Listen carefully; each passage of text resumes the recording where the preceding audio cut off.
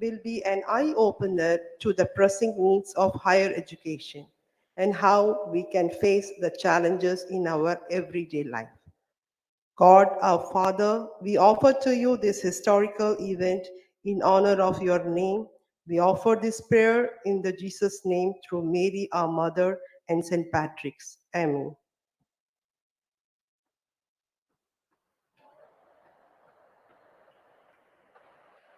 Thank you. Thank you, ma'am, for your soulful prayer.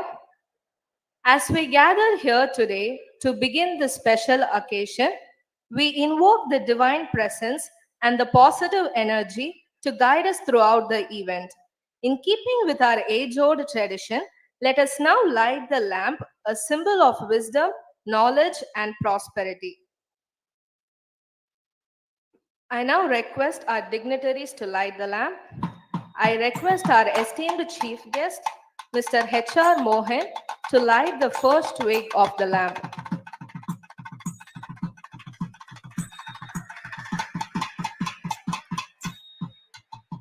Thank you, sir. I request our principal ma'am, Dr. Arokya Mary Geeta Rufus, to light the next wick. Thank you, ma'am. I request our head, Dr. Arunan, to light the next wick. Thank you, sir. I request our coordinators, Dr. Jansi Rani, Assistant Professor, to light the next week. Thank you, ma'am. I request Dr. Rohit, Assistant Professor, to light the next week. Thank you, dignitaries.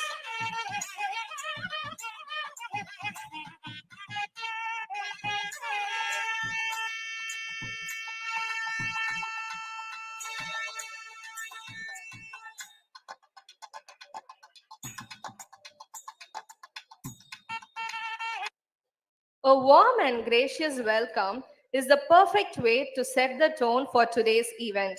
May I now request Dr. Jansi Rani, Assistant Professor, to extend a warm welcome to all our guests and participants. Over to you, ma'am. Thank you, Lydia. Good morning to everyone. On behalf of Patrician College of Arts and Science, it's my pleasure to welcome you all to the International Conference on Innovation in Business and Research using AI. I'm honored to welcome our chief guest, Mr. H.R. Mohan, Chairman, Expert Committee on Information Technology, Hindustan Chamber of Commerce. Sir, we are excited to hear your thoughts and gain from your valuable experience. I warmly welcome our brother, Naveen F., Director and Secretary, whose constant support inspire us to achieve more. I extend my warm welcome to Dr. Fatima Vassens, our Academic Director. Ma'am, your leadership and dedication to excellence inspire us, and we are grateful for your guidance today. I'm honored to welcome our principal, Dr. Arokya Mary Geeta Rufus, who has always led our institution with wisdom and care. We look forward to your keynote address. I also warmly welcome Dr. B. Anandapriya, our Vice Principal, whose encouragement and leadership have greatly shaped our academic community. Next, I extend a warm welcome to Mr. Arunan S., Head PG and Research Department of Commerce, for his hard work in organizing this conference. We look forward to hearing about the conference dynamic. Finally, I extend my hearty welcome to all the participants from other colleges and our own students. Let's make this conference an incredible experience together. Thank you all.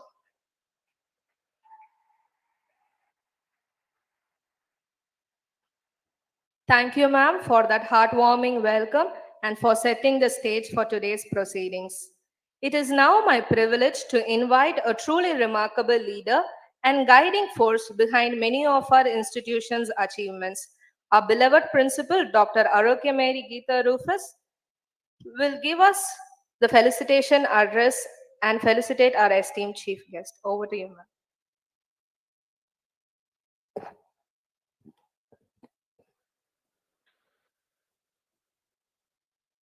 Respected Chief Guest, Mr. H.R. Mohan, President, Hindustan Chamber of Commerce, Mr. Arunan, Head Department of Commerce, faculty members, research scholars, and my dear students. Is indeed a very remarkable day in the journey of commerce stream. I hope you know the history of this department, the history of the college. It goes with the history of the college. This department, along with the college, was started in the year 2001 with just 25 students and one commerce faculty, 12 college faculty, 155 students on the whole of the college, one principal, 2 support staff. This is how we had a very humble beginning. And this, the first building that we have, is the first building that we had. We never had any of these buildings. But in 2001, we weren't here in this campus. We were in St. Michael's Academy. We were on top of the LKG classroom, one block. The first floor was college. The ground floor was LKG. This is how our higher education had its beginning. Why am I speaking about this today? Is the remarkable achievement of the team of faculty who has upgraded this department with that one staff and 25 students today to a PG research department. And with 720 students, 30 times the strength of what we started. And faculty count is 18 of them. So it's a very, very, very big contribution of the department. And I thank each and every faculty for your dedicated service as we are in the 24th year. You, the stakeholders of this college, should know our next year will be our silver jubilee. And the people who have traveled, journeyed with us, and you as a stakeholder who's going to be with us in the year 25-26 is going to be part of this remarkable achievement. And I thank God Almighty for multiplying in terms of number, in terms of infrastructure, in terms of quality, in terms of talents, in terms of our alumni. We thank God for everything that has happened today, because today I see the auditorium is filled. In 2005-08, this was the size of the college. Today I see the commerce department is filled. And there are many more who are not here, because if you call the entire strength, this auditorium is not sufficient. So all these transformations has taken place. But there is also a transformation that is taking place in the digital era. We are in the digital era and we find that so much of transformation has taken place. We never had computers those days, none of us had. Even the principal did not have. It's just the office who had a system, accounts who had a system. But today, we find we cannot do anything without a system. The transformation that the digital era has brought in, and you are a techno kids, born with technology. But this technology cannot ruin us.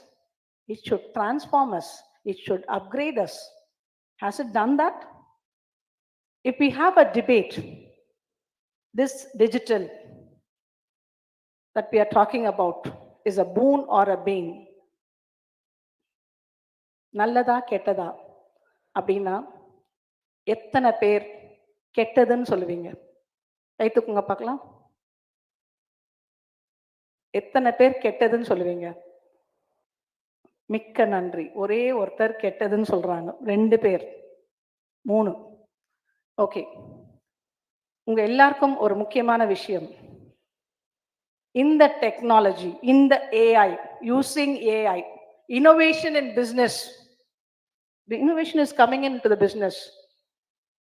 முன்னாடிலாம் உங்களுக்கு customer care phone பண்ணலாம். Hello sir, என்னோட phone wireless இல்லை, நான் bill கட்டிட்டேன், எனக்கு problem என்ன, உடனே ஜாயின் பண்ணி ஓகே உங்கள் நெட்டை செக் பண்ணுங்க, இதை செக் பண்ணுங்க, அதை செக் பண்ணுங்க, எல்லாம் பண்ணுவாங்க. இம்மீடியட்டாக you get the problem resolved. Today there is no customer care. Have you ever thought about it? There is no customer care. We have delivery boys today, but abroad there is no delivery boys. Drone is delivering. You cannot have contact with a person. You have driverless cars there. Today you have drivers. Driver இருந்தா டிரைவரை திட்டுறோம், இஷ்டத்துக்கு திட்டுறோம். டிரைவரே இல்லாத car வந்தா என்ன பண்ணுவீங்க? So technology is taking over us. AI is taking over us. அது மட்டும் இல்ல, it is going to take away your jobs. Be smart kids. Be smart kids. There are 4,000 different kinds of jobs that are available. எல்லாரும் பேங்க்குக்கு போகணும், BCom படிச்சா பேங்க்குக்கு போகணும். அப்புறம் யார் கஸ்டமரா இருப்பாங்க? எல்லாரும் பேங்க்ல போய் உட்காந்துட்டா கிடையாது. there is no job. You go to the bank, you do one interview with a bank. What is their qualification? You will find them with engineering background, with science background, with agri background, and very few with commerce background. Just one or two only. Physics background paapinga. So they crack the exam. Aptitude. Commerce thinks that, okay, I do this, I will get into the bank. Please, you need to be focused. AI will take up your jobs. There are multiple jobs that are available. You need to analyze. You need to have plan A, B, C, and be ready for everything. Skill. Always have a skill. You know, Dr. Gopinath, your department faculty, trains you all with a lot of skills. Yeah, today,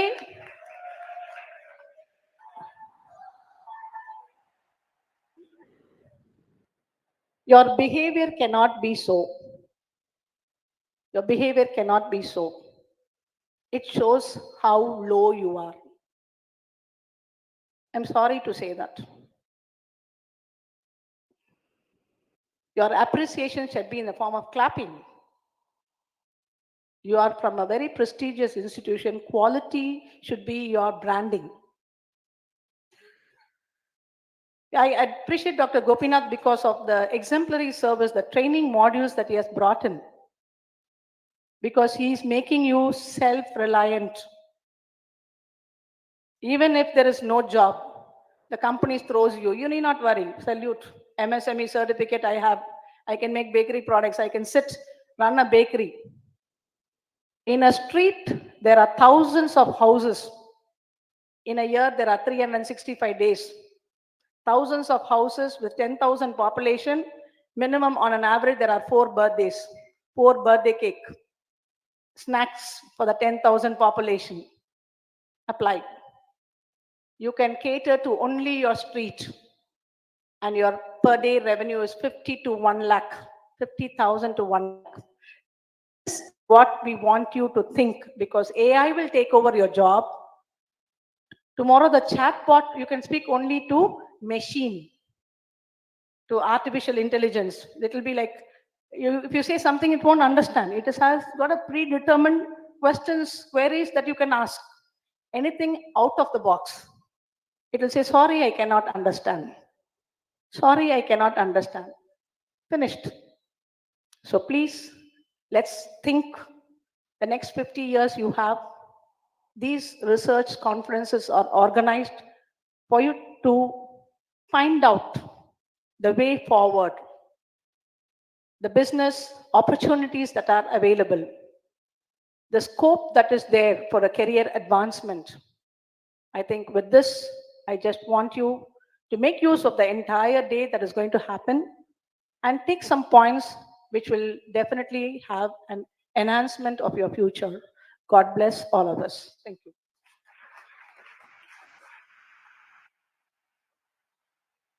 Thank you, ma'am, for your words of encouragement and broadening our understanding. I request our respected principal to present shield to our esteemed chief guest.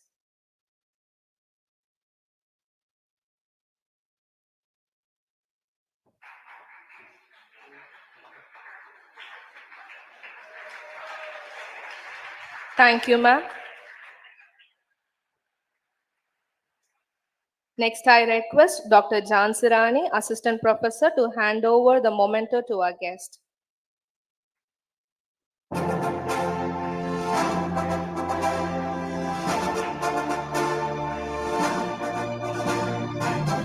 Thank you, ma'am. Now I request our head, Mr. Arunan, to present the shawl to our chief guest.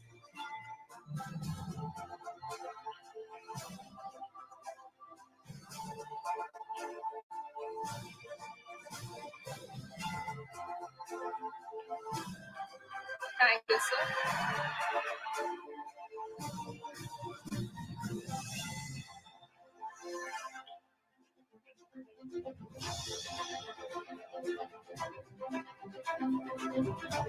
Next, we have a visionary leader, Mr. Arunan, Head PG and Research Department of Commerce, who will give us an overview of the dynamics of the conference.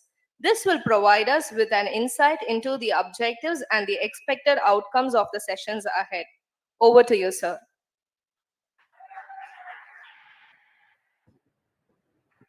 Thank you, my dear student. Thank you, Lydia. A pleased morning to one and all present here. Once again, on behalf of PG and Research Department of Commerce, Patrician College of Arts and Science, I welcome our chief guest, officials, delegates, and my dear professors and students to this one-day international conference on innovation in business and research using AI. The idea behind the conference was to provide knowledge on various usage of AI in business and research through industry delegates and academic subject experts to the student community. AI technology, you know very well, is now widely used in all aspects of human life. It has significantly contributed to the growth of business, research, education, and so many other areas. This conference, through industry leaders and academic experts, will present AI trends, applications, and case studies. It will also facilitate discussions on ethical considerations, future trends, and collaborative opportunities between many business and research. The entire session in this conference will deliver valuable insights and disseminate knowledge and ideas about AI usage in business, research, and education. I'm confident that the entire day will be a knowledge-filled session for all of us attending this conference. Once again, I welcome you all to this one-day international conference on innovation in business and research using AI.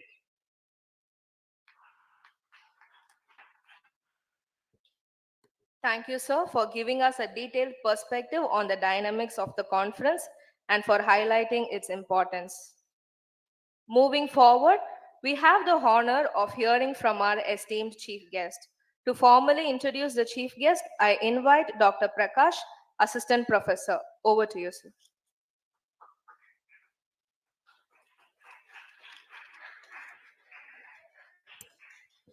Happy morning to all. On behalf of PG Research and Commerce, Department of Commerce, I'm really excited to introduce our special guest today, Mr. H.R. Mohan, Chairman, Expert Committee on Information Technology, Hindustan Chamber of Commerce. With over 40 years of experience in information and communication technology, Sir has been a key player in the growth of computing in India. He has held important positions in several respected organizations, including the National President of Computer Society of India from 2014 to 2015 and Chairman of IEEE Computer Society Madras from 2006 to 2015. Mohan Sir has graduated from IIT Madras in 1976 and worked as the Associate Vice President of System at the Hindu. He was instrumental in newspapers' move to online publishing in 1995, and he has worked on library automation and digitizing archives, showing his commitment to innovation. In addition to his work in industry, Mohan Sir is actively involved in many technical associations and represents India internationally at events like ICANN and IFIP. He is a senior member of both IEEE and ACM and has received many awards, including 2017 IEEE MGA Leadership Award. Mohan sir is passionate about sharing knowledge and has organized over 1,000 events and given more than 300 presentations on topics like cloud computing and digital transformation. He has also contributed to various publications, including newsletters to IEEE and the Computer Society of India. A true champion of technology and education, Mohan sir continues to inspire future IT professionals with his dedication and leadership. Sir is undoubtedly a beacon of inspiration for all of us gathered here today. Let us all extend our warmest welcome once again to our Mohan sir. Thank you.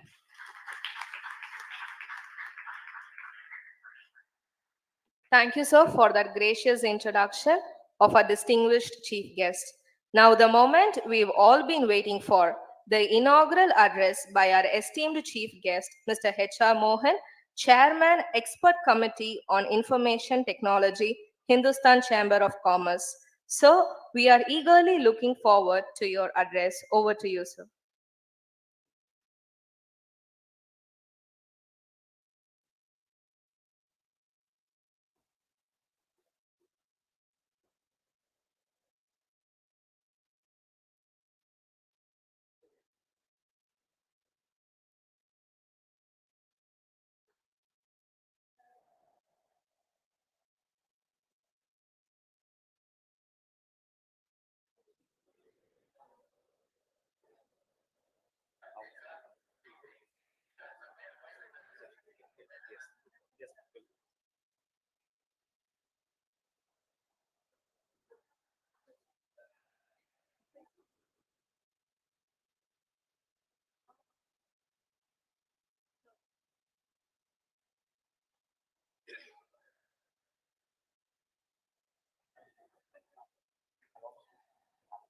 We will go with abstract.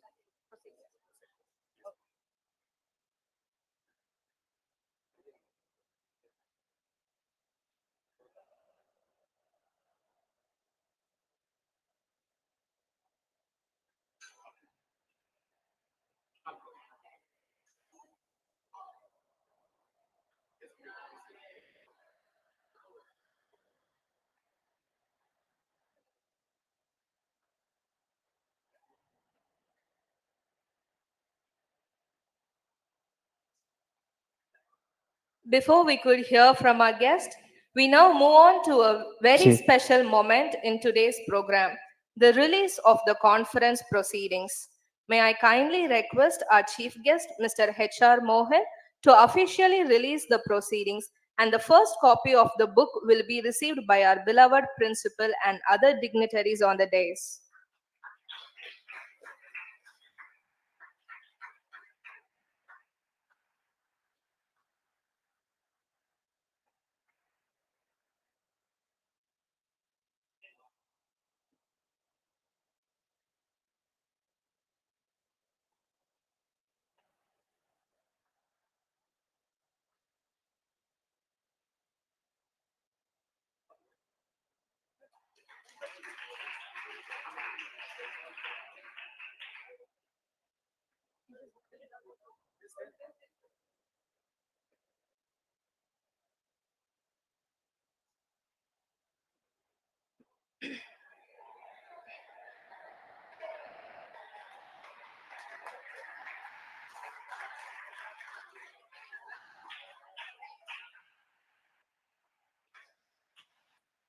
Thank you, sir. This marks an important milestone for our event, and we appreciate your presence in making this occasion even more special. Over to you, sir.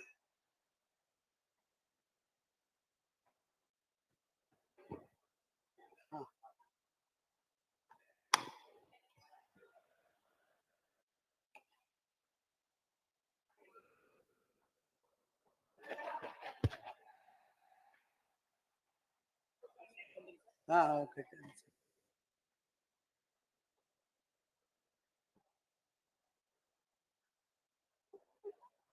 Respected Principal, Dr. Geeta,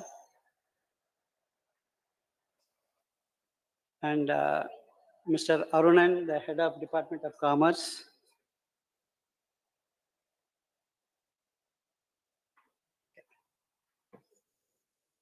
and faculty members, and my dear students who are participating in this one-day international conference on innovations using artificial intelligence. So it is gratifying to note that I am being part of this conference, which is organized by an institution nearing to its silver jubilee year and having more close to about 280 students in commerce department. That shows that the commerce is the most important subject, and right from my education days, commerce has been one of the most wanted subject, always in demand and very high cutoff mark. And I was telling the principal that I was very keen in admitting my son in the commerce group. For various reasons, he didn't join the commerce group, but now he went into the life sciences. But commerce is a sort of a flywheel for the entire economy, I can say, because the economy drives because of the commerce. So you are backbone of our economy, and I am sure that a lot of activities are going on in the area of commerce. Every day some innovations are happening. But some of the technologies like computer, communication technology, they play some additional role in accelerating some of the innovations in many areas, including the commerce. So it is appropriate that the institution is organizing this one-day international conference on the specific theme, innovations in business and research using the artificial intelligence. So this artificial intelligence is not new to most of you. I think every day when you open the newspaper, you read some story about how AI is being used in various fields. And it has gained momentum during the last few years. Though the artificial intelligence was existent right from 1950, the first artificial intelligence theme was presented by none other than the Alan Turing, who talked about the imitation game, how to imitate the human behavior by a system. In fact, he was experimenting whether a computer can mimic the human being by an experiment called Turing test, which is nothing but questions are asked to two sides, A and B, A side having a machine and B side having a human being. The questions are randomly asked, and based on the response, at one point of time, it becomes extremely difficult to find out the answer is given by a human or by the machine.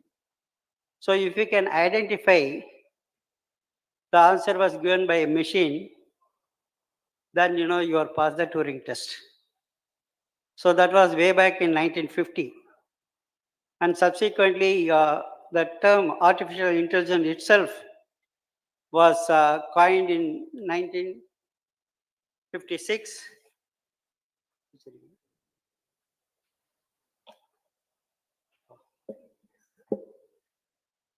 Okay. Yeah. So in 1956, the term artificial intelligence was coined. And subsequently, there had been a lot of developments, but the developments have not been to the tune of funding.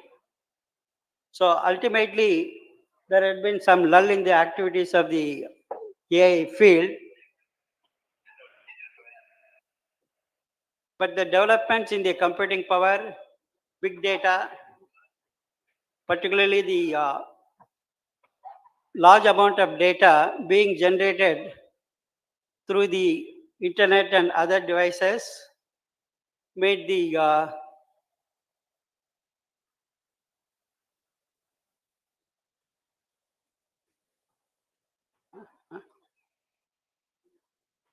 Clear? Okay. Made the AI developments much faster, and the actual momentum came during the year 2022 when the ChatGPT was introduced to the public. I think everyone was amazed to see the power of ChatGPT, but it was one side, the amazing experience, but there was other side which had its own problem to some extent. Principal had outlined. But my presentation here, I'm going to give a brief overview about the AI and some of its use cases. Of course, this topic is a very fascinating topic, and we can talk hours together. But due to the limited period of time, I will just skim through some of these slides and give some sort of general overview about the topic, and try to sort of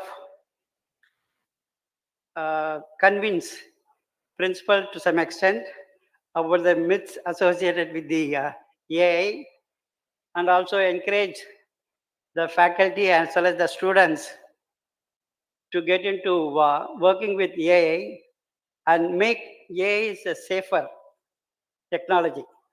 In fact, the AI is considered globally as a nuclear power. So you all know that nuclear power has got a lot of advantages.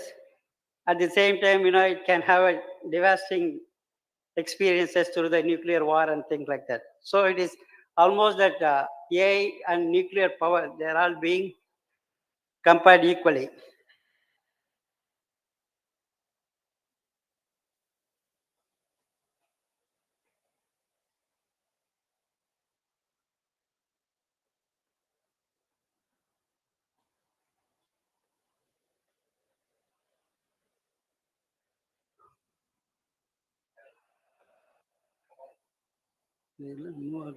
Cursor move.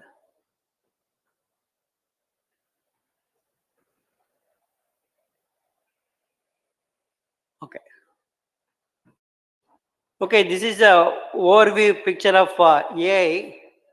Basically, AI is a amalgamation of few subsects. The first one is machine learning. Basically, AI is an intelligent system which gains its knowledge through learning the data which was provided to it, and then subsequently use the data to analyze the situation and predict. And in the machine learning, we have got another thing called deep learning, and now the third subsect is the generative AI.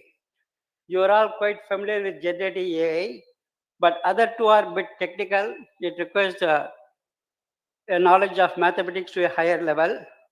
So we will not be going into the details of technology. Just we'll skim through the thing.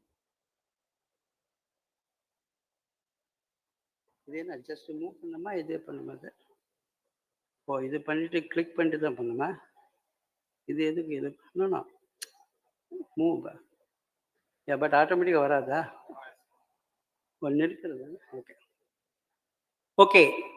So this gives you AI, as I was mentioning, the broad technology string.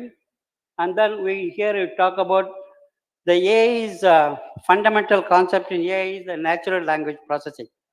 It tries to sort of process our intelligence through the language understanding. Then another technology very much in use is the computer vision, image analysis. So AI takes decision based on what it sees. One is natural language processing is what it understands, and second thing is based on what it sees. And these all used in image processing, image generation, object detection, and some of the action recognition. For example, when you are using the autonomous car, whether to apply brake or to go acceleration. So based on the objects, it is seeing. So the computer vision plays a major role. And robotics. basically making machines to work like humans. That is the concept in AI. Then generating AI is nothing but generating information automatically based on the knowledge it has already gained. And knowledge representation and reasoning. Many of the decisions, requires a lot of reasoning behind it. So the AI helps in knowledge representation, reasoning. And one aspect of AI is ethics and safety. So this is the one point. In fact, if you look at, there are about 7 items, of which one major problem area is the ethics and AI. This is what our principal was explaining. And this is a very, very vital aspect. Particularly, we are still not very confident whether the AI is going to help us to the extent what has been projected. But there are a lot of debates and deliberations are going on. In fact, all the countries globally, they're working in this area of AI ethics and safety.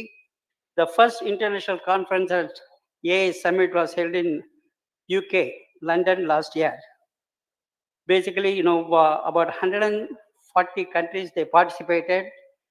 And literally, if you look at it, AI is one area everyone wants to work and dominate.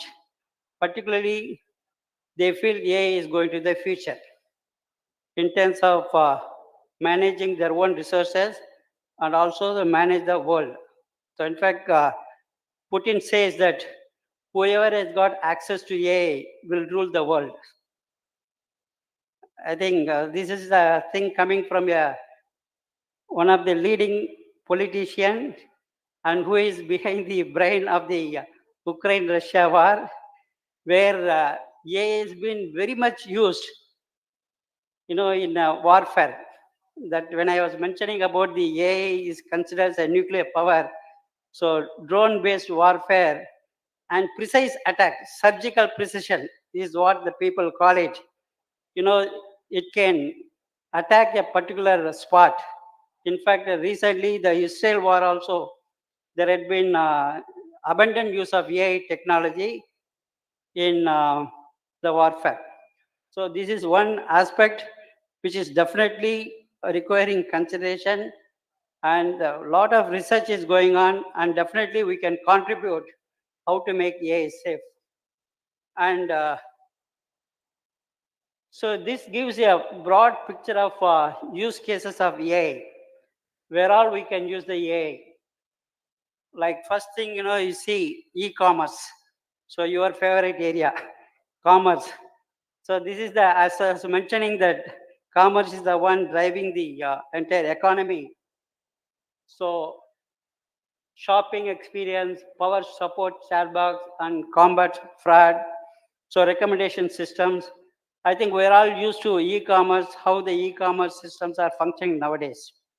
I don't have to explain. And already these both Amazon, Flipkart things have already announced the great sale is happening, and everyone is bombarding with a lot of recommendations that buy this, buy that, you get the maximum advantage. Everything is powered by AI. And education. Education is a one field. AI has got tremendous amount of scope in terms of personalizing the education.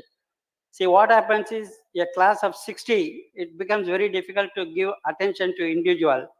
And AI technology is very much used to periodically assess the individual and then personalize the education and improve the learning experience. And robotics, as I was mentioning, robotics is playing a large role in the society nowadays, both in the area of hospitality and store management and manufacturing, and some of the areas robotics have become very dominant. And particularly if you look at Amazon, the entire inventory, right from first mile to last mile. So we are all used to the last mile concept because the problems appears in last mile. But first mile is the one where you organize yourself. The robotics are very much used in the Amazon warehouses. It may be surprised to know that 750,000 robots are being used in Amazon. So the numbers are really mind-boggling. and GPS and navigation used very much in the area of transportation. And then the healthcare. So AI is becoming dominant in the area of healthcare, right from identifying the diseases given the inputs. But there are certain ethical issues are there in the healthcare. What happens if the wrong diagnosis is taking place? So still no one has given any answer to that. Another area in healthcare is the drug design. So nowadays the drug design is a very long drawn process. Normally it takes anywhere between 5 to 7 years. But usage of AI technology has brought down the span of time to 2 to 3 years.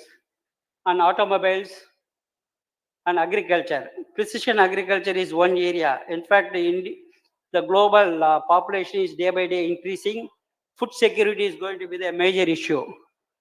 So the AI technologies and IoT based precision agriculture will be very useful to manage the food supply and human resources. You know, HR is a very basic function in any organization. AI plays a vital role right from recruitment and training the people and so on. Lifestyle, social media. Everyone is addicted to social media nowadays. So AI manages sentiment analysis and see that you are not bullied, and you use the AI for proper use, right from avoiding the fake news and misinformation. And gaming. So gaming is a sort of chance of skill, and then AI plays very good challenges for people. So that way, you are motivated, your brain becomes more active. So gaming generally people consider waste of time, but it can simulate our brain functions, and AI is being used how to make gaming as a potential application. And astronomy, the space technology, so very much in use. The chatbots, so you are familiar with the chatbots, and any banking, as the principal was mentioning, customer care, banking operations, chatbots are. But unfortunately, some of the chatbots have been developed with limited knowledge base, and that's why you get for few questions, you don't get the answer. I don't understand, and or at least it is like knowledge-based system. So the true representation of the knowledge is not made known to the machines and chatbots. So that's why the generative AI comes into the picture. So you make learning more comprehensive, and so that the chatbots will become converse in the natural language. And surveillance. AI is very much used in surveillance, like using the technology called facial detection. So it can identify the individual through his facial coordinates. And nowadays, it is being applied in not only for surveillance, but identification. Particularly when you travel the airport, you have the Digi system has been implemented using the facial.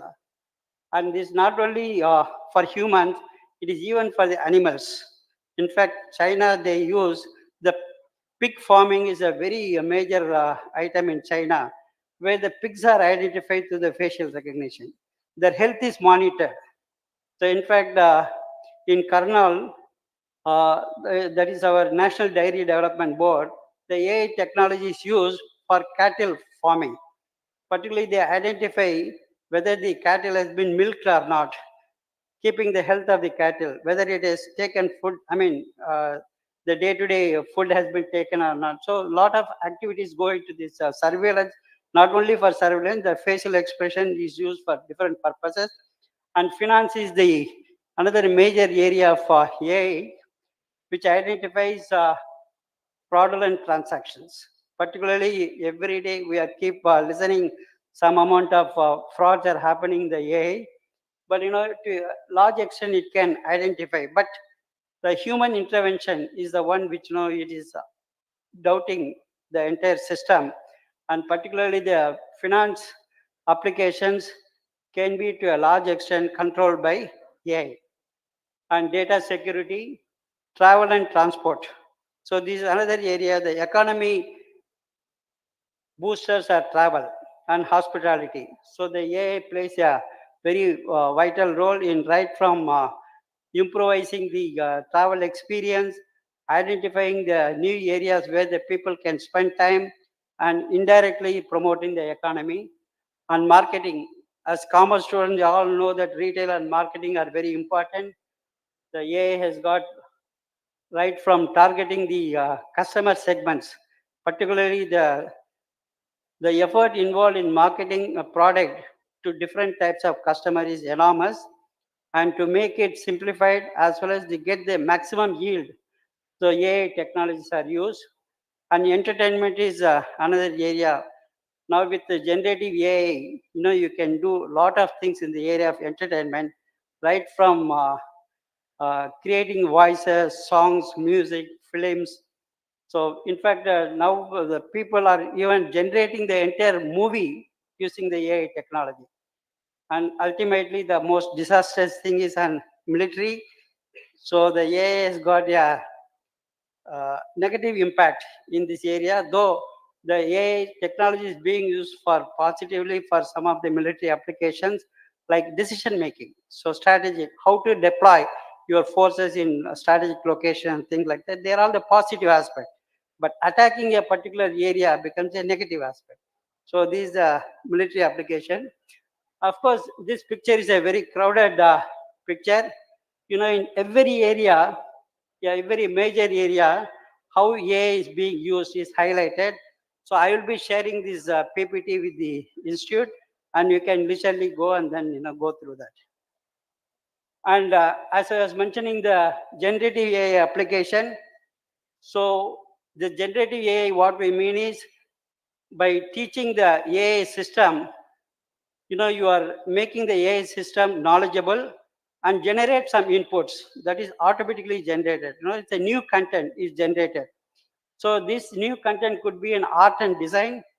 It can be a music composition, content creation, right from email, marketing brochure, everything can be thing. Virtual worlds like AR and VR, some of the training programs you can generate, fashion and product design. So in fact, so everyone wants to wear something new fashion. Apparel design is all becoming a very, very important for people, who are the upper middle class. And they don't want to wear the same thing what they were wearing. In fact, many of us will look for the new fashion, and then the AI can generate a lot of design products for the apparel and financial forecasting, customer behavior analysis, demand forecasting. So given the data of the past data, it can predict what could be the demand, and so that your decisions for production and other activities can be decided, and healthcare diagnosis and prognosis and fraud detection. And so this picture highlights how AI is going to change our lives. So this has been based on the survey conducted in 2021. There are about 20,000 people have been used, and 35% of the education segment will be impacted through AI. Safety, 33%, employment, 32%, shopping. So you'll have positive experience, 31%. And then, so this gives a picture, the impact, and possibly if the same survey is conducted now, these percentages can be vary. And there are some AI misconceptions. So like AI is sentient. So AI has got the feelings. I think many of you would have seen the movie Indiran, where it talks about AI having the robot having the feeling, but AI is not sentient. So in fact, by the year 2050, they expect so AI can have some sort of a feeling, but still, a lot of research is going on in this area. AI takes all jobs. So another myth, but AI does take away some jobs, but it also creates new jobs. So only thing is we have to balance by upskilling our skills so you can overcome this. AI is unbiased. So the decision making, like when people we consider bias, we think the AI is unbiased, but it is not so, because the AI is made to learn based on the human experiences. So whatever human has done, the same activities are being presented to the AI. So it mimics the human intelligence. So which means AI could be biased. AI learns alone. AI is not super intelligent. It depends only on what the input it is given. So AI surpasses humans. AI is only for technologists, which is not true. AI is for common people. Everyone can use AI. AI is infallible. AI equals robot. Many people think AI means robotics. So it is beyond robotics. AI replaces creativity. So many people think that writing poem or drawing an art is a creative work. With the generative AI, all this creativity is cut down. No, it is not so. There is something called prompt engineering, which gives instruction to the AI to generate what you want. So unless AI cannot do anything on its own, it has the human intelligence or human commands make the AI to work. So still we hold supremacy over AI. And AI understand emotions, no. AI dominates world. AI thinks like human. So these are the various misconceptions, and everything has to be taken with a pinch of salt. We have to really take the positive aspects of AI and leave the negative one. And experience in expectation, the experience of AI. AI can think like humans, but actually AI lacks consciousness and cannot replace humans. AI can learn by itself. No, it has to be taught. It has to be taught with a lot of data sets. So the data sets are to be provided by us. AI will replace job. We talked about it. AI can replace human creativity, and AI can understand emotion. Programming skill is a must for AI. Basic programming knowledge is sufficient, but actually, the advanced AI requires some amount of knowing mathematics and some of the additional knowledge. And then maths is not necessary for AI because with the knowledge of generative AI usage, people think, without mathematics, you can manage AI. But actually, a lot of models are developed using the mathematics knowledge. In fact, I still know one student who joined the Great Lakes Institute doing MBA in data science. The false advertisement go that you don't require any programming knowledge. But first thing, in data science is required is statistics. And without statistics, you can't do any modeling and prediction. So the student was baffled. Then he said, I want refund for my fees. Because you told that, you don't require mathematics, but you are expecting me to know something in statistics. And learning AI is easy. There is a feeling because we only look at one aspect of the AI, like generative AI, but the fundamentals of AI is based on mathematical modeling. So it requires a lot of advanced learning, and it doesn't mean that it is complicated, but you have to put some extra effort. And AI in the job market. So AI will replace all jobs, only tech jobs will survive. AI favors automation over human skills. AI makes worker redundant. So these are the myths and what AI means in terms of job. AI automates repetitive tasks. It is not that it is automating all the jobs, only repetitive tasks are automated and so on. And the impact of the AI in various areas. If you look at the red portion says that AI, how it affects. In IT sector, 73% of the jobs are affected by AI.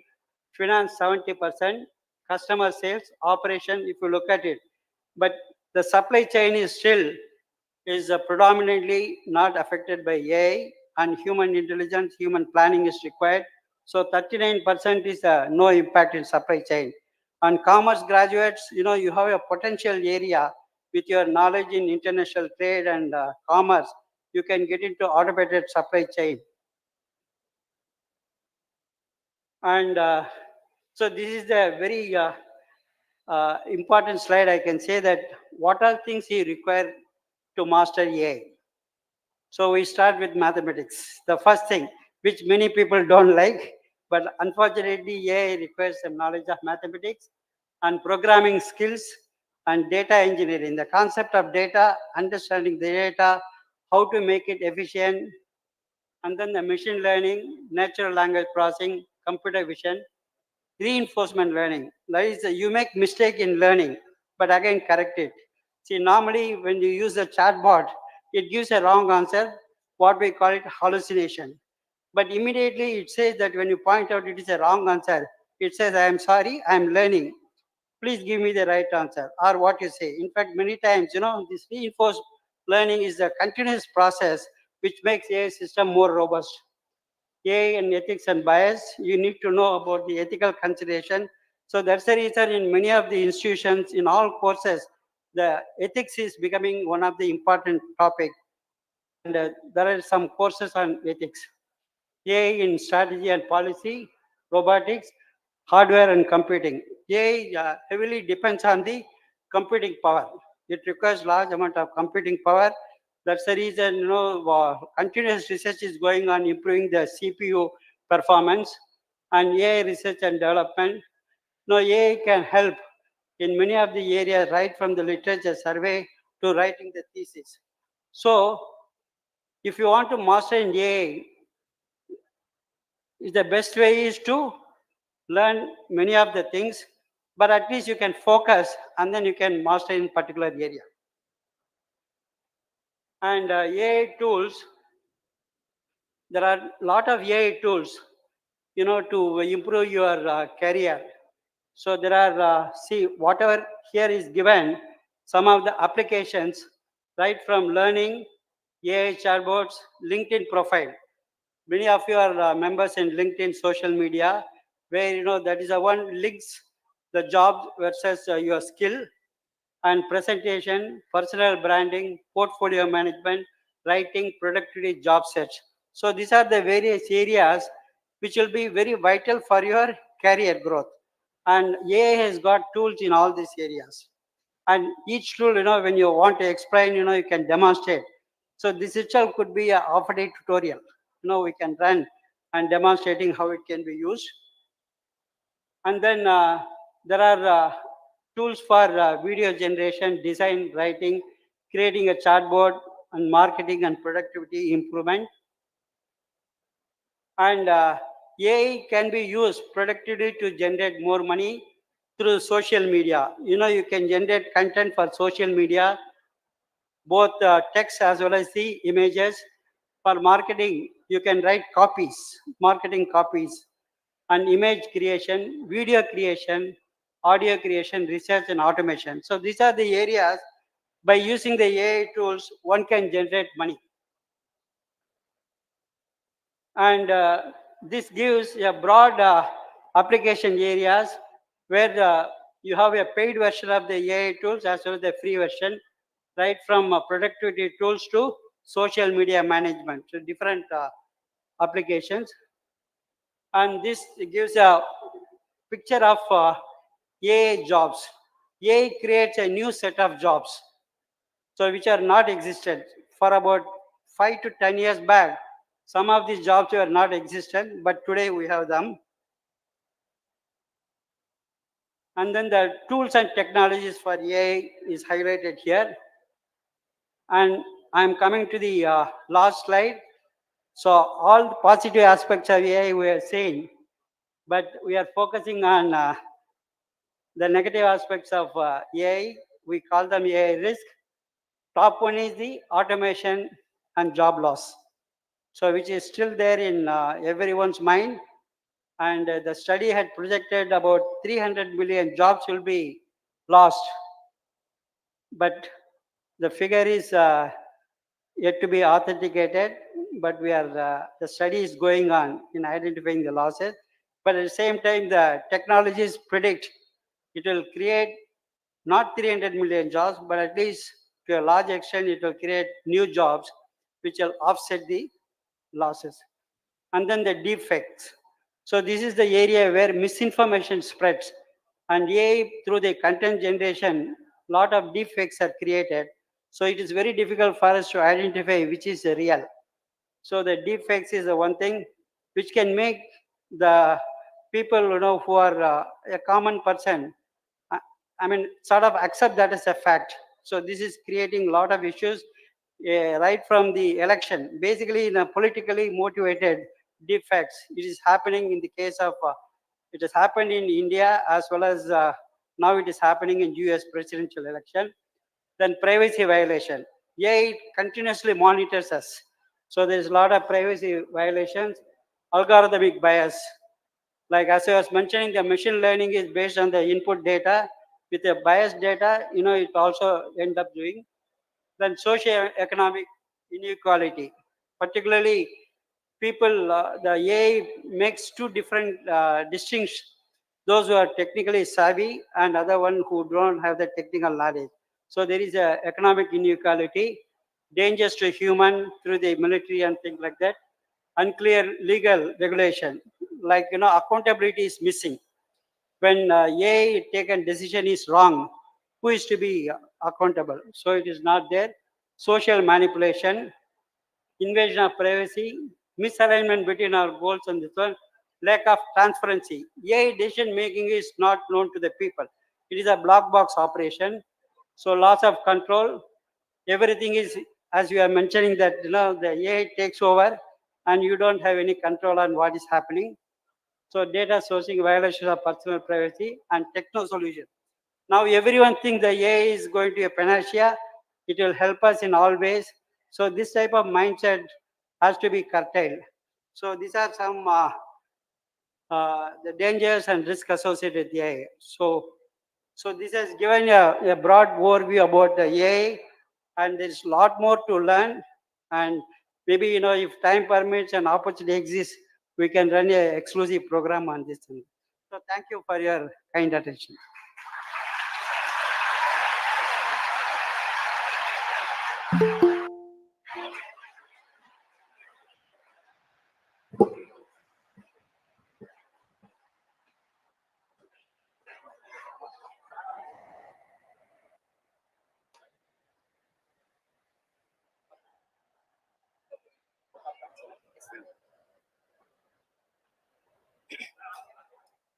Thank you, sir, for shedding light on artificial intelligence and for your in-depth knowledge sharing with us.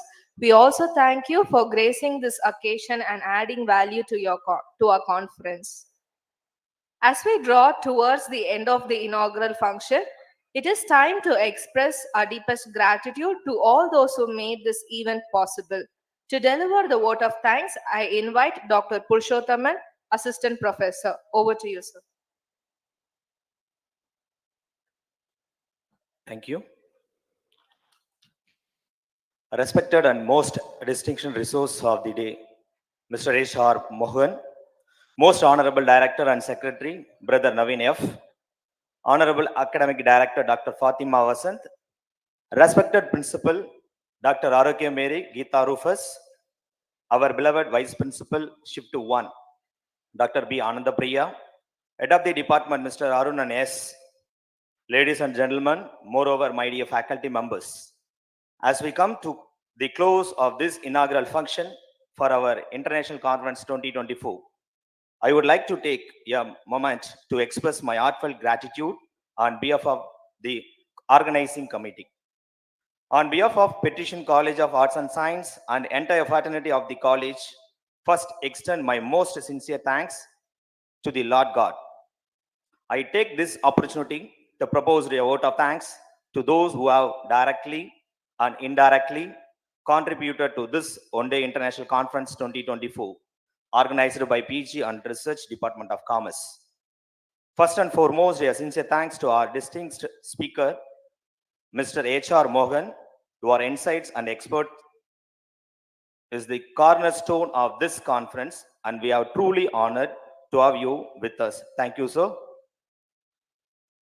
We are thankful to our Honorable Director and Secretary, Brother Naveen F., for the motivation. I extend my heartfelt thanks to our Academic Director, Dr. Fatima Vasant, and Principal Dr. Arokya Mary Geeta Rufus, and Vice Principal Shift 1, Dr. B. Anandapriya, for gracing your crucial work and sharing with us your opinion and finding this present time. I would like thank our beloved HOD Mr. Arun and S for his guidance and moral support. I am happy to express a vote of thanks today MC, Ms. Lydia, PhD research scholar, co-conveners, Dr. S. John Sirani and Dr. Rohit Yu had made this conference a grand success through their motivation and dedication. I would like also to extend my gratitude to our department faculties and volunteers who have worked tirelessly behind these scenes. Your dedication and hard work have not gone unnoticed. Thank you for your unwavering support in making this event a success. Finally, to all participants, thank you for being here. Your presence is what makes this conference a platform for dialogue, learning, and innovation. We encourage you to engage, share your ideas, and make the most of this opportunity. Thank you once again, and let us make this conference a memorable one. Thank you.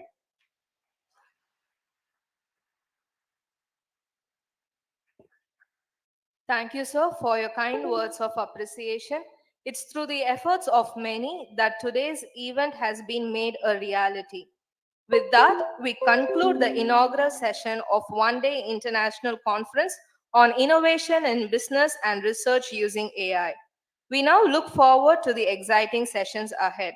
Thank you to everyone for your participation and presence here today.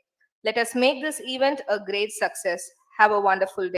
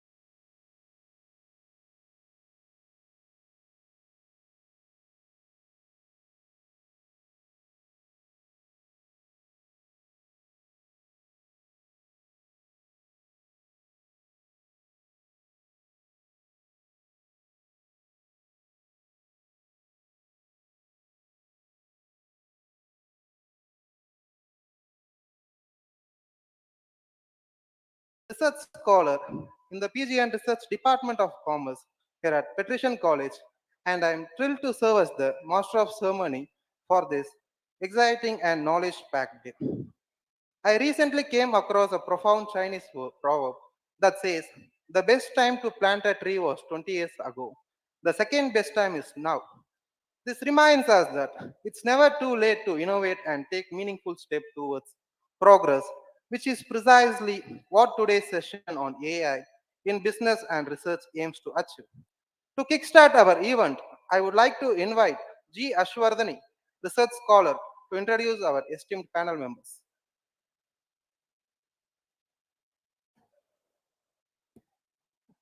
Good morning to one and all. I take this immense pleasure to introduce our resource persons for this technical session. To begin with, first let me introduce Dr. Vijay Narayanan. Dr. Vijay Narayanan has been qualified with a doctor in commerce and specialized in data analytics with a postgraduate diploma in software-based statistical analysis. He was Best Out University 4th rank at MCOM from University of Madras. He holds UGC National Eligibility Test in Commerce and Tamil Nadu State Eligibility Test in Commerce and Management streams. He has proficiency and hands-on experience in SPSS software for more than 15 years. Dr. Vijay Narayanan is a life member of various professional bodies like Indian Commerce Association, Indian Accounting Association, the Indian Econometric Society, Indian Society for Probability and Statistics, Indian Academic Research Association, Commerce and Management Association, and Management Teachers Consortium. Dr. Vijay Narayanan has completed 25 SWAYAM MOOC courses from IIT Madras, Bombay, and Kharagpur, and has been awarded NPTEL Motivated Learners, NPTEL Discipline Star, and NPTEL Believers Award for the June and December session 2023. He has been the external examiner for PhD Viva Voce examination at Bharatidasan University. He was a member of studies for PG Board in Commerce at Guru Nanak College and Garden City University, and has been a resource person delivering guest lectures at various colleges and institutions like Indian Economic Association, GSSS Women's College, Mysore, Cambridge University of Technology, and research methodology for PG, MPhil, and PhD level student. He was also a visiting faculty at BSc Institute Limited, Chennai for quantitative technical courses in Global Financial Market Professional Program. 35 research papers at national level and 7 international papers are added to its credit, of which 30 papers have been published in Scopus Journal and UGC Catalyst with ISSN number. He has also acted as a resource person in various conference, seminar, workshop, and as a panelist in panel discussion. His interest of areas include human capital formation, skill analysis, inferential statistics, and advanced multivariate statistical techniques. Thank you very much, sir, for your presence. I'm privileged to introduce our another resource person for this technical session. Let me introduce Dr. Jayaprakash. Dr. Jayaprakash pursued graduation, post-graduation, and research in commerce from the University of Madras. He has been an academic audit member, external examiner, question paper setter, reviewer, board of studies, member for commerce of various autonomous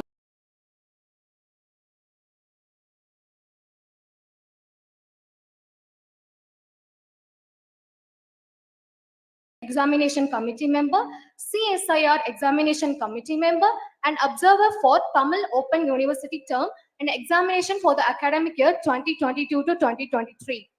Choosing the topic, causes and effects of consumer sectors for the doctoral degree, a combination of banking and finance. He was awarded Best Paper Award for the presentation on empirical analysis of work-life balance towards women entrepreneurs. He has published 5 research papers in the area of banking, human resource management, goods and service tax, e-waste management, and entrepreneurial development in reputed national and international UGC Catalyst Group 1 journals. He has organized 2 international conferences. He is a life member in Indian Academic Research Association and Education Research and Development Association. His areas of specialization is included financial accounting, corporate accounting, cost accounting. I would like to list out the administrative profile of Jayaprakash at DG Vaishnav College. First one, he is a member of the examination committee for the academic year 2023 to 2024. He is the member of the e-governance academic year 2023 to 2024. Member of curriculum design and development cell, member board of studies of the Department of Accounting and Finance. He is also a member of coordinator of placement drive. He has 14 years of teaching experience at UG Land and is currently the head of the Department of Accounting and Finance in DG Vaishnav College, Chennai. He has passion for teaching, learning, and research and helping first generation and marginalized learner. We are honored to have you, sir. Thank you.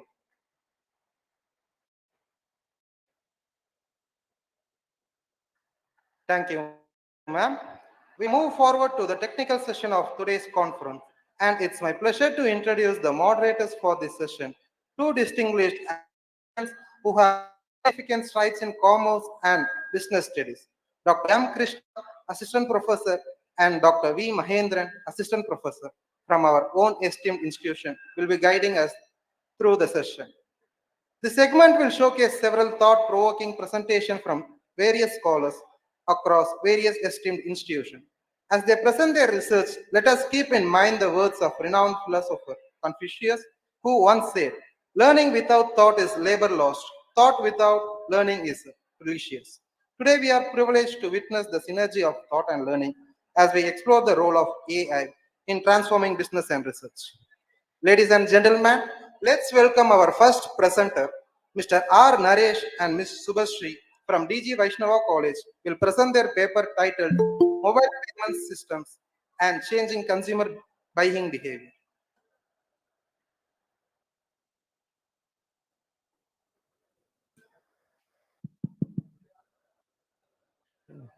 Check நீங்க நீங்க பேசுறீங்களா?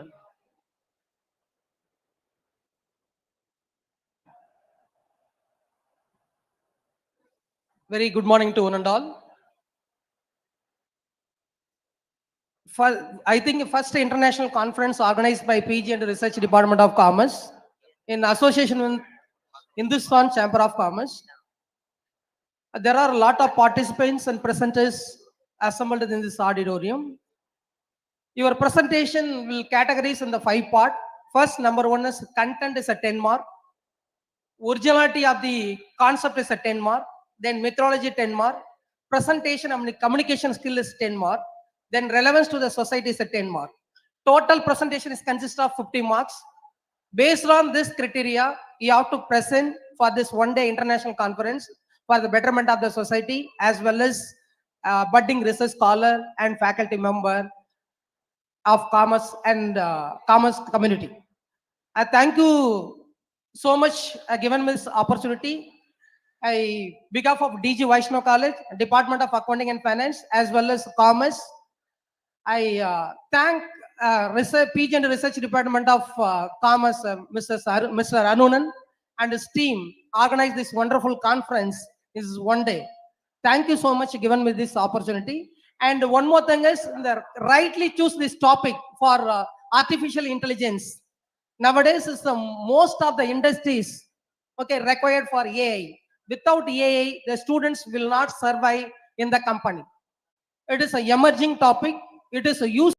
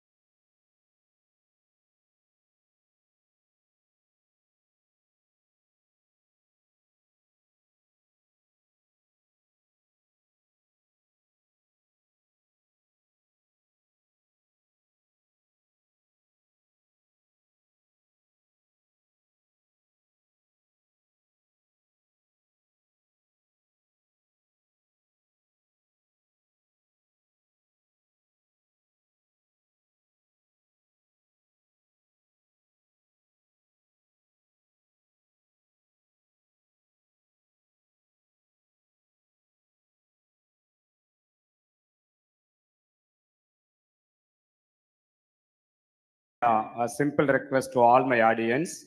You are the good audience for the inaugural session. Kindly understand it is a knowledge sharing session. Many presenters, many delegates has come from outside the college. Whenever a resource person addresses, whenever a presenter present the paper, the knowledge on AI, I request the student to remain silent. If you can't remain silent, you can't listen.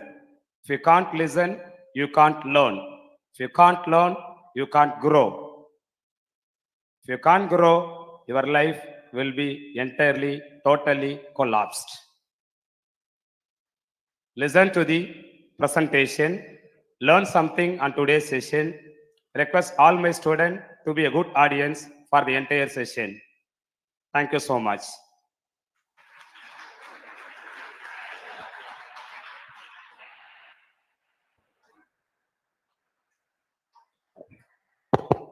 Good morning to one and all person here. Good morning, sir. Thank you for giving us this opportunity.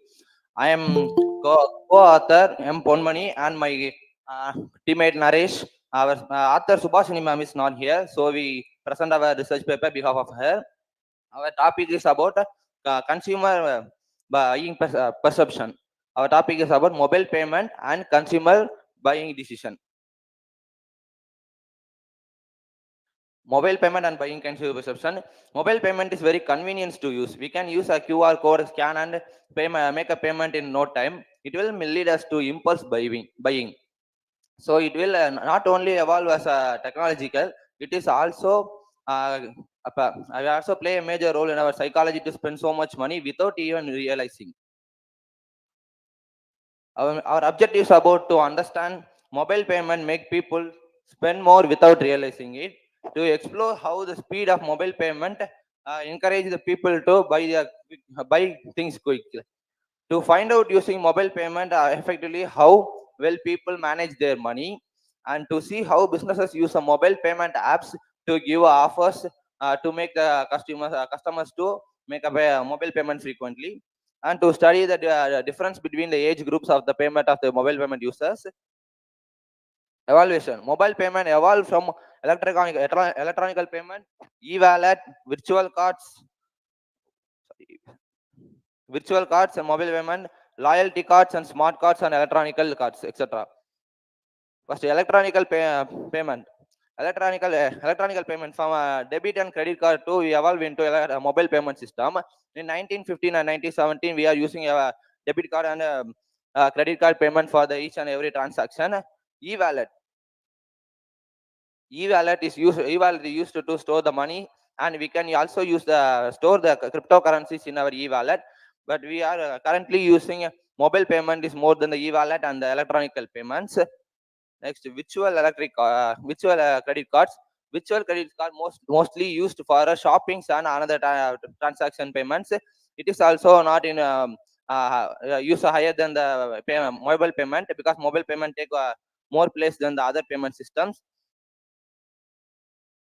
And loyalty card and smart cards. We are using loyalty cards and smart cards for the secure payments and the transportation and another buying shopping transactions. And electronical cash. Electronical cash means cryptocurrencies like bitcoins and Ethereum. Like we are using electronical cash for storing cash. And major influence of consumer buying behavior. Influence how it is influence mobile payment, how influence us to make a payment. Impulse buying behavior. Mobile payment is very easy and convenient to use, so it will lead us to impulse buying behavior. We not even know how much we are using, because if we give cash from our wallet, we know how much we are spending. But nowadays we are scanning the QR code and make a payment, so we don't even know how much we are spending. Next, financial planning and saving. Because of impulsive payment, we can't plan our financial management. Social influence and peer group.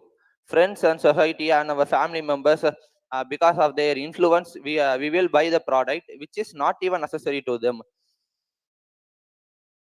Cashback offers and discounts. In GPay, UPI payment like GPay, Paytm, Google Pay, They will give us cashback offer, discounts, and other coupons, etc. to make us to buy a frequent payment on the product which is may not be necessary to us. Perceived value and brand loyalty. Perceived value and brand loyalty means there are some products that have a specific name in the market, and there's a loyal customers for that product. They will buy the product if because of the current trend and the trend of the product. That is not even necessary to them because they already have the products, but they will buy because of the brand loyalty and the current trend of the market. And demographical factors. Yeah, elder citizens of our countries are not interested in mobile payment. They know how much value of the money. So younger generation peoples like college students like us are paying more than the younger generations. Promotional campaigns are trigger us to buy the products. Gamification means giving so much cash back rewards and coupons that will trigger the youngsters like us to buy the product because we are all are in the current trend, not like the elder citizens. Seasonal and holidays promotions. Seasonal holidays promotions like after the summer vacation back to the school, we have to buy some products for the school students. So in the mobile payment system, they will give us the recommendation of the products like bags and school shoes and give the offers to buy the products.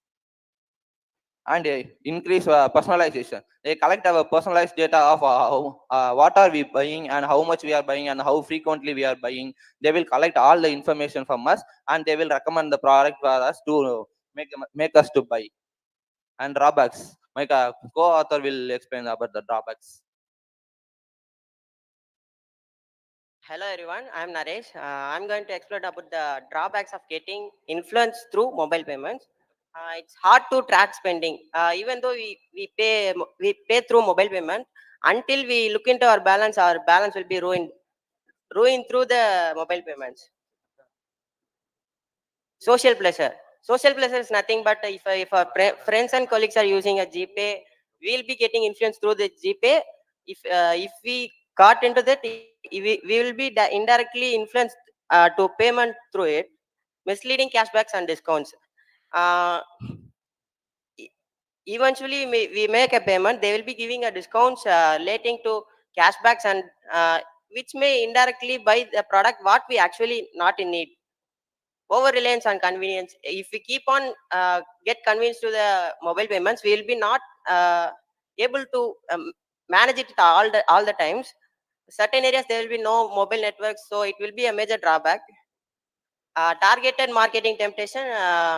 In the back end process, they will be targeting a certain customers who are more interested in certain products. They will be given a targeted cashback offers and in a particular time they will make us to buy what we are actually not in need. Urgent promotions. Certain payment platforms like they will be giving a 1 day offer, mega sale. They will be doing a promotion on indirect ways through these offers. Gamification is nothing but in every mobile payments there will be a challenges. You need to daily log in and get 3 rewards and 3 collect coins. You will be invite friends and you will be getting a cashback offers. Seasonal sales overload. This is a normal thing which may be a summer offer, a winter offer. During a holiday it will be a peak. At last I conclude my presentation. Ease of spending. Even though it's ease of payment, we need to be aware of what we spending. Offers and deals are attractive. We need to be aware about what we actually need. Be mindful. Our money is earned by us, so we need to be mindful on spending on it. Take control. Be aware about what we buying. Value matters. If you are buying through a online platform, you need to be you need to be aware about the value of a product. Convenience and overspending. Even though it's a convenience, it may lead to overspending. Offers and temptation, as I before said, offers are always tempting us to buy a thing. Stay mindful and take control. My final thought is ensure you're spending through on the correct value matters. Thank you, sir. Thank you. First of all, let me take time to congratulate you because you are, I think, both are PG people, right? Yes. So it takes courage to come there and present because I was not like that when I was doing my MCOM. So first of all, congratulations for that. And whatever the points that we are going to say, take this as a constructive feedback. Okay. So first question was, I have some questions, some suggestions. Okay. First thing is that you have done this as a secondary data, not as a primary data. Correct? Data collect பண்ணல நினைக்கிறேன் இல்லைங்களா? You have not done the quantitative analysis. Fine. So it's a secondary data collection. Fine. And one or two points which I wanted to make. One of you said it's very hard to track the spending pattern. Yes. But எனக்கு தெரிஞ்சு நம்ம mobile பேமெண்ட்ஸ்ல பண்ணும்போது தான் tracking ஈஸியா இருக்குன்னு நினைக்கிறேன். ஏன்னா ஒரு மந்த்துக்கு நான் எவ்வளவு செலவு பண்ணிருக்கேன்னு எனக்கு ஜிபே ஓப்பன் பண்ணினே காமிச்சிருச்சு இல்லைங்களா? இப்போ நான் மேனுவலா ஸ்பெண்ட் பண்ணியிருந்தேன்னா மணி அஸ் எ வெர்ச்சுவல் மணியா இல்லாம லிட்ரல் கேஷ் நான் பண்ணா I have to write every day. But when I make payment through the mobile, mobile payment systems, okay, யாருக்கு என்னென்ன groceries-க்கு எவ்வளோ பண்ணியிருக்கேன், electricity-க்கு எவ்வளோ பண்ணியிருக்கேன், that gives me in actually, so it's easy for me to track. That's point number one. And there was a suggestion from that scholar that elders எல்லாம் நிறைய use பண்ண மாட்டேன்றாங்க மொபைல் பேமெண்ட்ஸ், யங்ஸ்டர்ஸ் நிறைய யூஸ் பண்றாங்க. அது உங்களுடைய ஒப்பீனியனா இல்லாட்டி actual ஃபேக்டா? Sir, it's my personal opinion. Also, all of my friends are using it, but not my father are using. யங்ஸ்டர்ஸ்லயும் நிறைய பேர் யூஸ் பண்ணாதவங்க இருக்காங்க. Again that's an opinion. So that's a loaded point அப்படின்னு நாங்க சொல்லுவோம். Fine. So if you can collect some data and then prove or disprove that point, that will be much more authenticated-ஆ இருக்கும். நம்ம அடிச்சு பேசலாம். ஓகேங்களா? So that's it from my side. Thank you and congratulations once again. Yes, sir. Really, your topic is very nice topic. Mobile banking is an emerging area, right? Nowadays, all the business, even if you are going to buy any vegetable in the T Nagar market, every small retailer using for mobile banking or through some other applications. Then most of you mentioned in our slide, your father is not using for mobile banking, your friends also is not using for mobile banking. Then how to overcome this problem? Then how to create awareness to use this mobile banking, your father and your colleagues in current scenario? Sir, my father are not using because he know the value of money.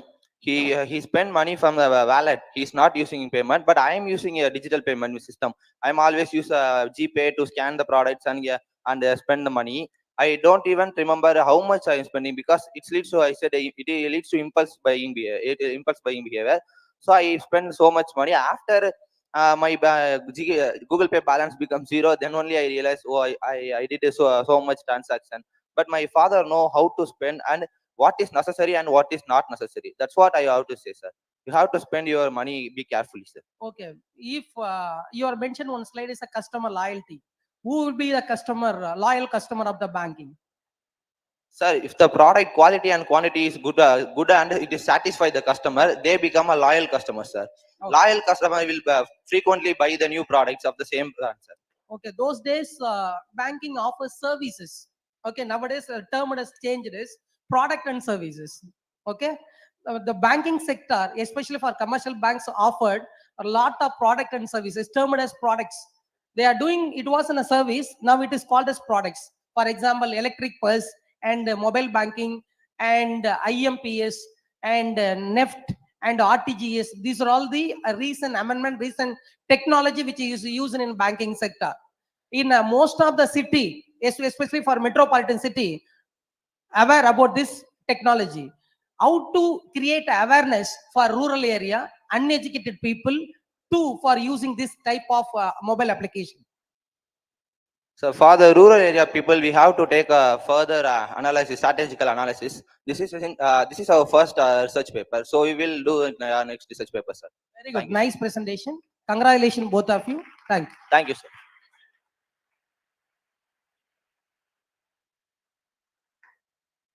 And one more thing is, dear presenters, you have to take a maximum 5 minutes in our presentation. Number one is the first slide is introduction part, so followed by objectives, then methodology, then finding and suggestion and conclusion is enough. Don't press all the thing. More than 10 and 15 slides. Okay, you need not to present all the slides. As per criteria fixed by the moderator, you have to present maximum 3 minutes per presenter. Okay. Thank you, sir. The next for your valuable participants. insights. The second participant, Ms. R. Masilamani from DG Vaishnava College, will present her paper on identification of research gaps in green HRM to improve organizational growth.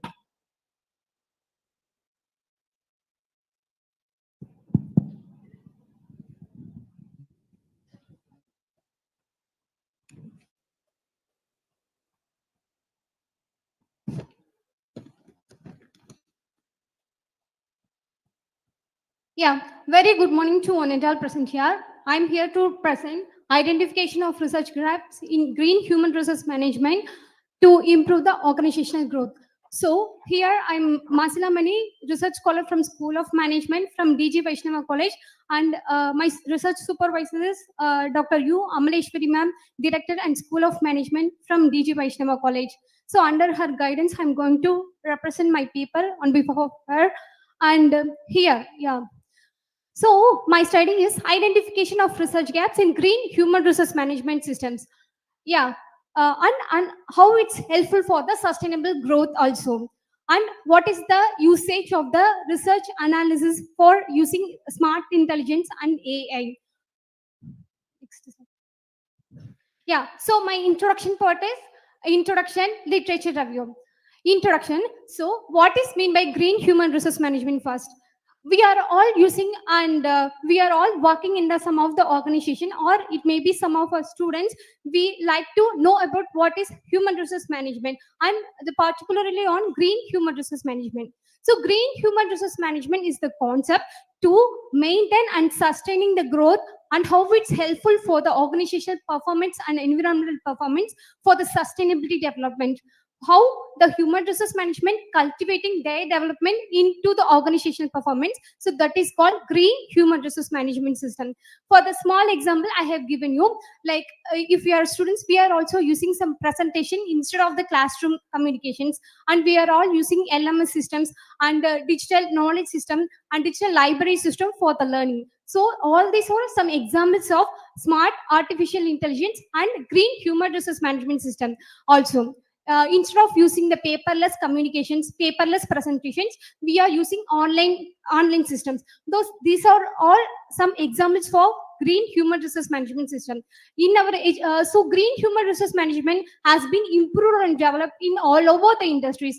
Even if we have taken higher educational institutions, IT industries, hospitals, tourism industry, even everywhere, green human resource management plays important role and have potential output for the society. So my contribution is to how green human resource management practices developed for the organizational performance, and how it's contributing to the sustainable development. So nowadays we all are moved to the net transition zero rate, and we all are moved to the global transition rate. What is the rate of the economy, everything we are going to focus that.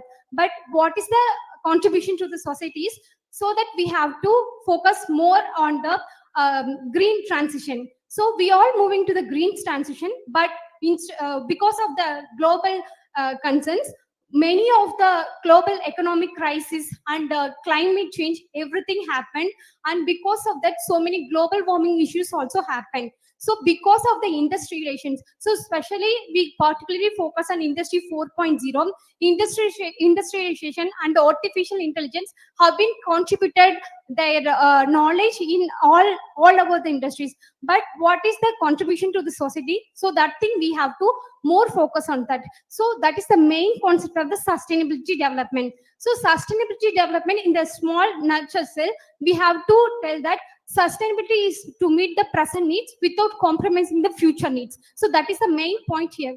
Fine. We'll move on to the methodology. Yes, sir. So second is literature review. So I have taken so much, it is a literature review paper, conceptual paper. So I have taken 80 articles to find out the my study. So Obeta, Oral Roger, and Zen et al. K. Kumar. So overall the study, they have introduced a green human resource management and how it's helpful for the environmental performance, organizational performance, and how it's helpful for the sustainability development. Next. So research outcomes. So for my study, I have configured so many green HRM descriptions for my study. So example, green human resource management practices like green recruitment, green training and development, green selection and performance, green compensation and reward management system, green employee relation, green retention, green employee retention. So much green description values have been studied out in this study. And next one is key concept. So for the previous study, I have figured out so many literature review papers have been published under some of the green employee behavior variables have been configured out in the previous study. So still so much developments have to be done in the green employee reward management system, green employee relation management system, so that if we improve the green employee behavior only, we can achieve the sustainability development. And next one is Go to methodology part and conclusion part. Yeah, okay, sir. So research methodology. So I have taken list of publications here. So for my study from the 2010 to 2023, I have conceptualized with 80 article papers. So it was retrieved by Emerald, JSTOR, Science Direct, and UGC's chemistry paper. And for my study, I have retrieved from some of the sustainability reports published in industries also. And next one is research gaps. So here the previous slide also I have given some data like what is the sustainability rate according to the Indian report. Even in the Infosys, TCS, Wipro, every organization have developed sustainability reports in their organization. Nowadays we all moved to the cloud data center. Like that, so virtual data center moved to everything. So all employee attendance, remaining things, feedback system, everything that moved to cloud center. So because of the green data center, we can improve the green organizational performance and green HRM practices also. So for next one, suggestions for the study. Next one. Research implications. So it was implemented in the 80 papers that I was taken from healthcare sector, hospitality sector, sustainability practices, higher education institutions, and organization. So many organizations sustainability report has been taken. And for the example, green recruitment system, green employee retention system, and green training and development also here we have developed them. Like if you are recruiting one person for my company, what is the green employee concern of my employee and what is the perspective of the employee, then only the recruitment system will be shortlisted. So through this I can improve my green employee perspective towards my company. So and that will helpful for my organizational growth also. Next one. So industry wise paper have been splitted here. Next one. And conclusion here. So far to retrieve my 80 articles paper, so it was a systematical paper. To know deep knowledge about my research analysis, I have taken first part as a research paper. It's a literature review paper. So Prisma flow diagram has been taken to retrieve the articles review. And through overall the study, sustainability development is an important thing to improve the organizational growth also. Even if you are moving to the sustainability development goals 2030, 2050 like that, we have to focus on more global warming issues and green human resource practices also. For a small example, I will give only one human resource practices to you. In one of the American airlines, they are using green rewards. So who are using instead of the plastic bottle? Whenever I am traveling to the same airlines, if I am using one biodegradable tin bottle, they will give me some green rewards to improve my passenger satisfaction also. So whenever by end of the year I'm using the same tin bottle, they are giving some reward points to me.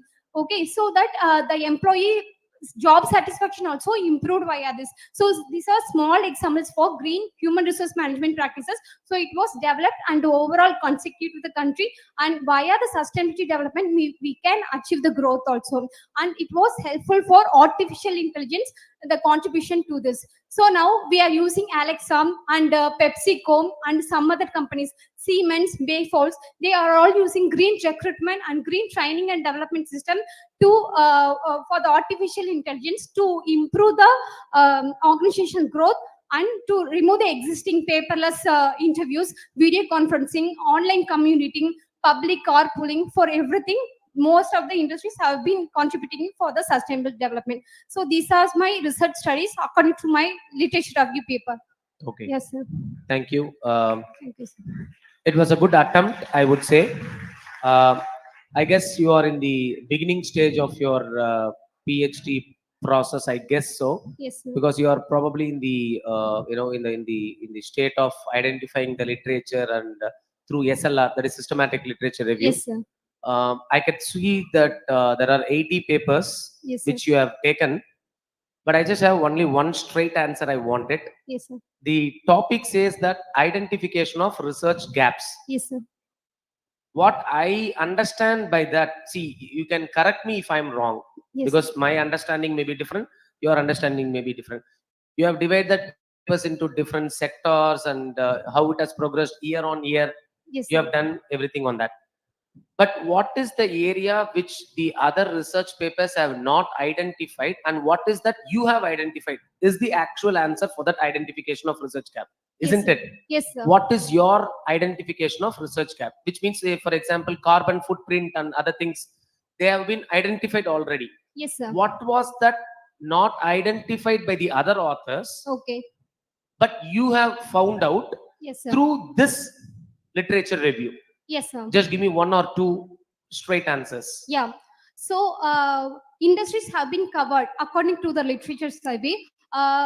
According to my opinion, there are some factors like green employee retention, green recruitment, and performance management system papers and the behaviors only developed for the study. Because so many countries, like example India, we are that much aware about the green HRM practices. Because now I am in the second stage, I am collecting the questionnaire survey form for my research paper. So even I also worked in industry, but through that only I have taken my topic. But there is so much awareness less about the green human resource So practices. those 2-3 things that you have mentioned was the identification that you have done, Yes, sir. which was not done by the previous authors. Yes, sir. Okay, thank Even you. though a green reward management system have been published and circulated all over the industry, but Okay. employees are not aware about that, and particularly India, because so many literature review paper only done in the India. So in remaining countries, they are publishing science direct and analytical paper Okay. that have been published.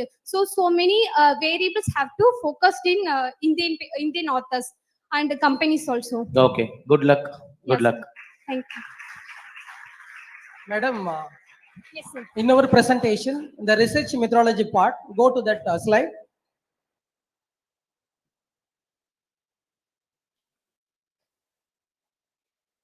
Yes, sir. Research methodology. You have mentioned a few research paper, especially for Emerald and Scopus and WOAs or other journals websites. Yes, sir. Okay. Then how many research paper you are collected from Wiley online library? Because Wiley online library is It's one is online access. yeah, Yeah. it is an online access. Yes, That is sir. not a open access. Yes, sir. Okay. Then how to collect that research papers through Wiley online library? So from Willy online access also, few of the papers can be downloaded, and I can see the abstract via some research article tools like AI tools, Research Rabbit, and Elicit. I can see the abstract. So via that I have concluded for the main findings. Even I have find using my findings using the AI only. So I have get, even if I'm not open to the document also, I can see abstract and other things where I get online. Okay, Via that directly site. how to link with your title and conclusion. And one more thing is, if you are giving prompt input into the AI, then only they give a correct review of literature or a correct paper, as well as link also generated. Yes, sir. But if are not given the prompt link or prompt concept in AI, Yes. then they will give unnecessary information relating your research paper, especially for human resource. You Yes, sir. said most of the foreign countries, they are not introduced for human resource practices in Yes, sir. at present scenario. Yes, But in especially for India, Tamil Nadu, most of the companies are implemented for human resource practices, Yes, sir. especially for education institution, not Yes. only for industry. Education institution also they are using for human resource practice. For example, as per SDG goal, sustainability development goal, they insist don't use a plastic bottle for education institution. Yes, sir. Instead of plastic bottle, okay, we can use glass bottles. Yes, sir. Okay, that is one of the sustainability green HRM practices for every education institution. Yes, Okay, sir. thank you. Yeah. Thank you, sir.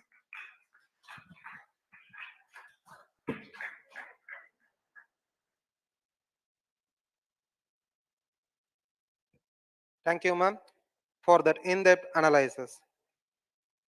And now I request Mr. G. Ivan Shankar and Mr. G. K. Ritish Kumar from DJ Vaishnava College will present their paper on working capital management analysis for TCS.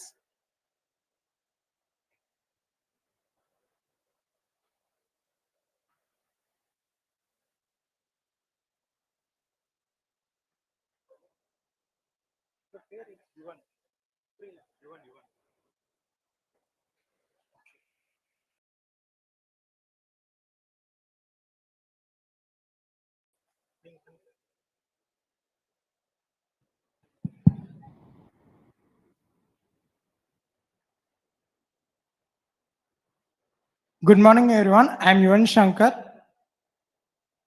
I'm Ritish Kumar from DJ Vaishnava College. We are here to explain about working capital management for TCS analysis. Before, what are the contents of the conceptual study on working capital management and the extract of balance sheet of TCS company. The first slide about the working capital. First, what is meant by working capital? Yeah, just a small brief introduction and we can move on with the next one. Okay. You need not explain all the basic concepts, just a brief introduction and we can move on. Okay. So that we'll finish on time. Yeah. Working capital management is the first. Working capital means the amount required for day-to-day operation of the business.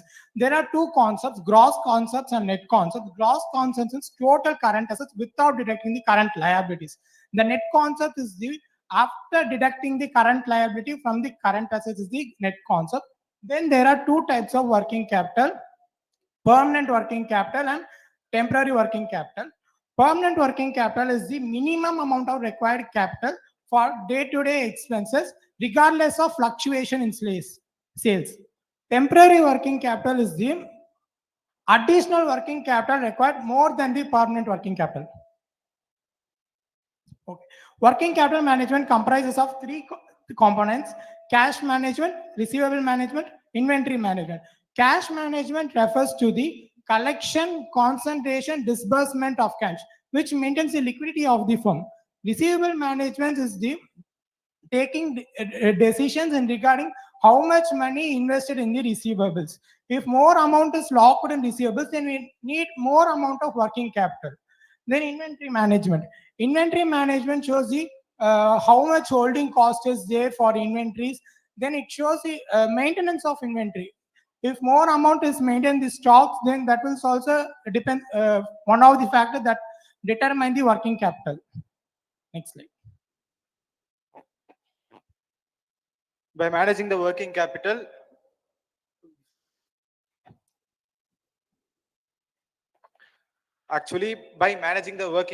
we can maintain proper liquidity and cash flow, and it increases the credibility of the firm. As a result, we can access the risk and competitive advantage of the market. Next slide is the working capital management analysis for TCS company for the year 2024 and 2023. This is the extract of the balance sheet for the 2024 and 2023. I took only the current liabilities and current assets for the purpose of calculating the working capital. What are my findings? I calculate the current ratio by current assets divided by current liabilities. For the year 2024, I got 2.204:1 and 2023 2.359:1. This is similar in both years. This means this firm is maintaining a proper working capital. The ideal ratio for maintaining a working capital is 2:1. The current ratio is also 2:1. The firm is doing good. Next slide. I want to conclude my presentation by saying what will happen if excessive or redundant working capital. If I say main factor which I consider is liquidity and profitability. If you have more investment in working capital, there will be good liquidity, but there will be no profitability. At the same time, if there was less investment in working capital, there will be profitability, but there will be no liquidity. There should be a proper balance between the liquidity and profitability. Thank you, sir. Thank you, sir. Good attempt, Yuvan, and one more presenter. To start with, oh, you're in first MCOM. Okay, fine.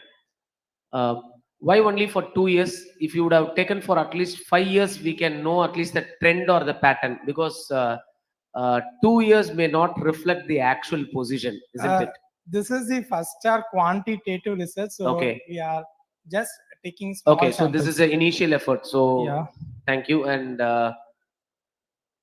fine. I don't have, because if you can increase the years, probably I can ask some more questions on it, because the concept was very clear, the data was clear. So I don't have any questions as such. Thank you so much.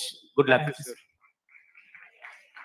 Really good attempt for the Evan and Ritesh, because now we are studying PG students. When I was studying in MCOM at a Guru Nanak College, no presentations are done at the time of PG. Really, I appreciate both of you. You have courage to present in the present of lot of eminent personality in this auditorium. Really, I appreciate you. And one more clarification from your presentation regarding liquidity ratio. The liquidity ratio consists of, there are the 3 types of ratio. One is a current ratio, liquid ratio, and another one is a quick ratio, right? You mentioned liquidity. The liquidity is a consist of most liquid and least liquid. There are 2 concepts is there. Which one is the most liquid? Another one is the least liquid. Liquid ratio. Quick ratio is the most liquid ratio. Quick ratio is the ratio, right? One of the ratio. Yes, sir. Okay, what I'm asking is, which one is the least liquid? Another one is the most liquid, which is mentioned your cash management. You are mentioned the cash management, receivable management, and inventory management.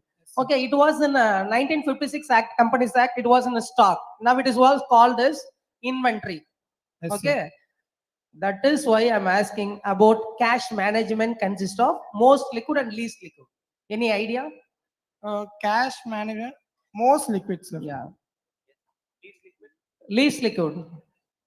Least liquid, we can say between the receivables and inventory. Yes, yes. Because we have a ready-made cash in hand. Whenever you want, you can utilize the amount. Okay, that is least liquid, right? Okay, good. Thanks. Thank you, sir.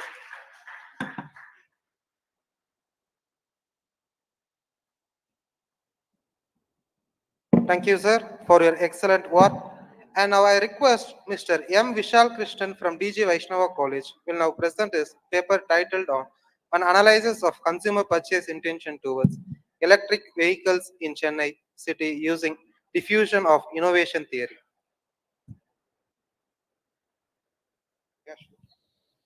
Sure.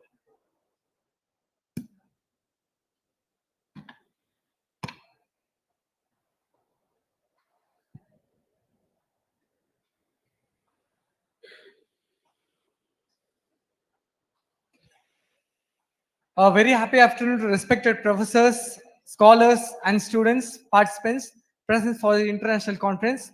I am Vishal Krishnan Naim. I am a teaching assistant in Department of Corporate Secretaryship in DG Vaishnav College.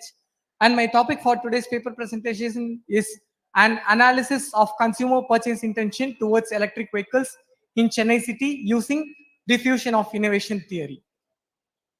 Yeah, coming to introductory part, the main reason for choosing this topic is there is an increasing concern with respect to environmental pollution. I have given data here. India emits currently 20.54 billion tons and which is increasing year by year. And Verma in this paper has stated that there has been an increase in price of electric vehicles when compared to conventional vehicles. And one more thing is that the charging infrastructure availability is still at its infant stage in our country. And in order to increase these kind of electric vehicles as well as the charging infrastructure, the government has come up with various schemes and policies. Some of them were FAME, which is the faster adoption and manufacturing of hybrid and electric vehicles, National Electric Mobility Mission Plan, and finally the various other state electric vehicle policies. Like diffusion of innovation, mainly the meaning of that, how fast the consumers are able to adopt these kind of technology. And the main factors which are included here is relative advantage, compatibility, complexity, trialability, and observability. Objective of the study, the main objective is to analyze the consumer's purchase intention towards electric vehicles in Chennai city using diffusion of innovation. And I have framed the following hypothesis: the significant impact of relative advantage, compatibility, complexity, trialability, and observability on consumer purchase intention. Research methodology, I have applied descriptive research and source of data. I have collected primary data using a structured questionnaire, and purposive sampling technique was adopted. Mainly the consumers who use electric vehicles were adopted, were the sampling frame for the study.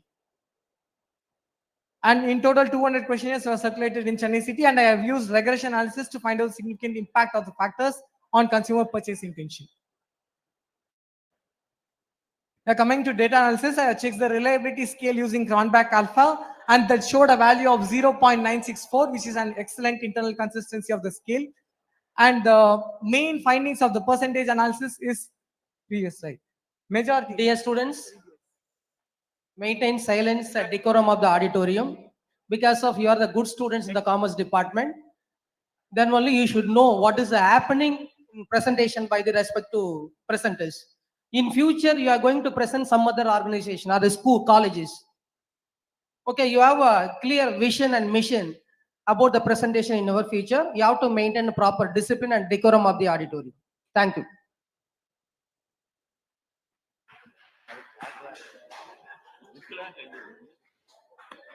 Yeah, the main findings of percentage analysis, like the majority of the respondents, that is 52.5% earn between 75,000 to 1,20,000. The remaining 39% earn 1,20,000 as their household income per month.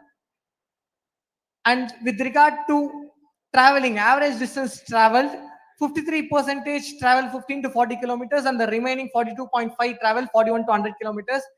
And among 200 respondents, 54.5% owned less than 2 electric vehicles, and the remaining 45% owned 2 to 4 electric vehicles. And coming to regression analysis, the F value was 258.018 and the significant value was 0.000. Hence, the null hypothesis has been accepted, which we can say that the significant impact of the factors which are employed on consumer purchase intention. And the R square value depicted 88.9% of the variance explained. And the factors like relative advantage, compatibility, complexity all had a significant value and positive impact on the purchase intention. And when coming to coefficient, unstandardized coefficients, the values were purchase intention is minus 16.473, and the relative advantage had a value of 0.196, and compatibility was 0.243, complexity 0.240, and trialability was 0.203, and finally the observability at the largest with 0.252. Limitations, I have selected only 200 respondents in Chennai city, that too with respect to passenger electric vehicles, and the purchase behavior may vary from one person to another and also based on the geographical location. And I have not addressed the charging facilities issues in a depth manner, so further studies can be taken up like that. the main implication would be understanding the factors which influence the consumers would automatically be able to create more charging infrastructure, as well as the battery waste management can be done. Finally, I would like to conclude that the government has to take up the necessary creating awareness regarding the benefits of environmental issues as well as the advantages of electric vehicles, such that it may create a best understanding of the consumers, which in turn will also help the government authorities in doing the needful. Thank you. Okay. At last, I got some quantitative data. Thank you for this, Vishal. Thank you, sir. Of course, I have certain observations, certain opinions, certain questions as well. I was surprised to see you say that 54.5% of the people have less than 2 vehicles, and the remaining 45% have more than 2, in the sense 2 to 4 vehicles. So, in the sense, like if a nuclear family or a big family, so they have more than 2 vehicles, isn't it? So they have completely converted to electric vehicles. Oh, okay, that's great. That is one. That is my observation, which I wanted to narrate it to the crowd. The second point was that diffusion of innovation theory. That's fine. That's a new one. I learned it today because I was knowing the name, but I do not know the concept. Was second. And the third, again, as everyone in every conference or whatsoever, they touch upon the sampling size and sampling method. For the benefit of the other fellow scholars, I ask this question. You have mentioned it as purposive sampling. Why did you resort to purposive sampling? That's first question. And the second question is, you have collected from 200 people. When I was like you presenting on the same seminar like this, one of the, the judge was asking me, why only 200, why not 201, or why not 199 respondents? So why that whole number? So if you can answer these two, I can proceed further. For your first question regarding the purposive sampling technique mainly refers to purposely I have selected the person who are using the electric vehicles alone, because I would get the exact, opinion as well as the findings related to that sample. Is it purposive, or is it like, see, for example, I want to do a study on IT employees. Obviously, I'll go to only IT employees. That is not a purposive sampling, isn't it? Electric vehicles பத்தி ஒரு study பண்ணா electric vehicle use பண்றவங்க தான் என்னுடைய target audience. கரெக்டா? அப்ப நான் வந்து பர்பசிவ் சாம்பிளிங், அதனால தான் நான் பர்பசிவ் போனேன்னு சொல்றது correct ஜஸ்டிஃபிகேஷனா? I don't know. You guys have to tell me. Okay, one more thing is that purposively நான் எடுத்தது passenger electric vehicles alone. I have not considered the commercial electric vehicles aspects. Okay. So passenger electric vehicles, those who use that alone, I have considered for the study. And one more thing is that I have approached like electric two-wheeler showrooms and the manufacturers, that too, and not with regard to any residential locations. So purposely in this selected area, and with the person, those who have use only passenger electric vehicles alone, I have chosen for the study. Correct. So purposive in the sense as per our convenient. நம்மளால approach பண்ண முடிஞ்சது. எவ்வளவு பேர் approach பண்ண முடியாம இருந்திருப்பாங்க. So it's not about choosing the EV users, but EV users according to our convenience. We consider or we deem that these people are eligible and I can go and approach them. But for others, I cannot go. So that's the answer. Fine. And what about the 200? 200, basically, in this study, I have chosen main on the region wise. Okay. I have selected 5 major areas for collecting my sample. Okay. Mainly with regard to Perambur, I have chosen, then Besanagar, then Ananagar, then Saidapet, and finally with regard to Velachery. Okay. So there were many electric vehicle car showrooms as well as two-wheeler showrooms. With regard to those posh areas, let me explain that. Okay. So posh areas mainly the people would like to explore more this kind of the one concept related to diffusion of innovation, like early adopters of the technology. Okay. So early adopters, like take for example of electric car. When compared to conventional vehicles, the price of electric car is definitely higher. So starting range will be minimum of 9 to 10 lakhs. That will be the basic model. So for the basic purpose, the rich people may That's fine. That's fine. My question is very simple. Why can't we go to 199 or 201? Why 200? Any specific reason for 200? Not exactly. Not exactly. That's fine. So that's the answer that I need. Third one was that, is this 200 is adequate? Is the sample size is adequate? Because yeah, I think it is adequate. How? Because mainly in our Chennai city, most of them are not adopting these kind of electric vehicles. Still, it Okay. is an infant stage. Okay. One more thing is that when compared to electric two-wheelers, electric cars are not on the roads when compared to conventional vehicles. So the users are slightly lesser when compared to conventional vehicles. Okay. So one more thing is that uh, for understanding infant stage, it is better to go with this kind of small samples. Okay. And one question and one more suggestion from my side. Did you do, the question is, you had 5 dimensions used for multiple regression, isn't it? Did you factorize and see that whether that 5 dimension can reduce still to few factors, or you feel that all the 5 are different, so you want to keep it separately? No, sir, I didn't use any factor analysis like confirmatory factor analysis. I did not use. Okay. Mainly from the theory, I try to explore all the 5 factors. So Okay. these all factors have their own significance and also their own concepts. So I want to measure whether all the 5 factors are significant to this concept or not. Okay, thank you. And my suggestion to you and for other scholars also, when I ask 200, is it enough? Is it sample adequate? I'll give you 2 justifying answers how to defend it. Number 1, when you take regression, for each independent variable, minimum 5 to 10 respondents must be there to represent the independent variable. So if you take 5 independent variables, minimum there should be 5 into 10 cases, that is respondents, minimum 50 should be there, because only then the multiple regression runs. That is one kind of justification that you can give, because minimum 10 cases, maximum as many as you can. That's 1. 2, if you go by this Uma Segaran's sample size estimation, for a population of more than 10 lakh 384 is the exact size. So a sample of 200 would definitely represents at least a lakh or so. So I don't think we will be having more than that users. So 200 is a much adequate sample. So that is the way we can defend our point. That's it from my side. Thank you. Good luck. Good luck. Thank you for the session, sir. Thank you.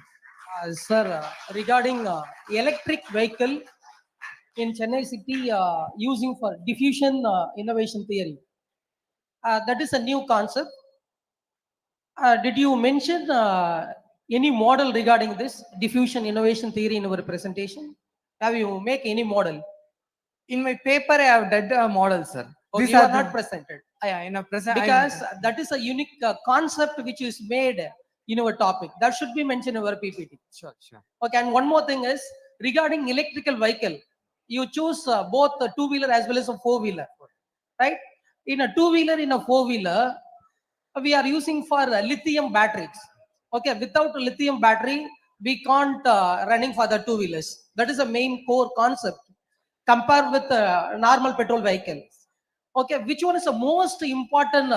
You prestigious cost for electric vehicle better? The most important cost will be the battery size alone. Yeah. The other major components, just the electrical engineering, auto components. Take for example, I mentioned the price of the electric car, which is a Tata. I mean, I don't want to express the brand, but Tata Nexon, it costs around 9 to 10 lakhs. The price of the battery alone costs rupees 5 to 5.5 lakhs approximately. Exactly, because battery is like a gold. It's a diamond for electrical vehicle, because the huge cost is battery alone. Rest of the part is very low of cost. Okay, and one more thing is there any subsidy for electric vehicle provided by the government of India when you are purchasing for electrical vehicle, especially for a Ola bike? Okay, most of the professors and IT employees using for Ola bike. Is there any government subsidy for electrical vehicle for reduce the carbon emission? Exactly. We have when we are Yes, sir. You can explain. When we are initially purchasing this electric vehicle, the government has come up with a subsidy of rupees 1.5 lakhs for starting this vehicle. So the government has created a kind of benefit which it automatically enhance more consumer adoption. This in turn will reduce the environmental pollution also. Very good. And most of the buyers, they are not aware about the government subsidies. Electric vehicle நாவே 1 லட்சம் 1.5 லட்சம் கேட்பாங்க. அதனால நம்ம bike போக வேண்டாம். Because there are a lot of subsidies provided by the government of India. You create awareness to the youngsters as well as students to buy a electrical vehicle to reduce the emis as well as emis carbons. Okay, thank you. Thank you, sir. Thank you.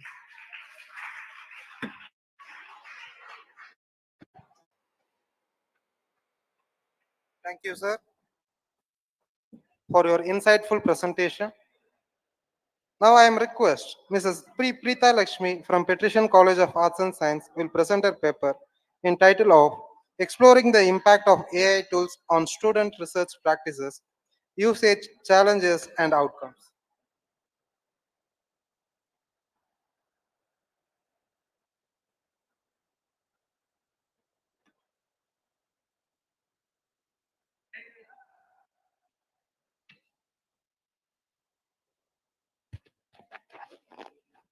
A very good afternoon to one and all present here.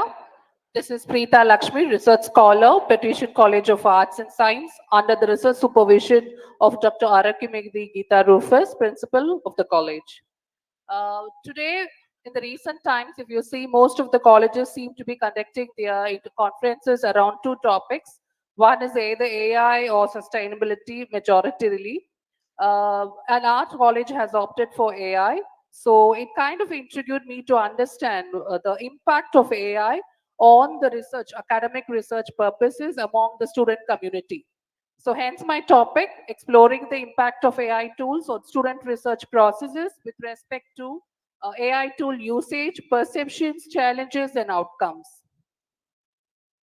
Okay, we know that today AI has become an integral part of life. So we have a lot of role played by AI with respect to academic research. It not only saves your time, but also helps you to enhance your productivity, contributes towards efficient and effective output of your research processes. But having said that, we know that it also faces a lot of unique challenges with respect to ethics, academic integrity, and over-reliance. So we've seen the role of AI in today's world, which helps us not only to make our work easier and faster, but also come up with precise output, which helps us to have a good data-driven insights with simulations of real-work environments and machine learning methodologies that have come into place. So this is the reason why I have selected the topic to understand the role of AI tools with respect to academic research among the college students. Now, the objectives of the study, I started with 3 objectives. One is to understand and explore the relationship between the frequency of AI tool usage and the academic level of study. When I say academic level of study, I'm referring to the degree programs, whether it's UG, PG, and doctoral programs. The second objective is to examine whether the AI tool perceptions have any influence with respect to the field of study which are opted by the students. Field of study here refers to either STEM, which is your science background, or humanities and social science background. The third objective is with respect to identifying the role of gender with respect to how it influences the AI tool usage challenges. Now, for the scope of study as such, the research is conducted exclusively for the Patrician College of Arts and Science. Here in Patrician College of Arts and Science, research as a part of your academic unit, curriculum is there for 2 of the UG courses, which is BBA and CS, and 5 of the PG courses, MCOM, MHRM, MSW, MA in English Literature, and MSc Psychology. So the researchers and the research scholars are also contributed towards the respondents of this research. So the scope of research is restricted only to the Patrician College of Arts and Science for the courses where academic research is applicable. Now, the limitation of the study is, I strongly believe that any research, whatever it is, however big or small it is, it has to actively contribute towards a change in the society or bring about some impact. So I'm hoping that at the end of this research, the findings of the research and the recommendations that I make could be implemented by the management and give the management good academic insights on how AI tool can be useful and beneficial to the students. Okay, for the purpose of the research study, I've adopted 3 hypotheses based on the objectives of the study. The first hypothesis stresses that there is significant relationship between academic level and usage frequency of AI tools. The second hypothesis is based on the objective that there is a significant relationship between field of study and AI tool perceptions. And the third hypothesis is based on the premise that there is a significant relationship between gender and AI tool challenges, usage challenges.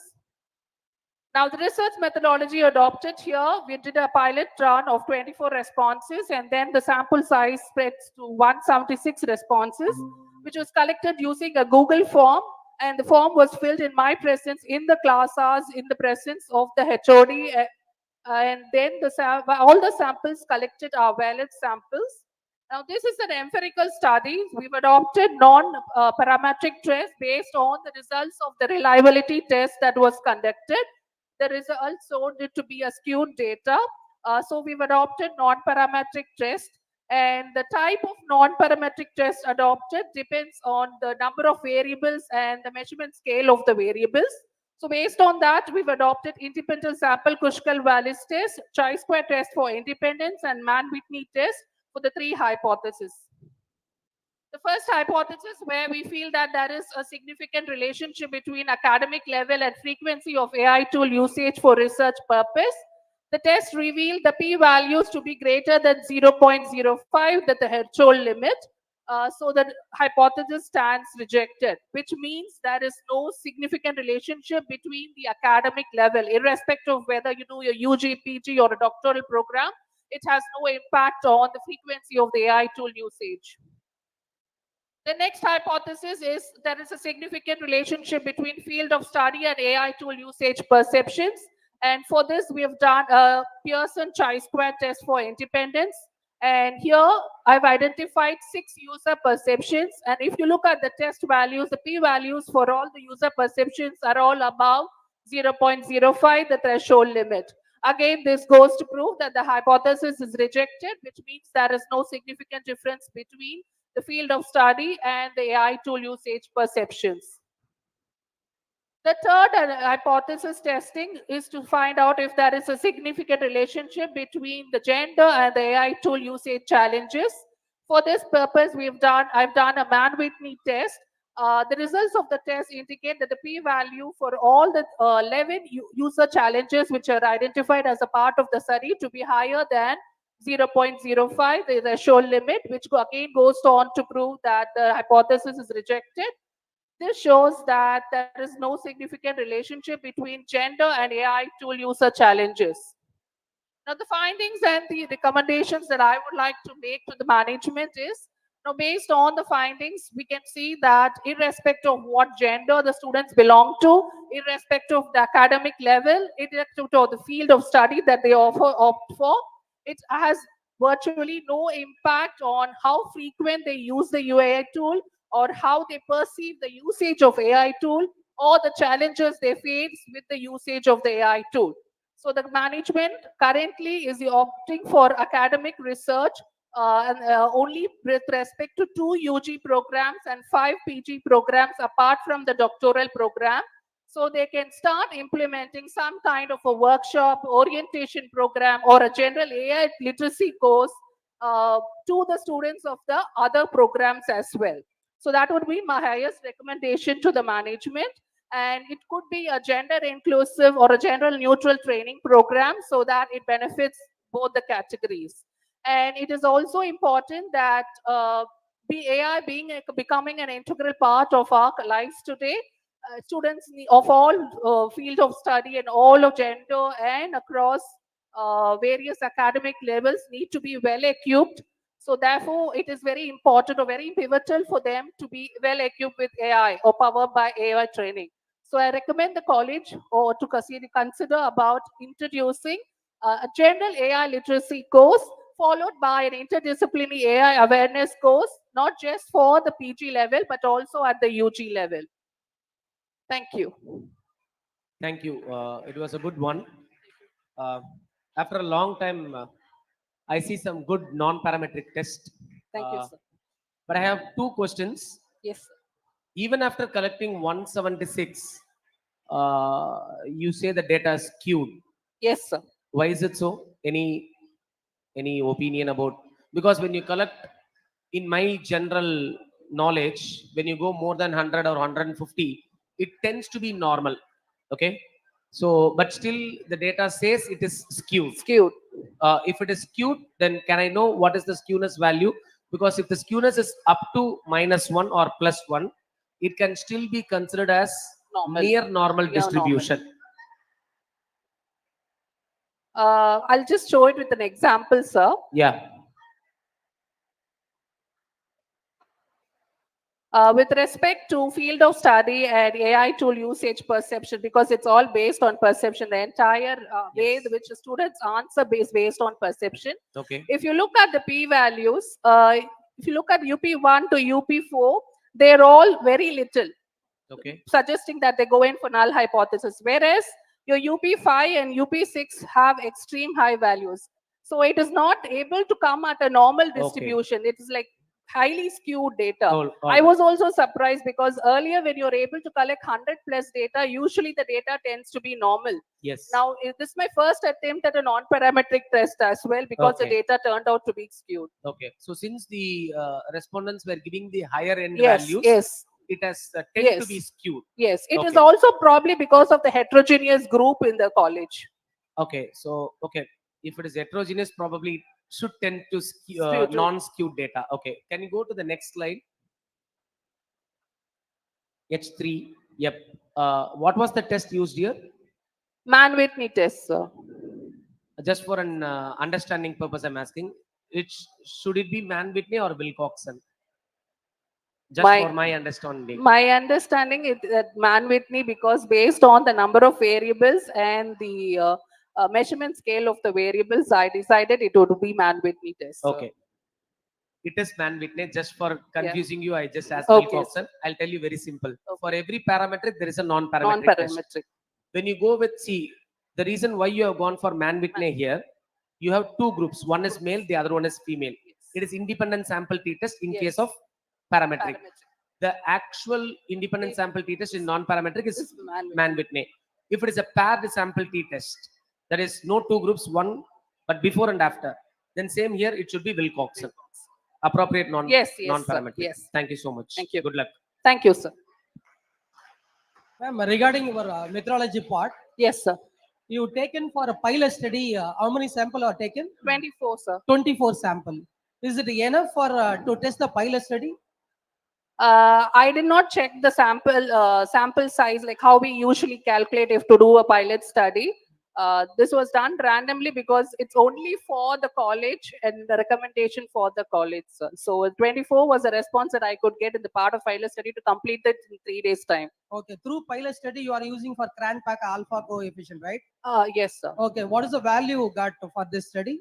Right now I don't have the value with me, sir. Okay, because based on that value, then only you go for the next process. Yes, sir. Right? If less than 0.5 in Yes, the Cranpack alpha coefficient, you have to incorporate the statement of the questionnaire. Yes, sir. Okay? Yes, sir. But and also sample size is a 176 sample you are mentioned. Yes, sir. And also you taken for valid sample is 176. Yes, sir.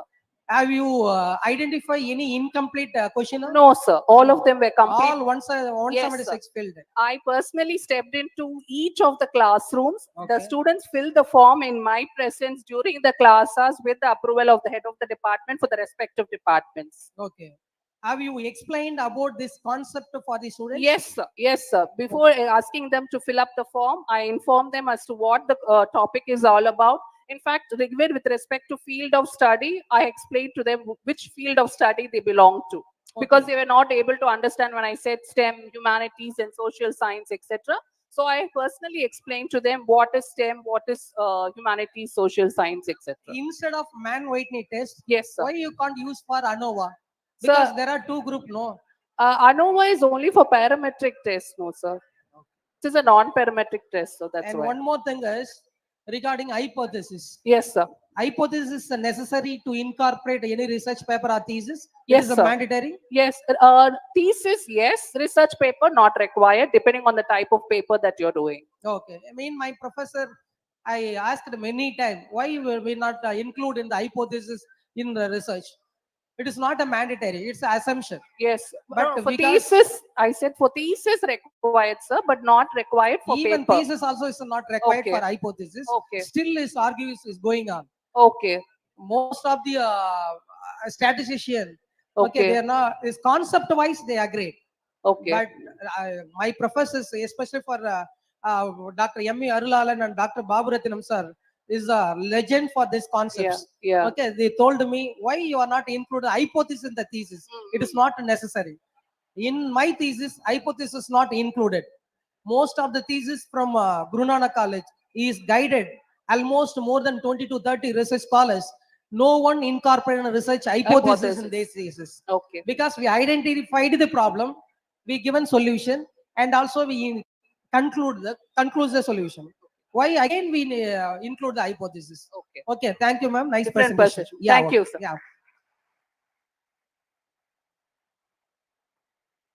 Yeah. Dear student, very good afternoon. Yes, I know that. Listen.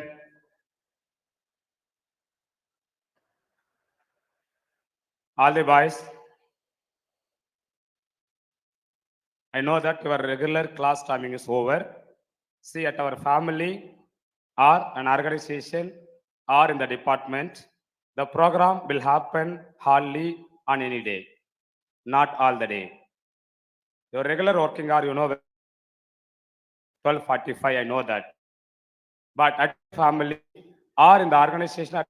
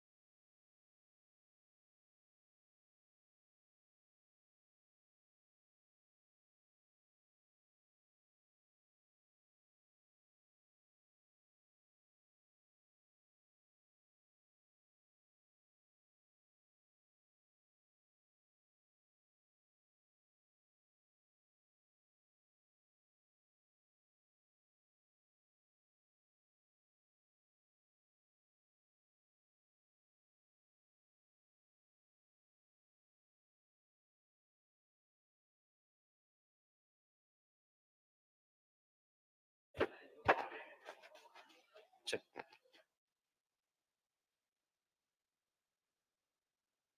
Yes, good afternoon. On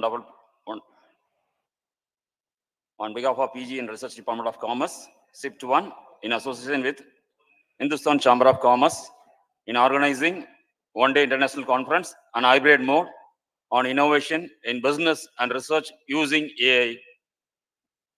For introducing of a resource person through hybrid mode, I'm happy to inform Akash Vasandan is a data scientist at the University of California, San Francisco, in the Department of Orthopedic Surgery. He specializes in clinical research and the ethical application of AI for quality improvement. Akash holds a Master of Science in Business Analytics from the University of North Texas, where he specialized in machine learning and was awarded the Dean's Best Student of the Year in the Department of Information Technology and Decision Science.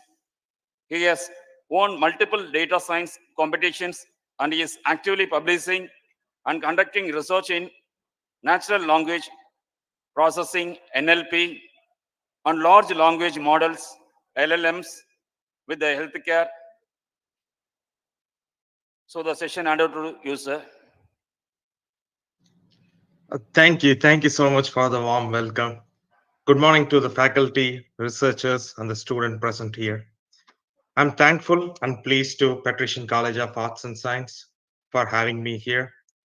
In general, thank you for the introduction. I'm Akash Vasantan, working as data scientist in the Department of Orthopedic Surgery at University of California. So before starting or diving into AI, let me explain you some other stuffs.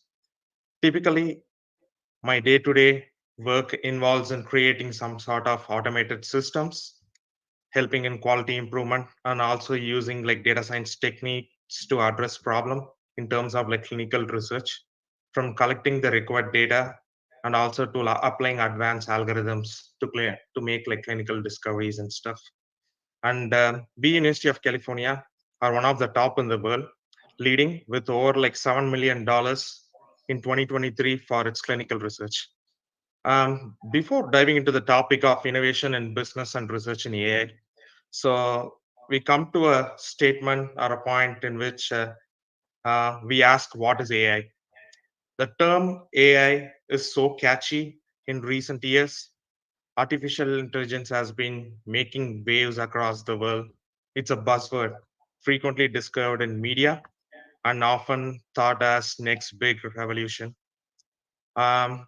So basically, what is AI? I will share a personal story, a really funny one, but also like it kind of like taught me and profound meaning and realization about the AI. After I left to San Francisco, my grandma in India was feeling alone. She used to be in her 60s and bored. To lift her spirit up, I introduced her to ChatGPT through like video calling and video sharing, showing her how it could answer all sort of questions from simple cooking to answering complex problems. As she started engaging with it, she shared her thoughts, even her loneliness, which she happened to express to the AI system. And the AI responded with empathetic words, pleasing words. A week later, I called her to check on her, asking her how she felt. And she came and like spoke to me like, Akash, I guess I have a new friend at this age.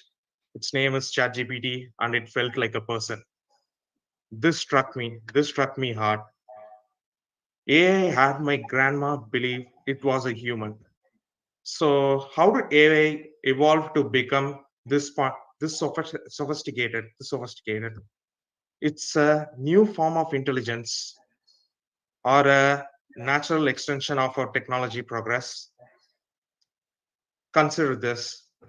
It took 4.5 billion years for life to emerge on Earth, 6 million years for human to learn how to use tools, 250 years for industrialization to transform society, 70 years for computer to be invented, And in the past 30 years, we have created advanced computational systems that can mimic and in some ways surpass human intelligence. If you consider these stuffs, the way in which we as a humankind evolve is exponential.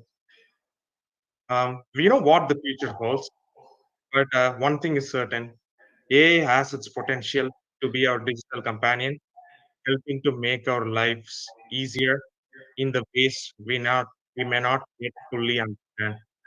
Understand the word in here, digital companion. It's kind of like a friend to you. Even though around the world there are like around like 200 million people using Chat GPT every day from its public release from November 2022. AI most prominent users are still concentrated in the tech industry. Most of the AI products currently are used in recommendation system, large language models, search engines like the one you use on like Google, or if you search in a movie on Netflix, it kind of like gives you recommendation based on your interest, or recent research where it's been spent on like vision or some sort of autonomous cars powered by vision. But when it comes to small businesses, the use of AI is still limited. Take restaurants or bakers, for example. They throw away food at the end of the day that didn't sell. And clothing stores often hold on to stock.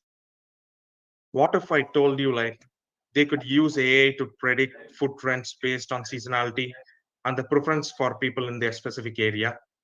They could reduce the waste, save money on production, and operate more effectively. The challenge is small businesses believe AI is beyond their reach. Due to the cost of computational resources or the need for a data scientist to program complex models. But the future is shifting. With a lot of software as service products, AI is becoming more accessible even to the smaller businesses without the need for deep technical expertise. Think it this way: if you go back to the olden stages, priest, monks, are the person who are educated and used to kind of like spread the knowledge about the specific language. It's kind of like a language barrier all these years, where only who understand how to can kind of like create moving into era where a lot of software as service are created, um, in which even a regular small scale business can get access to AI without the knowledge of language barrier in it. I can't predict exactly what's next, but I do believe that as human, we evolve into a more advanced society with AI by our side. Um, AI is no longer just a tool for a large corporation. It's becoming an enabler for everyone, helper to make the impossible possible. Thank you. And for students, researchers, anyone, I'm here to take on more questions. Feel free to ask any question regarding AI in terms of like development stuff in US.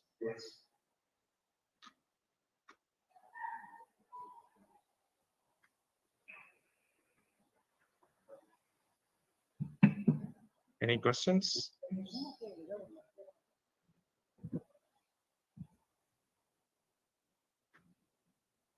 Thank you. Um, Also, I would like to extend my sincere gratitude to you, Rohit, and all that esteemed professor for their exceptional dedication in educating students, empowering them to shape a brighter future for themselves and for our nation. Thank you so much, guys. You guys are underrated. You deserve more. Because of you guys, you tend to create more students, which kind of like give more to the society. Thank you.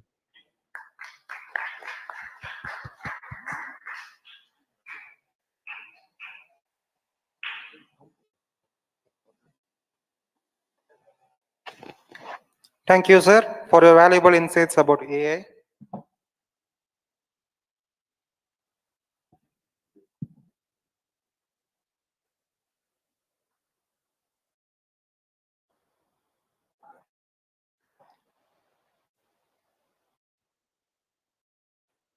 endorsement time.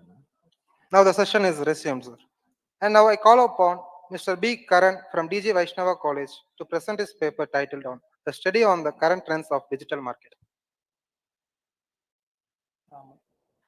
Karan, don't take much time. Okay, you have to take a maximum 3 minutes. Because of time consumption.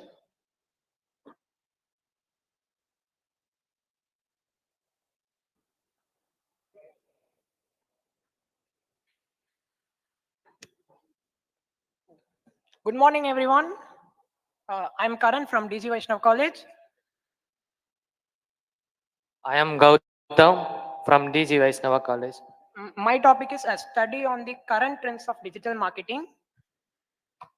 I'm excited to share my findings to you. Thank you for the opportunity. Yeah, no.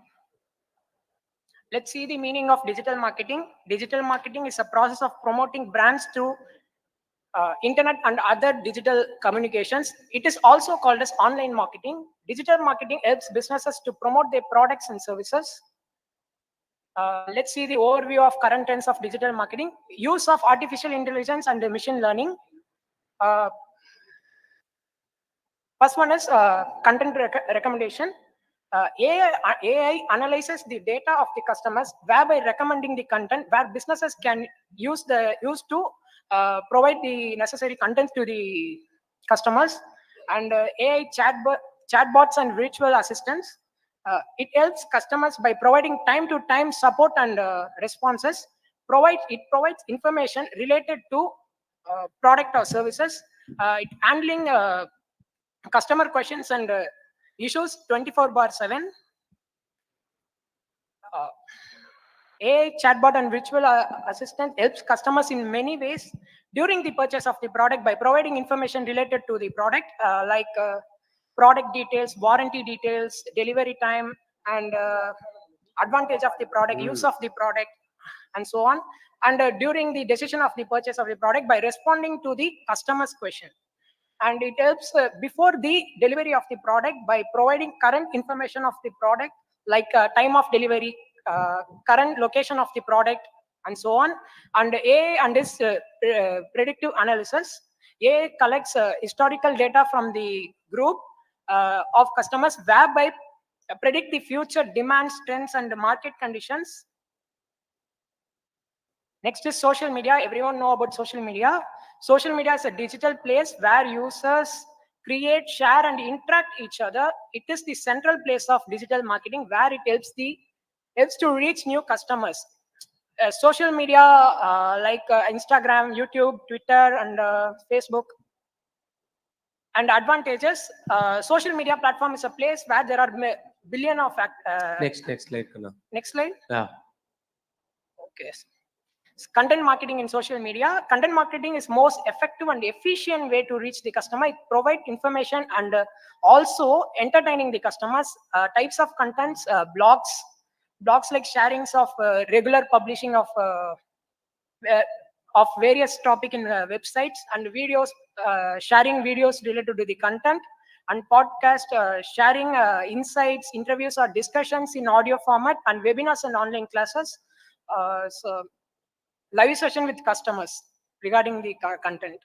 Next topic will be my co-author.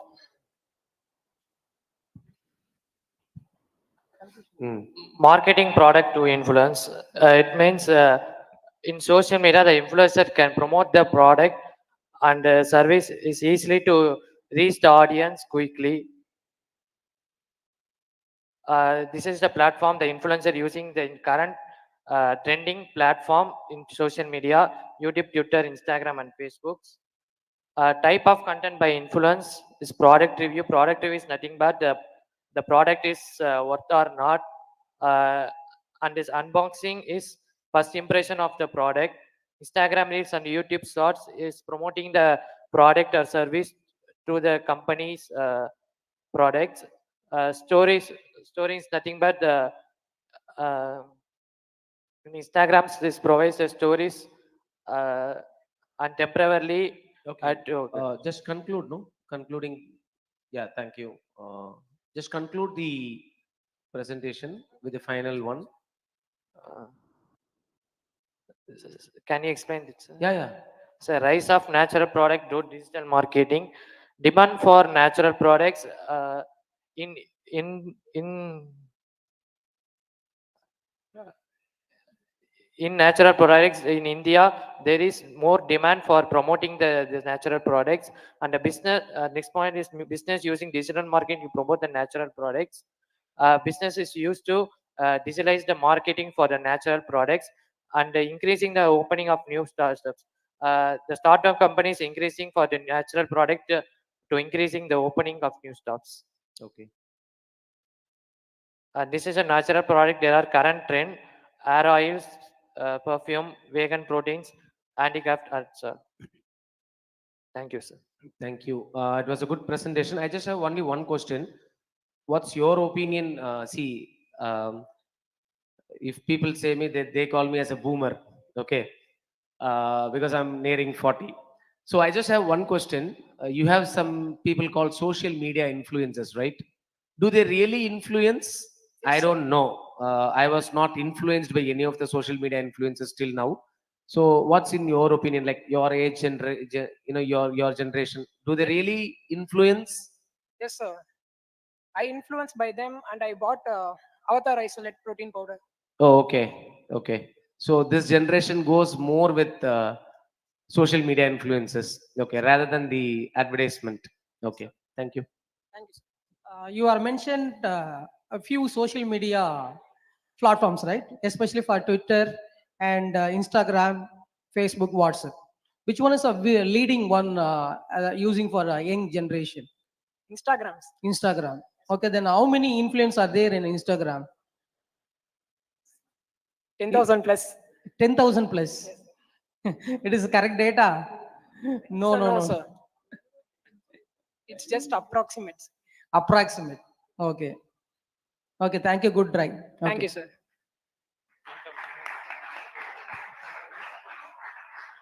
Thank you, students. And now I call upon is S. Maheshwari from DG Vaishnava College will present her paper on consumer perception towards sustainable packaging in the food and packaging industry with reference to Chennai City.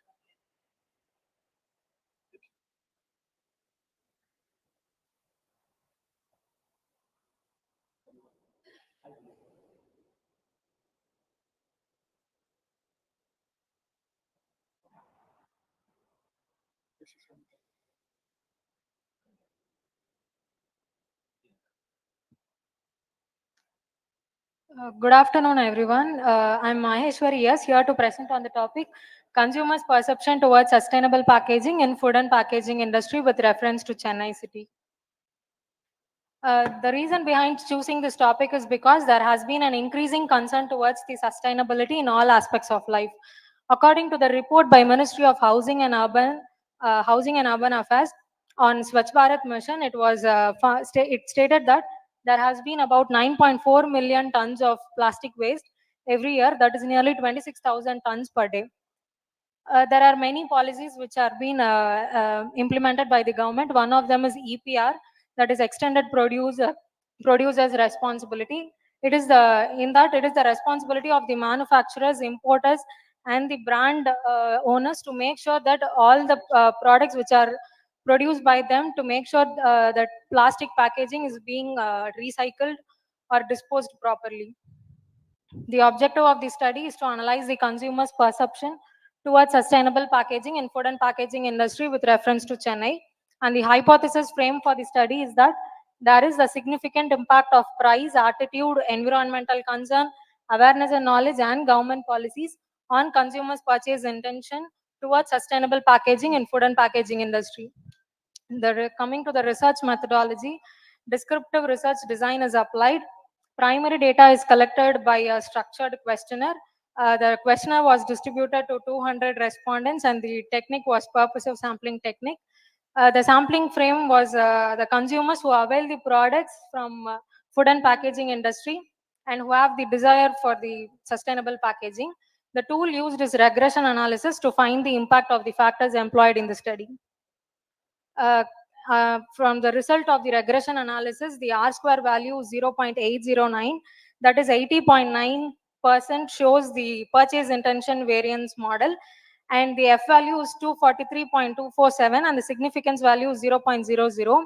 Since the significance value is below 0.05, it shows us there is a significant impact of the factors on the consumer's purchase intention on sustainable packaging. And the coefficients of each factor is that price has 0.003, attitude has a significant value of 0.001, environmental concern has a significant value of 0.002, awareness and knowledge have a significant value of 0.005, and government policies is 0.006. Therefore, all the factors have a significant impact on the consumer's purchase intention. Limitation is that it is limited only to 200 respondents, and it can be further study can be conducted in other rural and urban location, since the attitude and perception of the consumers vary in different locations. Implication is that since the factors has been helps in it helps the manufacturers of the food and packaging industry understanding the factors which actually influence the consumers towards the purchase intention of sustainable packaging. Coming to the conclusion, sustainable packaging is no more a trend or fashion. It has become an essential step, and the present scenario to the conventional packaging has caused the environmental degradation, which have paved the way for sustainable packaging. From the study, the result has indicated that all the factors have a significant impact. So from the study, it is suggested that as the Indian consumers are rational, businesses should fix the price in, in accordance to the consumers' buying decisions. And secondly, the packaging should be made in such a way that it is easy for the consumers to use, and it satisfy the needs and wants of the consumers, and also in a sustainable manner. And last is that encouraging the government policies and raising the awareness among the consumers will helps to accelerate the purchase towards the sustainable packaging. These are some of the references I have used. Okay. That was a crisp presentation. Good. I have two questions. Yes. One technical, one non-technical. Yes. Who's your intended target audience from which you have collected? My target audience is the consumers who buy the food and food products and who have the like they have the desire towards the sustainable packaging to buy the How product. do you identify them? I, Can you just guess me like whether I am your intended audience or not? Sir, I went in person, I talked with the consumers, and then I gave the questionnaire to them. So it is your perception whether he may be having the intention or not. Yes. So that's why you say it's a purposive. Purpose, sir. Again, I have my own points on that, debatable, that's fine. And second thing is that on multiple regression, can you just go to that regression tables? Yes. Even in one of your co-scholars presentation, I saw this R square. Even in that case, it was 80 or 85 in his case. What does this R square mean? R square means it shows the factor significance, how much strength it has in that, sir. Strength of what? Strength of the factors towards the purchase intention. Explaining. Strength of the independent variables, explaining the dependent variable. Dependent variable. Next slide, please. These are the independent variables. I know. Yeah, yes, sir. What's your dependent variable? Purchase intentions. Purchase? Purchase intention. Intention. So purchase intention is measured like in what scale? Any idea about it? I just wanted to know. Like Likert scale is used for all these factors. Okay. For point, this, for that dependent variable. For purchase intention also the Likert scale is used, sir. Like, okay. So these 5 variables are explaining to the extent of 80%. Yes. Is what I can interpret from this data. Yes. Okay. So why not 100%? Why only 80%? Any particular idea about it? Just again for you to know additionally, okay? Because these 5 factors are explaining 80. There are many other factors which may account for, which we have not taken it for the study. So that is the gap that we have it. Yes, and R square is being 80% is a big task, because in social science, anything above 50%, if you take in my study, it's not even 50%, it's hardly somewhere 40-45%. So 80% is very surprising for me in both the studies. So I think probably I have to go back at the data to check it. Thank you so much. All the very best. Good luck. Thank you. And one more clarification regarding next slide. Regarding you have mentioned in this PPT, there are 5 factors, right? Yes, sir. Each and every factors, how many statement is consist of a price? Before did a regression analysis, have you tested factor analysis? For each factors. Yeah. Okay. Have you mentioned the price, attitude, environmental concern, awareness and knowledge of government policies? Yes. Okay. sir. There are 5 factors. Yes, These sir. 5 factors consist of how many variables? Each factors I have took 4 to 5, 3 to 4 variables, sir. 3 to 5 3 to variables. 4 variables. 3 to 4 variables. Approximately, I want to know each and every factor, how many variable? Sir, for price, it's like 3 variables, sir. Like willingness to buy, even if the price is No. What I'm asking is, you have mentioned 5 factor, right? Yes, Based sir. on the factor analysis you did. Yeah. Okay. Before factor analysis, there are No, some. sir, I didn't do factor analysis, sir. Okay. From the review of the paper, I found that You these take a 5 factor. 5 factors. Yeah. That's Okay. it. Why you are not tested for rank analysis, Duncan post-hoc test?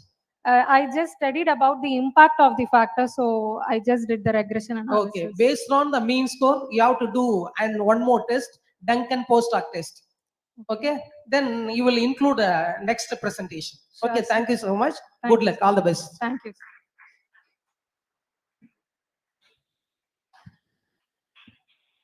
Thank you, ma'am, for sharing your valuable research with us.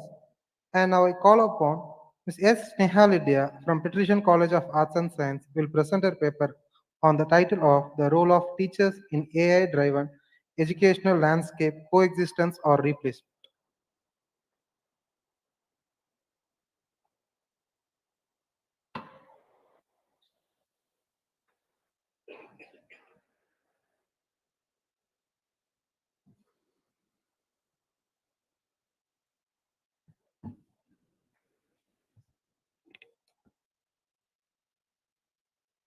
Good afternoon, everyone. Whenever we think about AI, one of the few things that come in our mind is that whether will it rob away our jobs and whether it will create unemployment. If that is the conception, what would be the future of teachers in particular? To know the answer for this question, I, Sneha Lydia, research scholar from Patrician College, will be presenting paper on the title, The Role of Teachers in AI-Driven Educational Landscape, Coexistence or Replacement, under the guidance of Dr. Unica, Associate Professor, Patrician College of Arts and Science. The traditional learning environment is changing as a result of the growing use of AI in education, and this raises significant concerns regarding the future role of instructors. Therefore, my problem statement is that uncertainty about the future role of teachers in AI-driven educational systems, and secondly, the potential coexistence or replacement of educators by AI in delivering educational responsibilities. With AI rapidly transforming, the need of the study will be there is a pressing need for research that examines the coexistence of teachers and AI. My objectives of the study will be to examine how AI-driven tools influence the evolving roles of teachers as facilitators and mentors in AI-assisted classrooms, to analyze the potential for creative collaboration between AI systems and educators in fostering in student engagement and enhancing learning outcomes. And my third objective is that to investigate the ethical and pedagogical challenges, that is the ethical and educational challenges of AI that can potentially replace teachers, particularly in relation to emotional support and personalized learning. It is a conceptual paper. Um, Based on the objectives, I have formed 4 research questions in order to understand the topic in an even more depth manner. My first research question is that how does the integration of AI-driven tools impact the evolving role of teachers as facilitators and mentors in AI-assisted classrooms? As AI can replace all the routine tasks, teachers can act as mentors and facilitators. Um, when AI can take care of all the routine and mundane tasks, teachers can wholeheartedly work as facilitators and mentors. And second thing they can do is AI teachers can take the help of AI so that they can even more have a better impact on the students. And the third answer for under this question is that maintaining a human-centered learning environment. The second research question is that in what ways can teachers and AI systems collaborate to enhance creativity, engagement, and learning outcomes in specific educational context? So after the introduction of AI or after the implementation of AI in the education system, educators, they are not simply a traditional knowledge transmitters, but they can, again, as it is discussed earlier, they can take more of a role of facilitators and mentors, giving emotional and personalized support to the students.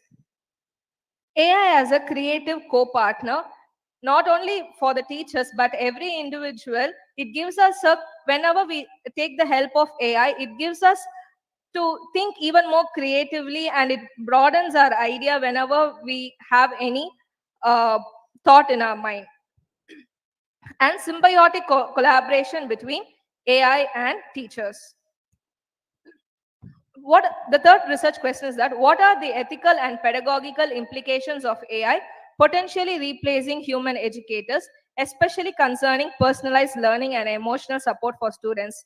The three important comments on this is that AI lacks emotional depth and human-centric qualities. So therefore, this is the place where teachers can act a major role. Teachers play a crucial role and ethical and emotional guidance, which AI lacks. And human oversight is essential in AI-assisted education because AI is what humans input. It's nothing but a human input, and that is how it is that is how it is giving us an answer. So a human oversight is always essential in AI dominated system. And the last research question is that how do regional and cultural differences influence the adoption and integration of AI in education, and how do these differences affect the role of teachers in AI enhanced learning environments? Regional readiness and resource disparity. Under this, what is regional readiness? Even though many of them are willing to take, the resources that are available is not equal. If we take Chennai or if we take any other area, even in Chennai, there are like many disparities when it comes to technological adaptation. And that can be one of the negative impact. And this next one is cultural influence on AI use in education. Since AI lacks the emotional content, it might just provide a general solution which cannot be appropriate for the students who are living in a different area or landscape. And the third one is impact of traditional versus progressive educational systems. When it comes to traditional system, the traditional system will always give importance to teachers, whereas a progressive educational system, studies reveal that they encourage the teachers to collaborate with AI in order to give lot of learnings to the student. To sum up my study, the final few findings of my paper is that my title is that whether it is coexistence or replacement, and my findings conclude that there is not a replacement, but there is coexistence of AI in teachers, creativity and engagement enhancement through AI and collaboration. So we should not take it as threat, but we should take AI as an opportunity to creatively implement our knowledge sharing to the students. Ethical and pedagogical concerns on emotional support and personalized learning. When it comes to AI, the ethical and emotional support that can be replaced has always been a concern. Impact of regional and cultural differences on AI adoption in education. Administrative efficiency through AI assisted decision making. As I said earlier, with AI, teachers can, instead of replacing their teaching style, they can take the help of AI in undertaking the routine and administrative works which teachers have. My limitations, include, since it is a conceptual paper, it is not supported by data, and this paper actually lacks how it affects maybe our ethnicity or our vicinity. That will be one of the limitations. And apart from emotional factor, other aspects have not been explored in this paper. Thank you, sir. Okay, that's a good attempt, which I would say. It would have been much better if it would have been a quantitative one. That's fine. I wanted to ask two questions, but now when you showed the limitation, I have the third question. So, in limitation, sir. it says apart from emotional factor, other aspects have not been explored. What is that emotional factor which has been explored? You mean to say then emotional factor has been explored? Yes, Isn't sir. it? Yes, sir. What emotional factor of AI has been used? As I said, I mentioned the words facilitators and mentors. Okay. So AI can help in teaching, like by using it helps in it has access aids in teaching, like taking Yes. lot of tools and other stuffs. Yes. When it comes to facilitators and mentors, I think teachers can have more impact as facilitators and mentors than AI. Okay, fine. This a if you can put this research questions into a quantitative, I think you can get Okay. good, probably some insightful answers. That's Sure, one. sir. Second, there was a contradicting statement. First, you said in R1, that is research one, Okay. it's mundane. Okay. The mundane activities of teachers is being taken care by AI. Yes, sir. On the contrary, Okay. the second point in R2, you say it is a co-creative partner. Yes, sir. So how does it helps? See, I am a teacher. Okay. Okay. How does AI helps me in creativity? I am a very poor creative guy. Okay. How does AI creative, gives creativity to me? Just give me an example. Okay. So if you wanted to present a paper also, or if you have one example to explain it to the students, Okay. but you feel, sir, that you don't feel that the example will be more relatable if you explain it to the students. Okay. So if you take the help of the chat GPT, it can give you a more relatable example so that you can convey those example to the students that way. So this is one of the Okay. basic Okay. creative. Not to fight with you, No, but no, no. I always like to play the devil's advocate. Always. We had a same kind of a session like this last week, Okay. our department function. And then one of my boys came and said, sir, நம்ம ஒரு thank you letter அனுப்பணும் sir ஸ்பான்சர்ஸ்க்கு அப்படின்ட்டு. சரிடா உட்காந்து type அடி, just right அ letter அப்படின்னு. ஏன் sir கஷ்டப்படுறீங்க? சாட் ஜிபிடி இருக்கு சார், அதுல ப்ராம்ப்ட் கொடுங்க வந்துரும் அப்படின்ட்டான். I have not used chat GPT in my life until last week. Okay. Okay. I just went, he's teaching me, go to chat GPT, type like this, make a prompt. I said, write a thank you letter for the sponsor. Okay. Immediately 2 pages of letter has come. Okay. I just copied and pasted and sent it to the sponsor. எனக்கு கிரியேட்டிவிட்டியே போயிடுச்சு. இப்போ எனக்கு letter ரைட்டிங்கே எனக்கு தெரியாம போயிடுச்சு. Okay, so just to share my experience. Yes, but AI gives us a creative presentation, but it's all up to us how to we take about it. Okay, because if we completely rely, there's also a point in that we should not absolutely rely on the technology. So that's my point. I probably, if you can convert this into quantitative, sir, in my next probably, paper, in my next attempt, yes. it would be an quantitative paper. Thank you, sir. Good Thank luck. you. Madam, Yes, sir. one more clarification regarding AI. Yes, sir. It was is called as a teacher. Now Yes, it's sir. a facilitator, right? If Yes. you are going to take any application-oriented paper in our class, especially for numerical papers, like accounts papers, Yes, sir. then you can create a PPT through AI. Okay, sir. Okay, whether it is a theory paper or problem paper. In those days, most of the teachers clearly explain the concept wise to draw the line in blackboard. Okay? Students should know clearly about the respect to that particular concept. But AI given the data based on prompt input given by the facilitator. Okay, sir. That is 100% is taken from through AI. If possible. Sorry, sir. Last part alone, can you repeat it again? Yeah, yeah.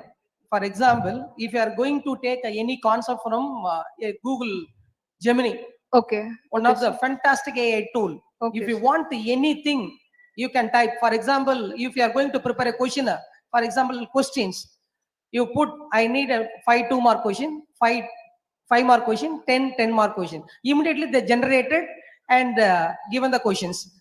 And then copy and paste and prepare a questionnaire sent to the COE office.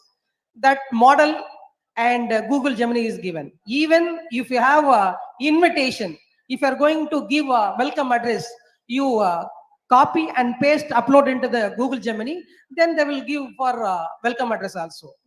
But they are not giving proper welcome address, but you have to re-edit based on your program.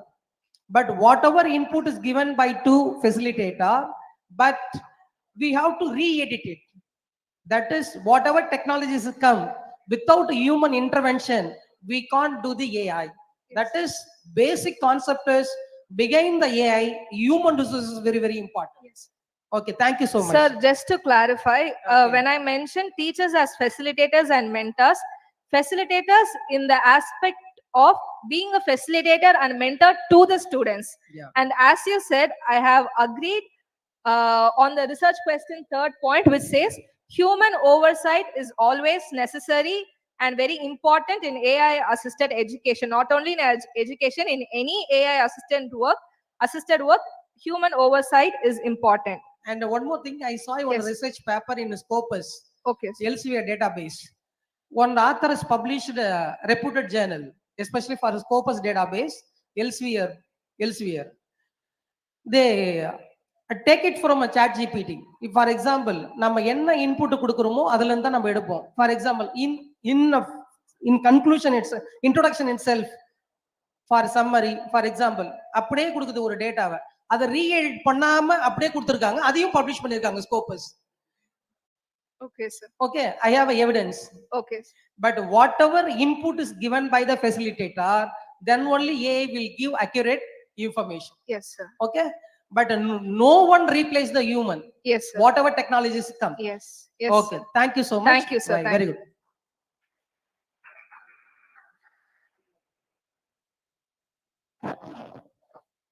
Thank you, ma'am, for those thoughtful insights about AI.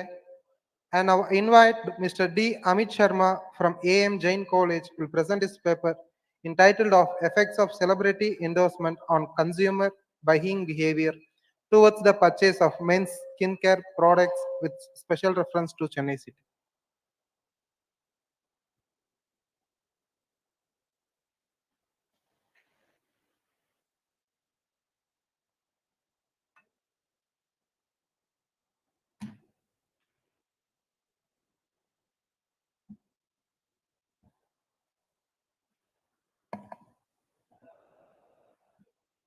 Good afternoon, all.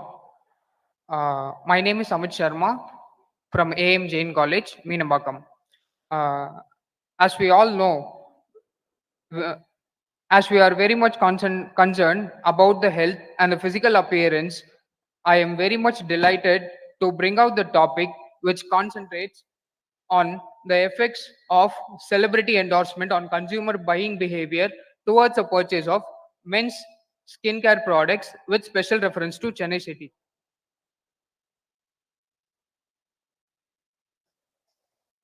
It is seen that the women's beauty products as well as are marketed when compared to the men's. But in recent times, the trend has significantly changed. Even the men has started using a different skincare products, and the skincare products companies started to concentrate on men's beauty. Why we need to concentrate on men's beauty? The society promotes a universal desire for beauty, creating stereotypes that shape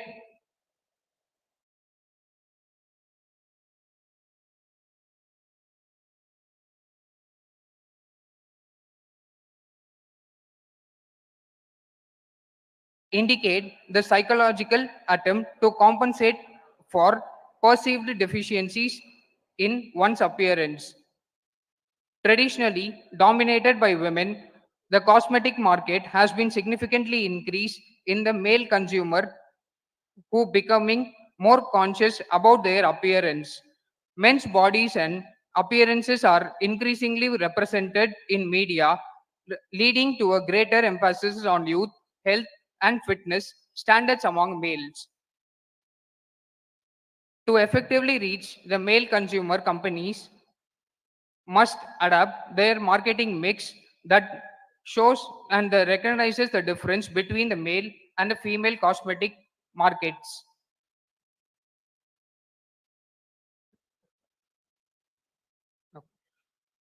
A review of literature. Based on various countries, researchers, we have taken three different types of research review of literature. One is from the Japanese consumer initially favored the lipstick. It means they started using the lipsticks and later on they engaged with different cosmetic items, which shows their and develops their self-respect and the dignity towards the environment.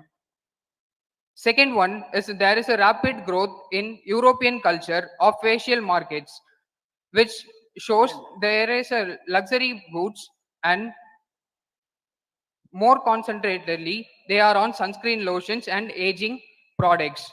And third one with the revolutions, mentioning that the industry focuses on the the industry chooses the and the consumer chooses the products carefully with the affordable price.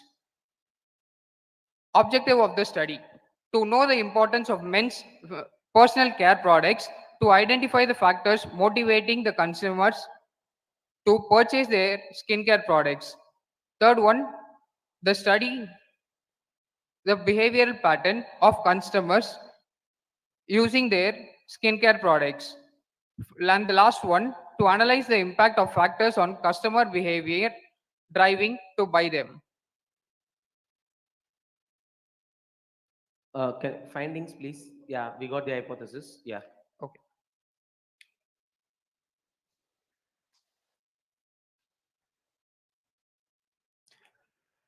Based on the survey done, we have find the various inputs. That is, first one, a majority of the respondents belong to the age group of 18, below the age of 18, concentrates on the facial and the skincare products. And based on that, 63% of the respondents said that they have started using the skincare products below they belong to 18 years of age. Majority of the respondents had completed their undergraduation degree program with a 52% and completed it. This shows that the youth are very much concerned about their appearance when compared to others. Secondly, there is a respondents belonging to the income level, which shows if their income level is high, based on that they can invest more on their beauty. And based on the income level, we have found that most of the transportation has been made for, and the person who are capable of affording the price for the facial products belong to middle income group. Next findings. Yeah, we got this. Yeah. Suggestions.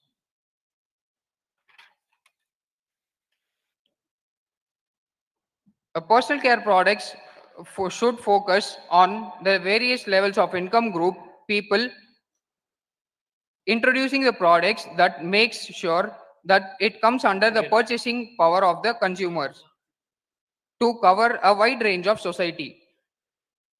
It should improve the quality of the product in deciding the future of the product in the market. And the last one is to show a change in lifestyle with the taste and preferences. The companies should catch up with continuously update their markets and try based on the continuously changing consumer preferences.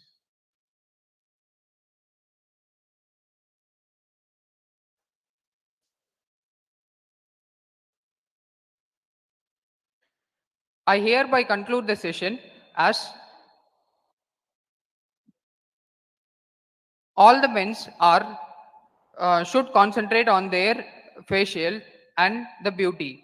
The market should be very wide range and affordable price so that the company should concentrate in middle and higher income so that everyone can use it. Okay, thank you so much. I have some questions and suggestions for you. What was the sample size, sir? 101, sir. 101. Oh, that's great. Not 100. No. Okay. Actually, I gave around 130, but I consider only 101 due to incompletion of details. Fine. What are the statistical techniques that you have used in this? Actually, this is my first time, sir. So I have tried only percentage analysis. Okay, but yeah, fine. That's the reason why I was asking what were the analysis, because your objectives. Can you go back to your objectives slides, please? Because yeah, to identify the factors, to analyze the impact. When you say analyze or you have to go with the regression, because analyze or impact, the words can be used for regression. Okay. That is one. And just go back to the first slide. This is again a new learning for me. I recently learned this, so I just wanted to share with you and also to the other scholars. Okay, Just go back to your first slide. Effects of celebrity endorsement, correct? Yes. On consumer buying behavior. What is dependent and what is independent variable in this? The celebrity endorsement is independent variable. Yes, sir. And your consumer buying behavior is dependent variable, isn't it? Yes, sir. Right? But we use the word effect. Okay. But I learned recently that effect is the outcome. So it should be affect, AFFECD. Because if you just Google and see what is the difference between affect and effect, there is a difference. That which causes is affect, that which is caused is effect. So it's rather effect of celebrity endorsement and consumer behavior. That's a recent learning that I had. So I wanted to share to this knowledgeable crowd. Thank you, all the best, and good luck to you. Thank you. Sir.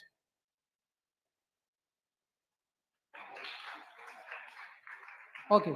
Thank you, sir. Next presenters.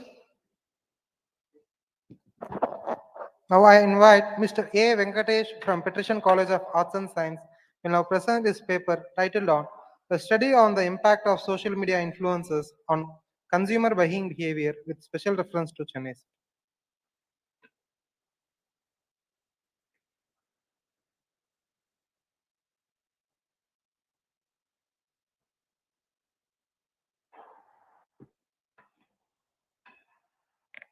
So good afternoon, everyone, and I would like to thank the management and my guide for giving me this opportunity.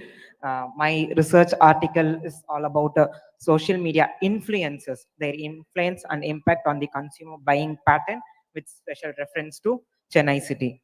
And the reason which I chosen this topic is my mother, my sister, everyone started to buy the products whatever that are coming in Instagram or Twitter or YouTube, whatever it is. Some so and so person is recommending some products, and they tell that why can't we give a try? So that's was the key factor which I had chosen this topic. And after this analysis, I came to a conclusion that social media influencers play a vital role in identifying and impacting the buying behavior of the consumers. And moving on to the next slide.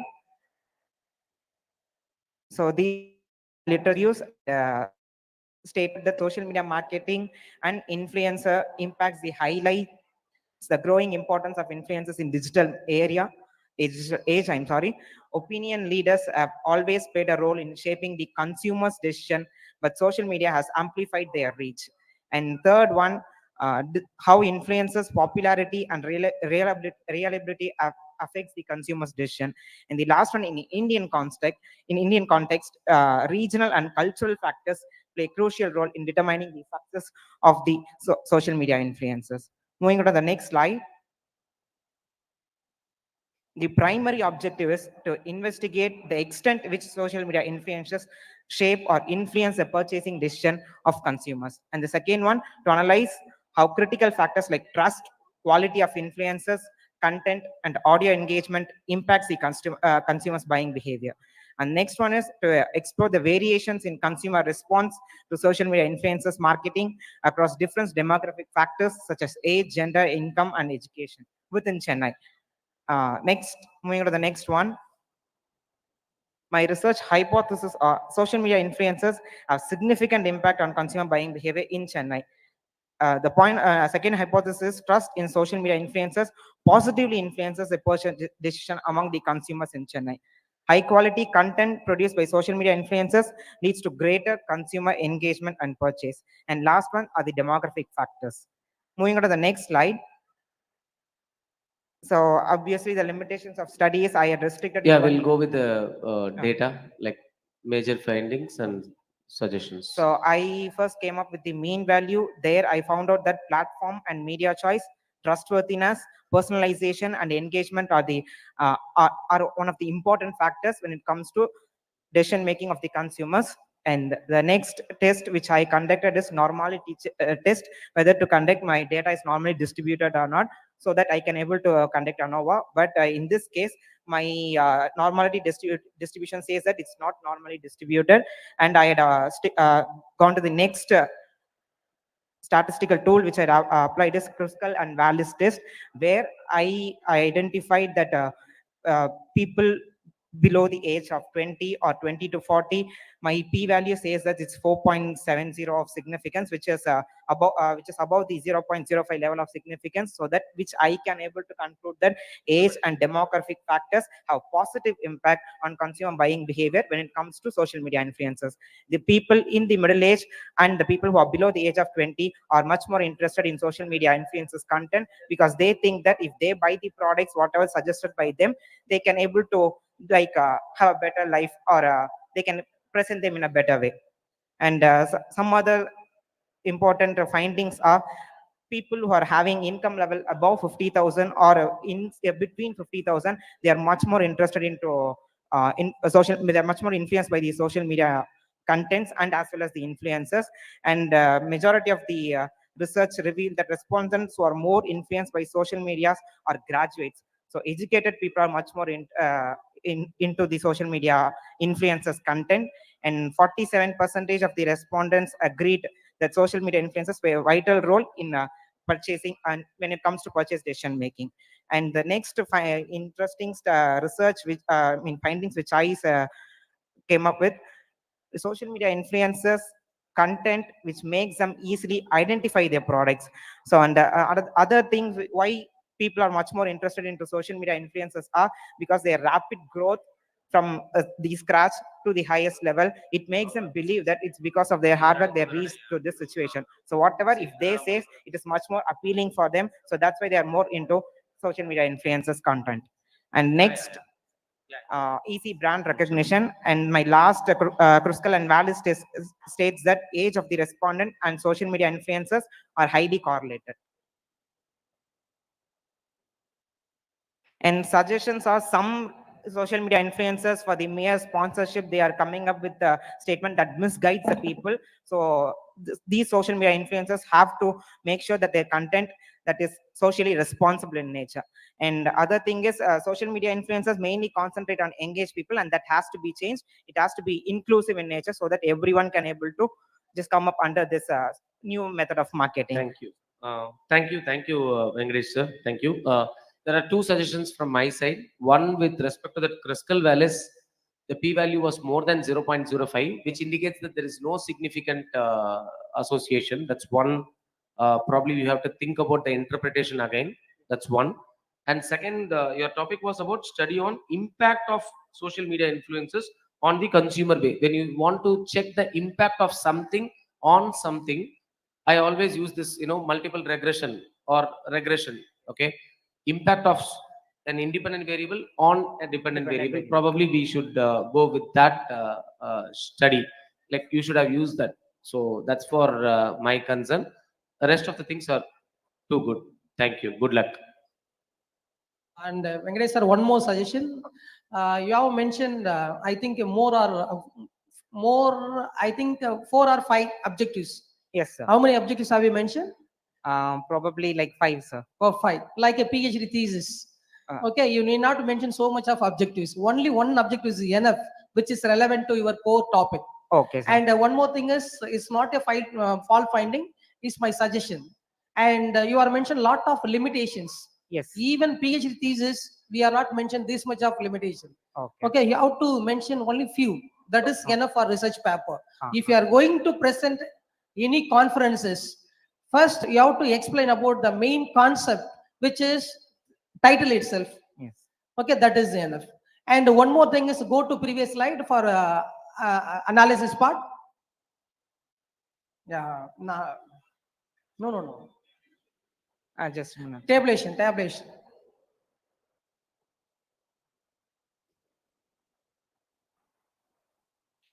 Okay, correct.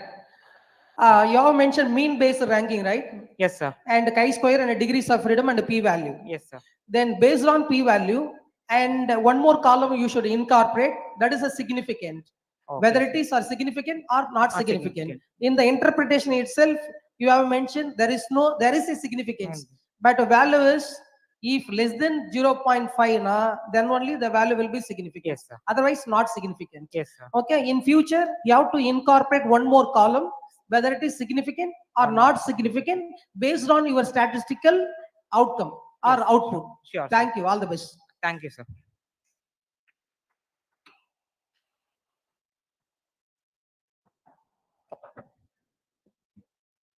Thank you, sir. Before I invite the next speaker, I would like to take this moment to present my own research paper. As mentioned earlier, I am S. Vinod Kumar, research scholar in the PG and Research Department of Commerce at Patrician College of Arts and Science. Today, I will be presenting my paper on an evaluation of food tech innovations, trends, and consumer preference in Chennai under the guidance of Dr. D. Unica.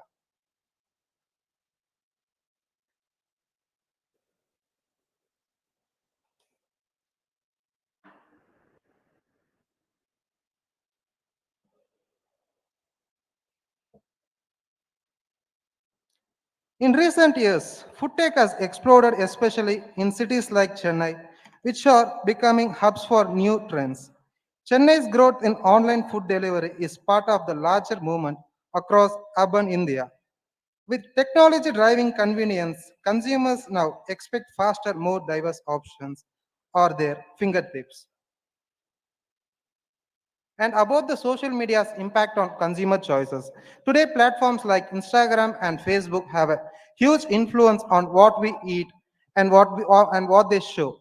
The social media is steering consumer behavior, impacting the food preference and how people choose what we need. And another existing shift in the rise of fusion street food is blending the traditional and contemporary flavors. Advances in technology, such as using fuzzy logic for food quality assessment, are enhancing the consumer experience. And the objective part of the study is to analyze the demographic profile of the respondents based on the percentage distribution across various factors such as age, gender, income, and education. And secondly, to analyze the current trends in food tech and their impact on consumer preference in Chennai. And thirdly, to evaluate the influence of social media on online food delivery service and the consumer behavior. And these are the two hypotheses which I framed from the review of literature, which is current trends in food technology significantly influence the consumer preference and choices in Chennai. And secondly, social media has a measurable impact on consumer behavior and the popularity of online food delivery services in Chennai. And this is my research methodology. The study employs a quantitative research method which to analyze the trends in food technology and the consumer preference. A stratified sampling technique was employed to ensure the adequate representation of various demographic groups within the urban population. A total of 400 questionnaires were circulated with 255 completed responses returned.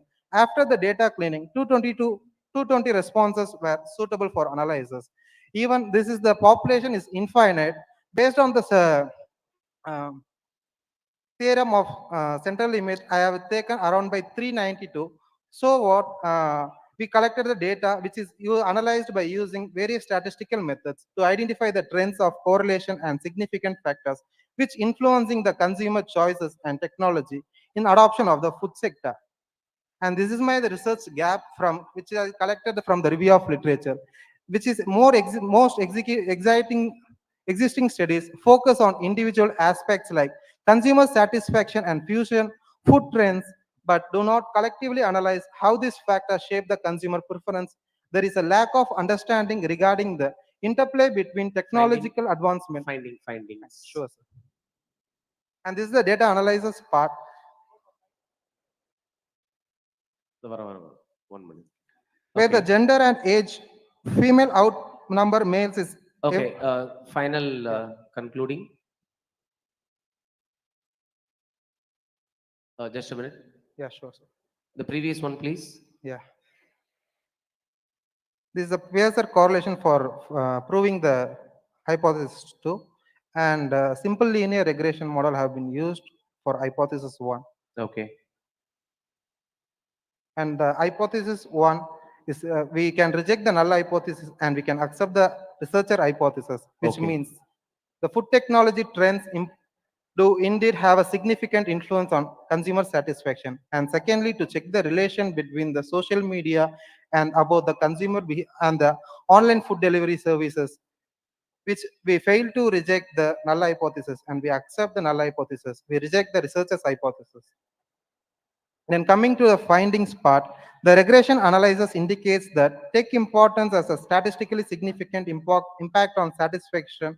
While the influence is significant, the explained variance suggests that tech importance accounts for only 3.3% of the variance in the consumer satisfaction. And about the convenience, variety of food options, and speed of delivery are the main factors influencing food choices. Fine. Females tends to Okay. Thank you. We got that findings. Just go to that findings. I have quick 2 observations. Yes, sir. The previous one. This is again a statistical question which I have. The next one. Females tend to have next. Yes, females tend to prioritize variety and discounts and offers, where the males place more importance of speed of delivery. So there is a difference in male and female. Yeah. What kind of a statistical test have you used? For about the regression? No, for this, because females have some choices. It's normal about the cross tabs I have used, sir. No. If you would have used independent sample t-test, then sir. you will come across there is a difference between male or female. Okay. So that was the question which I was expecting. Sure. And you also said among 400, 225, and after 220. cleaning, 220 was the Yes, one. yeah. And you used a technique called stratified. So Yes, what sir. are the different stratas that you have Based used? on the categories of the demographics, I have been stratified. Category in the sense area wise. You have Yes. split the Chennai. Yes, sir. How many categories? Like how many stratas? Around by 4 to 5 status I have been split. Can you just name, just to It's about- understand? It's about the income level of the factors, sir. Okay. And about the educational qualification. Okay. And then about the age group, firstly, mainly the age group, sir. Mm. Based on that, I have been segregated. All right. Thank you so much. Good luck. Thank you. And I call upon Ms. Ashwardhani to present her paper.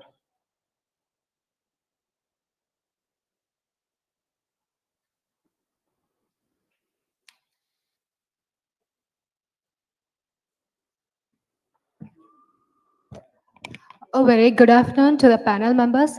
I think I'm the luckiest person to present the paper at the last. So I, Ashwadhani G, Research Scholar, PG and Research Department of Commerce. My topic is all about an overview of the Unified Pension Scheme, key features, benefits, and its role in enhancing the retirement security. So when we talk about the retirement security, the pension which provides the financial stability for the employee who retires after the age of 60. It ensures the financial stability and their lifelong earnings. So overview. Yeah. So overview. Though if you talk about the pension in India, we have three schemes till now existence. First, we talk about the OPS, old pension scheme, and second one is new pension scheme, and UPS is a unified pension scheme. Now, when I want to talk about unified pension scheme, I have to brief it on the old pension scheme as well as new pension scheme. Objectives: to provide a comprehensive comparison between the old pension scheme and new pension scheme and how it differs from the old pension scheme and new pension scheme, the newly formed unified pension scheme. To explore the key features and benefits of the unified pension scheme and its potential to enhance the retirement security. The need for the study. Actually, unified pension scheme, it is a scheme which has been introduced a month back by our union cabinet chaired by Prime Minister Narendra Modi. So it is normally under the discussion how this is going to have a long-term sustainability among the central government employees and state government employees. Quickly, we'll move on. Methodology.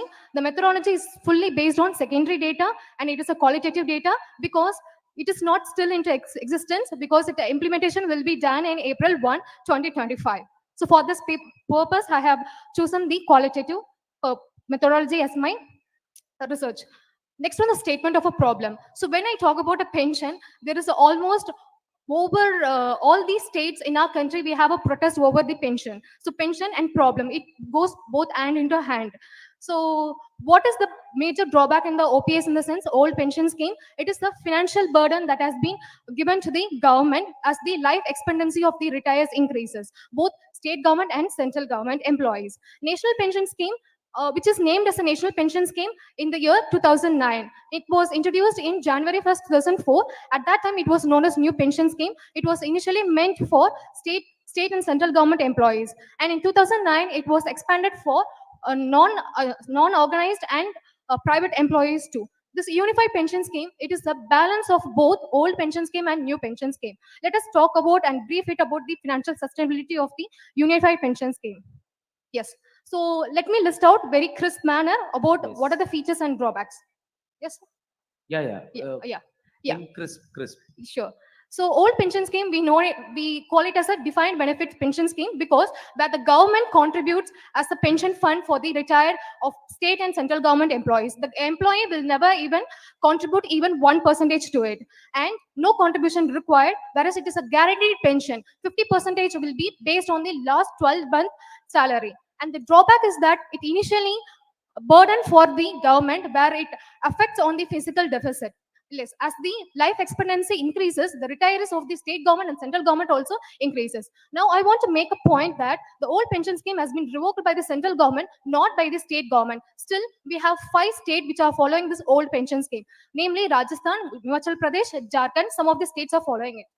And the thing is that old pension scheme still all these states are protesting that we want to revert the old pension scheme, but it all automatically creates a deficit for the government. So that is a one point we have to think on it. New pension scheme, it was introduced in January 1st, 2004. Initially, it was for state government employee and central government employee. After that, it was introduced to the private employees as well. So this where the employee will contribute 10% and the government will contribute about 14% as per 2014. So this your pension scheme where it is based on market linked scheme. So the market linked scheme where in the sense the government will contribute 14% and the employee will contribute 10%. This both contributions will be invested in the market based on the pension fund manager, and it has been managed by the PFDRA. The drawbacks of the new pension scheme is that it is a market risk. As we know, how the market function, right? So when we saw the elections that are conducted, and after the election results, how the stock market fall initially, and after the budget it will rise initially, and after a few months of budget it has been fall significantly. So the market risk, the employees consider that market risk is a financial lack of financial security for the employees. And I would like to state a protest that has been done by Tamil Nadu employees, Jack 2 Geo. That was a protest that was initially conducted in Tiruchi and Coimbatore, more than 5,000 employees. Yes, concluding. Conclusion. Okay. Unified pension scheme. Yes. So this unified pension scheme mentions the strength as well as the drawbacks of old pension scheme and new pension scheme. It states that it will give a assured pension of 10,000 based on the minimum experience of 10 years. And If an employee has a maximum 25 years, the pension will be based on the 50% of last drawn salary. And if a particular employee is there, then 60% of pension is given to the family. So this pension scheme initially guarantees the assured amount based on the years of experience. And here the contribution will be made by the government is 18.5%, where the employee will contribute 10%. So whether this unified pension scheme is going to assure or allow depends upon the implementation after April 1, 2025. Thank you, sir. Thank you so much. That was a crisp one. Thank you. No questions. Yes. If you can make it probably after 2025, Sure. if you can make it a comparative study, then probably we can weigh the pros and cons of it. Sure, sir. Thank We'll you. look forward into that. Yes, sir. You are mentioning about Jacto Geo. Yes, sir. Still, most of the government employees still fighting for old pension scheme for the betterment of the government offices. Yes, sir. And if the government of India and the government of Tamil Nadu is implemented the old pension scheme, then you will do for comparative study before old pension and as well as new pension scheme. Okay, the good study for in the future. All the best. Good luck. Sure, sir. That will be taken into consideration. Thank you, sir. Thank you to all the presenters for their remarkable contribution. As we reflect on these insights, it's now time to hear from our eminent research persons. Dr. A.G. Vijayanarayanan, Assistant Professor, PG and Research Department of Commerce, DG Vaishnava College. Dr. Vijayanarayanan sir is well known for his Okay, expertise. thank you. That's it. Thank you, sir. Good afternoon, everyone. I know it's 2:25. One மாதிரி எனக்கும் பயங்கரமா பசிக்குது. So don't worry, I'll not take much time. I'm not new to patrician. I was and I am a member of patrician family. I'm happy for it always because I've gone from here.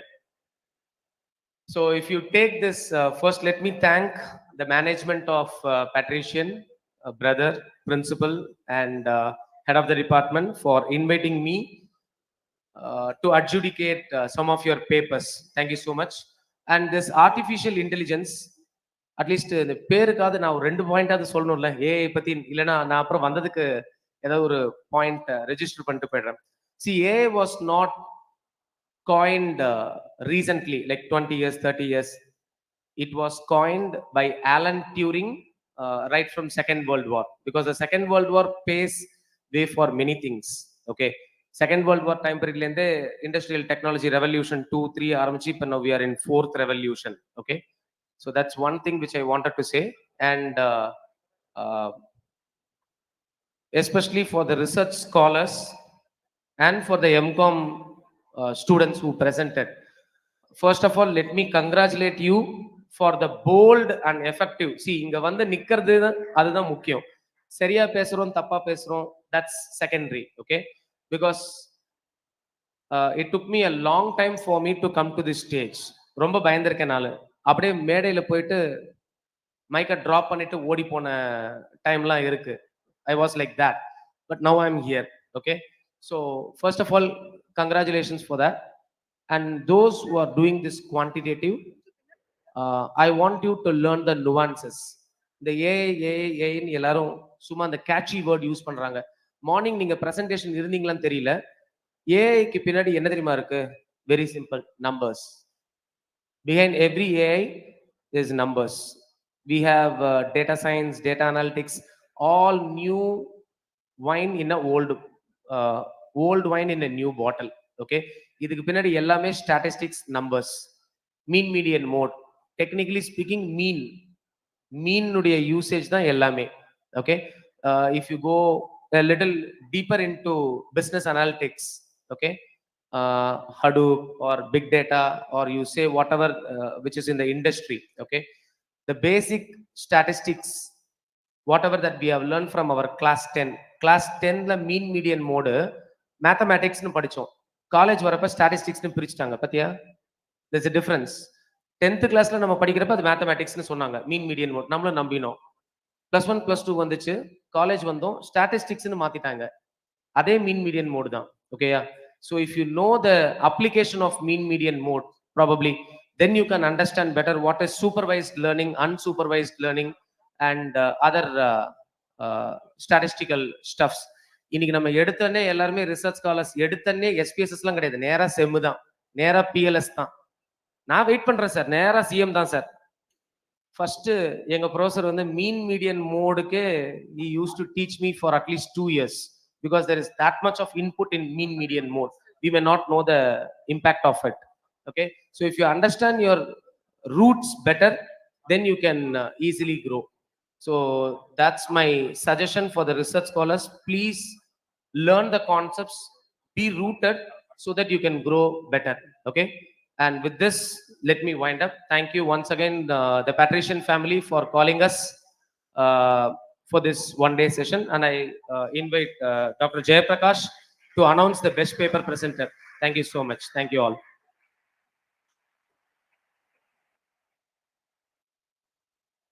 Dear participants as well as students of Patrician College of Arts and Science, especially for most of the PG students from our college, DG Vaishnav College, present today papers. You are also going to present various colleges around Chennai city. They are organized for international and national conferences. Most of the students simply coming for sitting and seeing and go to the home. From morning itself, now time is at 2:30. Sir, AI in சொல்லிட்டே இருக்கீங்க, but still I don't know what is AI. எனக்கு ஏஐனா என்னன்னே தெரியல அப்படின்னு many of the students still they are confusing. Simple logic. நம்ம பண்ற இன்புட்டை ஏதோ ஒரு மெஷின் லேர்னிங் வந்து என்ன பண்ணுதுன்னா அவுட்புட்டா கொடுக்குது. அதுதான் வந்து பார்த்தீங்கன்னா AI.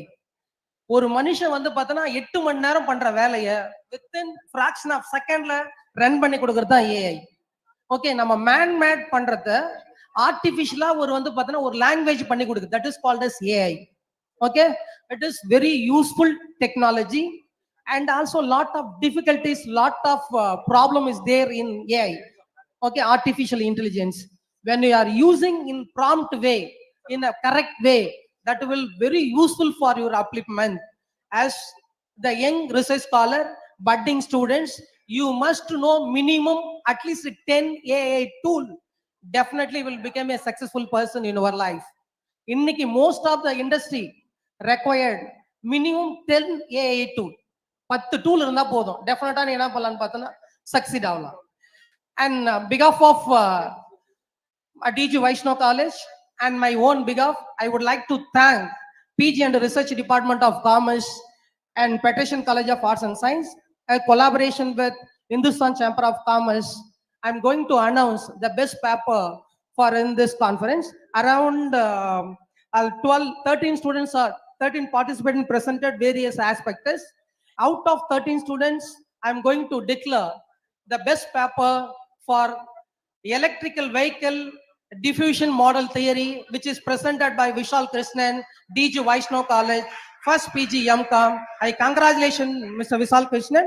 You have to do in the same manner in upcoming conference. I congratulate each and every one of you. All the best. Good luck. I request the best presenter to receive your certificate immediately. Best presenter. Yes.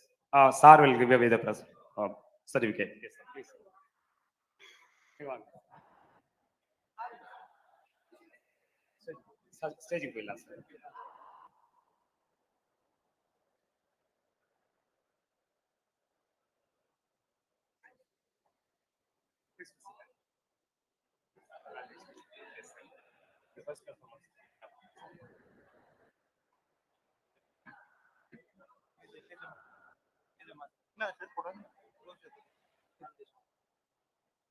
எங்க இருக்கு photo? எந்த photo sir? எந்த photo? இப்போ download பண்ணிருக்காங்க. அவ்வளோ கரெக்டா.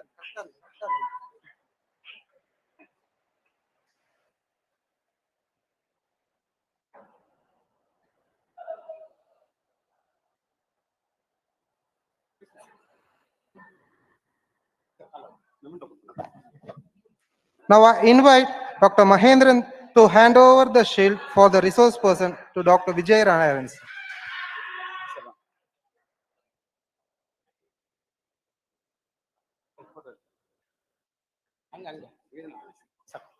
Please give it a moment. Yes.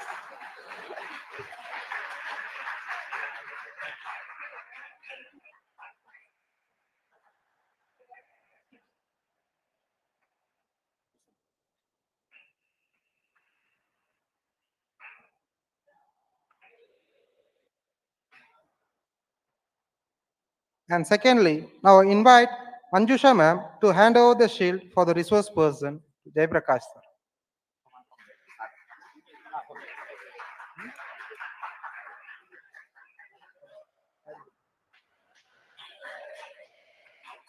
Thank you, sir.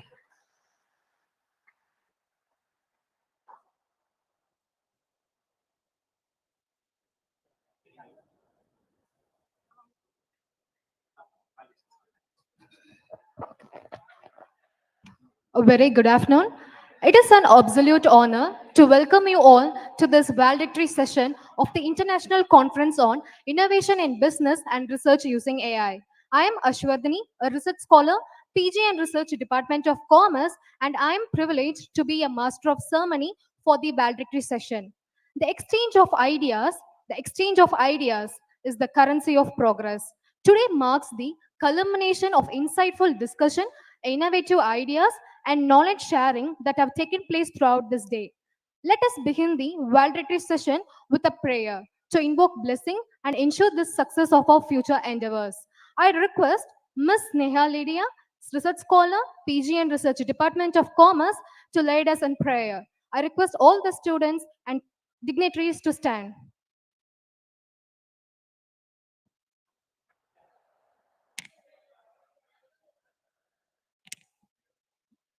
Let us all bow down our heads in prayer. Our gracious Heavenly Father, we thank you and we praise you, dear Lord, for all the grace and blessings that you have showered upon us. Father God, on this valedictory session of this international conference, we commit everything into your hands. Thank you, Lord, for giving us the grace to start and to conduct this conference successfully. And thank you for enabling us to come till the valedictory session. Father God, I pray for all the chief guests and the resource person who have graced every occasion and every session. You bless them and may your blessing hand be upon them, dear Lord. I commit our institution and all the management staffs and everyone into your hands. And finally, I commit the students as well. May your blessing be upon us now and forever. Take care of everything, dear Father. In Jesus' name we pray. Amen. Thank you, Sneha Lydia, for the heartfelt prayer. Now, to formally welcome everyone to this valedictory ceremony, I invite Dr. Unica, Associate Professor, PG and Research Department of Commerce, to deliver the welcome address. Ma'am, please.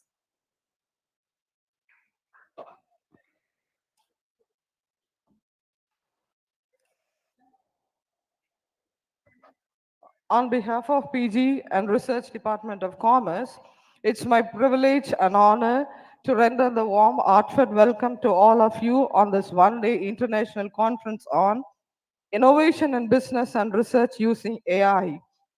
The event promises to be an exciting platform where we explore how artificial intelligence is transforming the world in business and in research.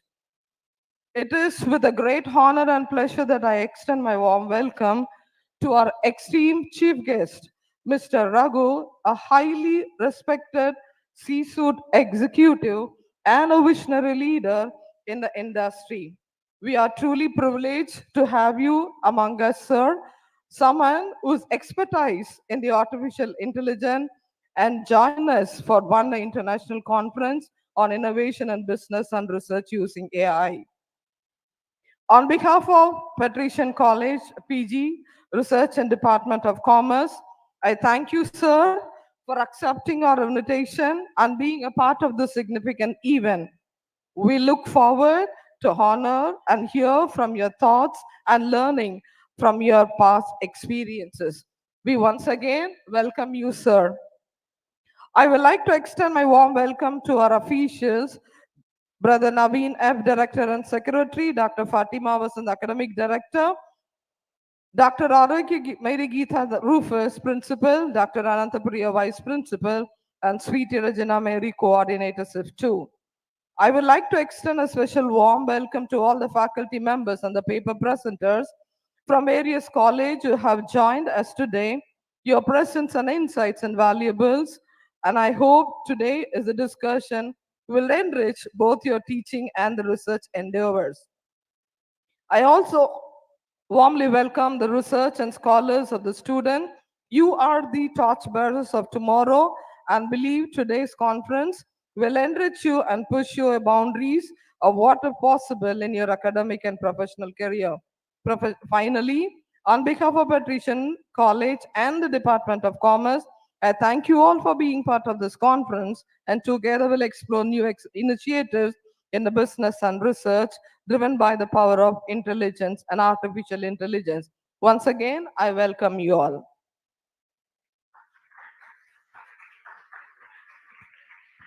Thank you, ma'am, for your gracious words of welcome. Now, it's time to acknowledge the esteemed officials who have graced this occasion with their presence. We now proceed with the felicitation of our dignitaries. Now, I request Dr. Rohit, Assistant Professor, PG and Research Department of Commerce, to present the shawl to our chief guest.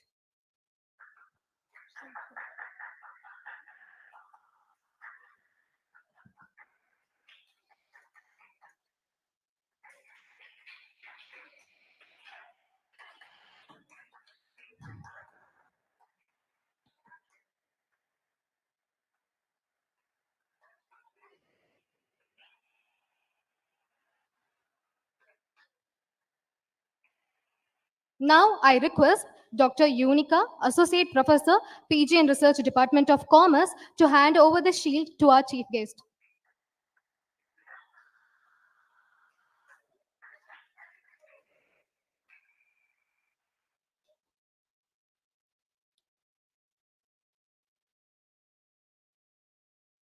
Now, I request Dr. Jhansi Rani, Assistant Professor, PG and Research Department of Commerce, to hand over the memento to our chief guest.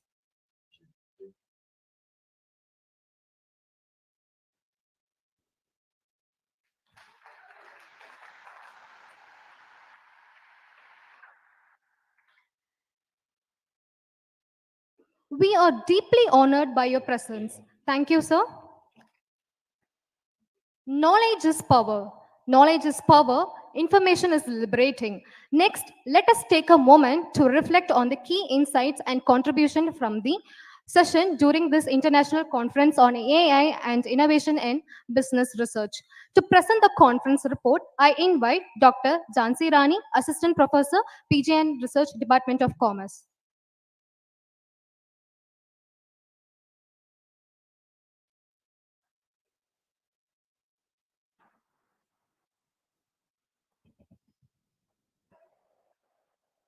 A very good afternoon to all. The one-day international conference, Innovation in Business and Research Using AI, held on 27 September 2024, was a significant academic event bringing together professionals, scholars, and students to explore advancement in business and research through artificial intelligence.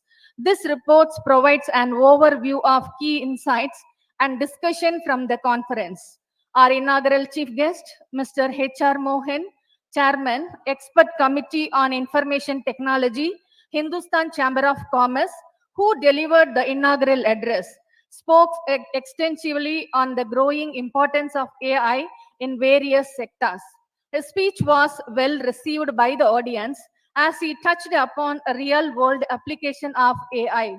The offline technical session was conducted with two resource persons, Dr. A.G. Vijay Narayanan, Assistant Professor, PG and Research Department of Commerce, DG Vaishnav College, Chennai, provided valuable insights on innovation in business and research using AI, followed by Dr. D. Jayaprakash, Assistant Professor, PG and Research Department of Commerce, DG Vaishnav College, delivered an informative presentation on the integration of AI tools, business process, focusing on case studies from India. The online technical session was conducted with two resource persons, Dr. Sharan Kumar Shetty, Professor, Management Coach and Motivational Speaker from Asian Group of Institution, Malaysia. He spoke on AI role in business strategy and leadership, followed by Mr. Akash Vasantan, a data scientist from the University of California, San Francisco, focused on AI role in data-driven decision-making, presenting groundbreaking research from his work in the US. In this connection, I would like to inform you that the total number of registered participants is 79. Out of these, 57 are from Tamil Nadu and 21 are from outside Tamil Nadu. And one participant is from Dubai, representing a participant from outside our country.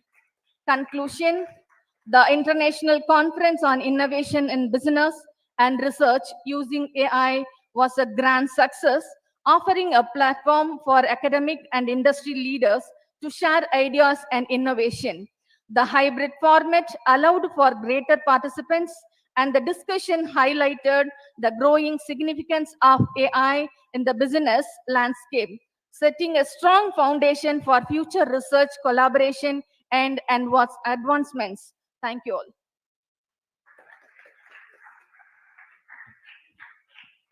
Thank you, ma'am, for the detailed and insightful report. It makes the success of the event. Now, it's time to introduce our chief guest.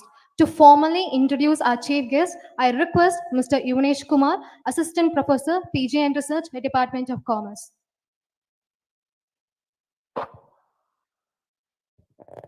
Good afternoon, everyone. It's my immense pleasure to introduce our guest for validation section, Mr. M.R. Raghu.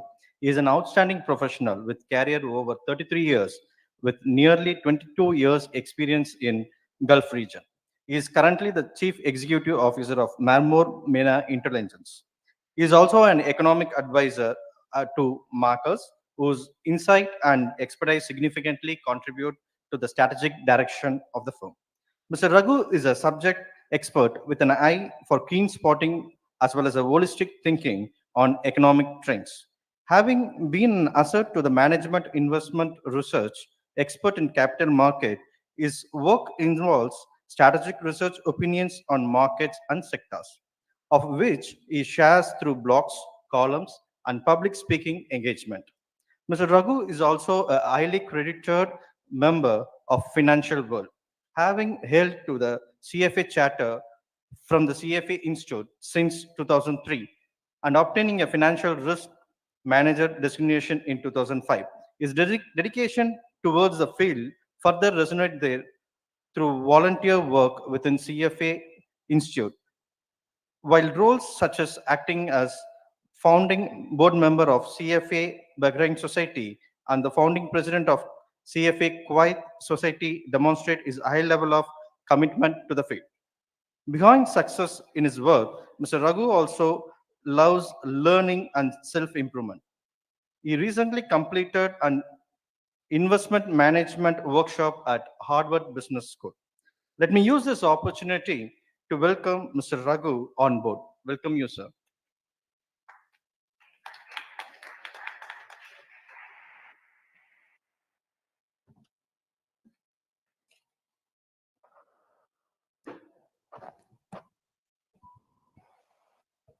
Good afternoon, all of you. And it's really a pleasure seeing all of you here. A very well organized conference, and you must all be attending it since morning. And I know I'm keeping you away from lunch, so I will try to be very brief. As you know, my background is finance and investments, and you may be wondering what I have to do with the artificial intelligence. Now, today, I think the term artificial intelligence have become such a rage that nobody can ignore it because it is catching all of us in one form or other, whether it is a new iPhone or if it's a new car. The selling point is always artificial intelligence. So if you don't know what it is artificial intelligence, I think it's high time we get to know it because it is affecting all of us. Some technologies are normal, but other technologies are disruptive. And artificial intelligence is one such technology which cuts across many other sectors. So that is why it has become the rage for what it is. But having been in the industry for so long, I can also tell you that sometimes things can be stretched beyond what they are capable of holding. I would like to take you to year 2000, when at that time, internet just came into the world and became popular like artificial intelligence today. So there used to be a frenzy around internet companies, and it was called as the .com. So any company with a .com or the term E attached to it, they came to the market with IPOs and they took money, and it was called the .com frenzy. And then there was a crash, and that was the .com bubble bursting. A lot of companies, thousands of them died in the process. But if you reflect back, even though there was a .com burst, but internet never died. Internet actually grew from strength to strength, and so much so that today we use more internet compared to the year 2000. I would say the same thing about artificial intelligence. Artificial intelligence is now disrupting everything. So everyone is just crazy about artificial intelligence. Very few people, as Professor Vijay Raghavan was saying, actually very few people really understand what is artificial intelligence, apart from the fact that they know that there is something happening, but we do not know what it is. It is like a black box for many of us. And a lot of companies are investing hundreds of billions of dollars. I don't know if you know Nvidia. Nvidia is one of the magnificent 7 companies in S&P 500 that has now grown, I don't know, maybe 25, 30 times in share price. So everywhere there is this resonance of artificial intelligence.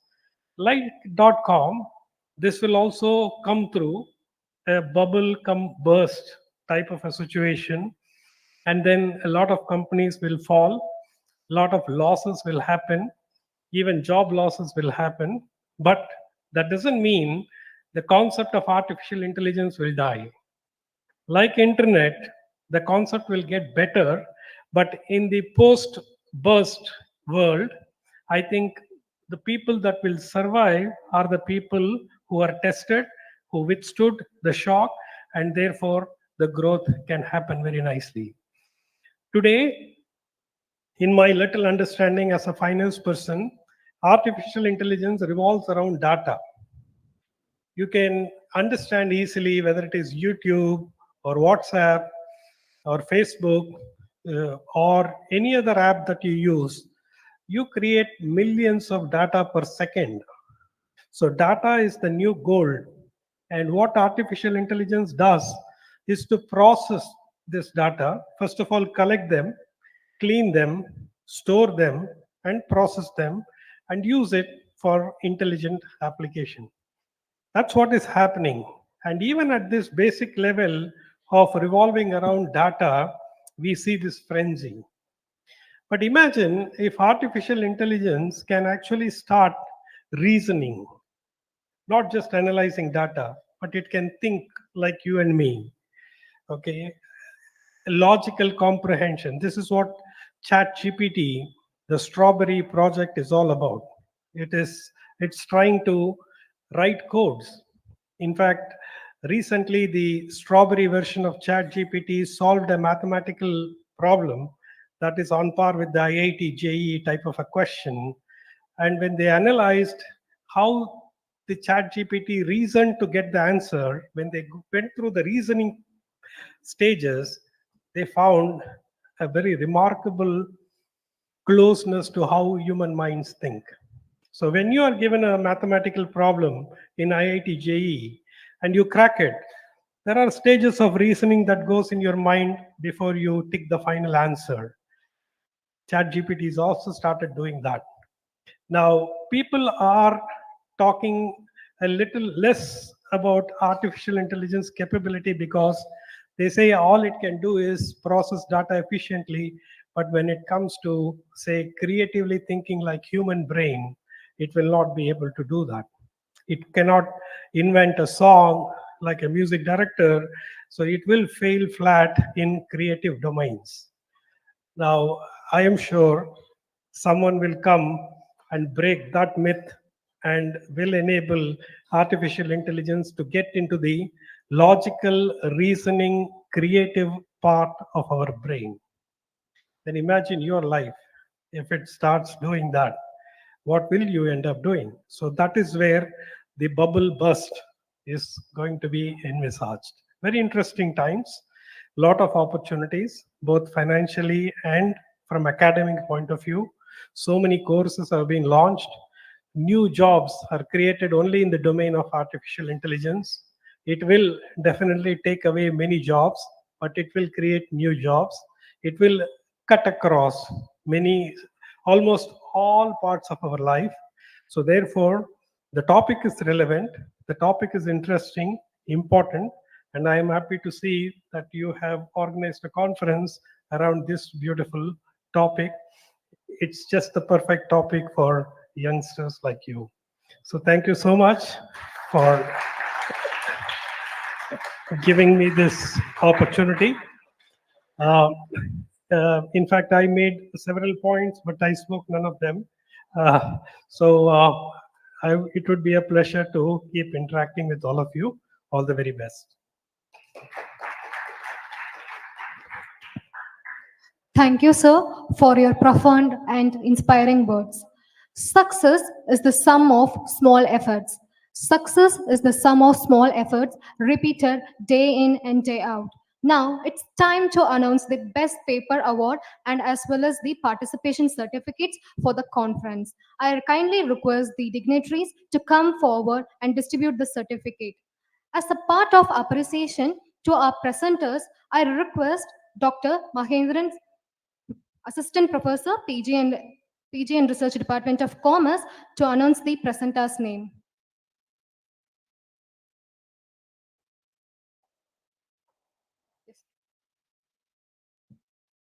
We are happy to announce the presenters. Naresh R, Punmani,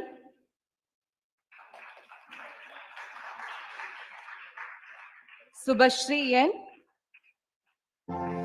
Maheshwari S, Yuvan Shankar,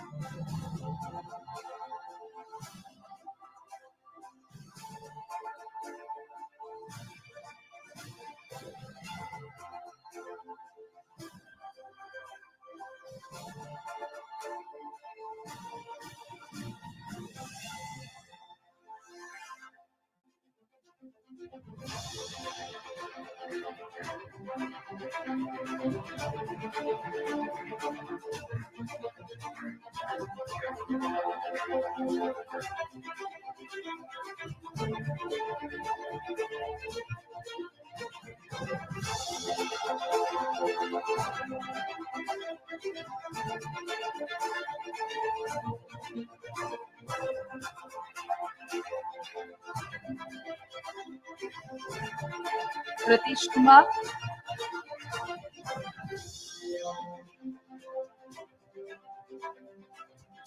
Vishal Krishnan, Visalakshi, Gautam, Karan,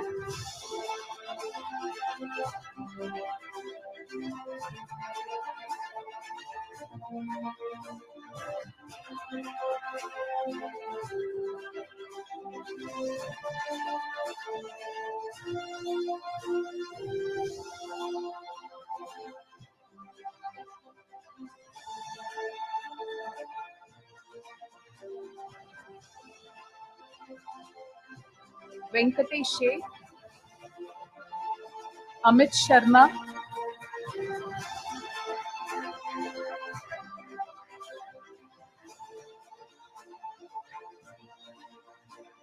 Mary Jasmine,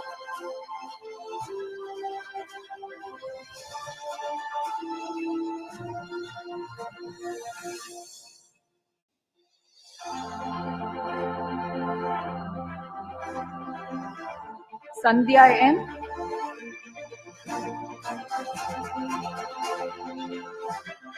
Priya C, Harshavardhani, Bavadarani,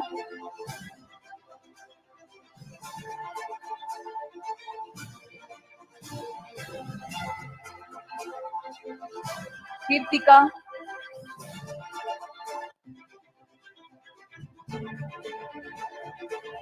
Sugan,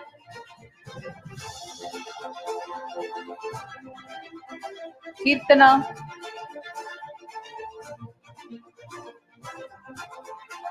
Vijayalakshmi,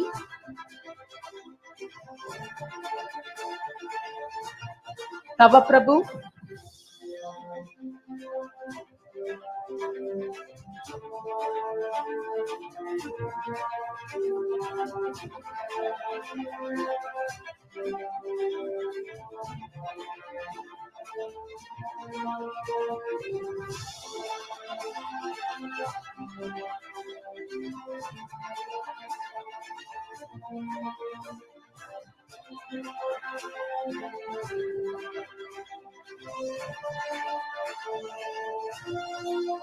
Thank you.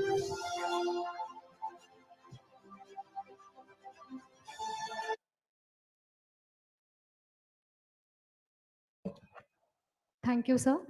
Thank you, ma'am. Feeling gratitude and not expressing it is like a wrapping a present and not giving it.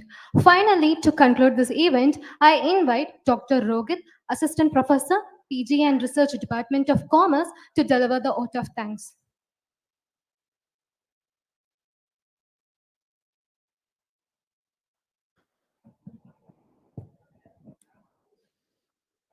Good afternoon to one and all present here. All's well that ends well. On this note, on behalf of the PG and Research Department of Commerce Shift 1 of Federation College Arts and Science, I stand here to extend our heartfelt gratitude to everyone who contributed to the success of the International Conference on Innovation in Business and Research using AI 2024. Our heartfelt thanks to our dear brother, Navin F., Director Secretary of Federation College, for his warm and thoughtful felicitation. Our academic director, your constant encouragement inspires us to pursue excellence in our endeavor. A special thanks to Dr. Aragamiri Geeta Rufus, our esteemed principal, for our insights keynote address. Our vice principal, Dr. Anandapriya ma'am, for your vision and guidance continuously uplifts our institution and its academic pursuits. I would like to express our sincere thanks to Mr. H. R. Mohan, President of Hindustan Chamber of Commerce, for his inspirational inaugural address. And I would like to express our sincere thanks to Mr. Rahu, C-Suite Executive, Board Member and Advisor of Kuwait, for his validating address. I also wish to thank the resource person for the both physical and online session, Dr. A.G. Vijay Narayanan and Dr. D. Jayaprakash from the DJ Vaishnava College for their excellent contribution. Dr. Saran Shetty Kumar from ASEAN Group of Institution, Malaysia, and Mr. Akash Vasantan from the University of California, San Francisco, for sharing your dispatched inputs. A heartfelt gratitude for our sponsor, Hindustan Chamber of Commerce, Women Empowerment and Welfare Society, Meenam Intelligence, CSC, and Manjal Restaurant. I would like to extend my heartfelt thanks to Dr. Jansirani, who medically managed the budget for the conference. A special note of appreciation goes to Dr. A.V. Chelamal and Dr. Mahendran for efficiently handling the registration. My sincere thanks to Dr. Krishna, who coordinated with our esteemed chief guest. I would like to thank Dr. R. Sunita John for overseeing the backdrop and stage arrangements. A big thanks to Dr. N. Purushothaman for managing the distribution of abstract books. A big thanks to Dr. S. Gopinath and N. Prakash, our online moderators, for ensuring the virtual aspects of the conference ran without a hitch. My gratitude also goes to Mr. R. J. Yunesh Kumar for managing the YouTube Live, making it possible for participants across the globe in joining and witnessing the event in a real time. A special mention to Dr. V. Mahendran for ensuring that refreshment were coordinately coordinated for the participants. Likewise, my heartfelt thanks to Dr. Y.M. Shaini for taking care of refreshment arrangement for the guests. I'd like to express my sincere appreciation to Dr. T.V. Manjusha for managing the certificate distribution. My special thanks to Dr. S. Jansirani and Dr. D. Unica for the role of delivering the welcome address at inauguration and valedictory respectively. I would like to thank Dr. N. Prakash, Dr. S. Gopinathan, and Dr. Mahendran V. Ms. Harshavadini for introducing the chief guest and resource person in various sessions. To the moderators, Dr. Krishna and Mahendran V, and the organizing team, your commitment to ensure smooth and successful technician is truly recommendable. A special thank to Dr. Pushataman and Dr. Manjusha TV and Mrs. Sneha Lydia for your role in delivering the vote of thanks. We would like to extend a heartfelt thanks to the MC team of the day, research scholar Mr. Vinod, Ms. Sneha Lydia, and Harsha Vadini, led by our dynamic faculty, Dr. T. Vaidehi, for handling this conference with such professional and dedication. Our organizing committee, Dr. Jansi Rani, Dr. N. Prakash, and myself, Dr. Rohit, led by our HOD, Mr. Arunan, and our esteemed faculties, Dr. B. Meena, Dr. Unica D, Dr. Manjusha TV, by Dr. M. Krishna, Dr. R. M. Dirayasan, Dr. V. Mahendran, Dr. Sunita John, Dr. Vaidegi, Dr. Purushottaman, Dr. Mr. Yonesh, Dr. Gopinathan, Dr. Selamal ma'am, and Dr. Shaini. And thank you for your tireless work in making this ICIBRI 2024 a success.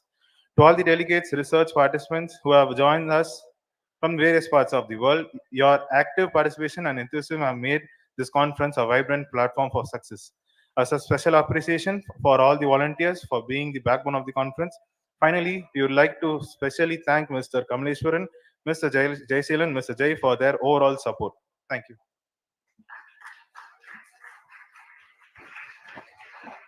Before winding up, we would like to do a small honor for the missed out presenters, Mr. Vinod Kumar, Sneha Lydia, and Preeta Lakshmi. We request you to come and collect your certificates from our dignitary.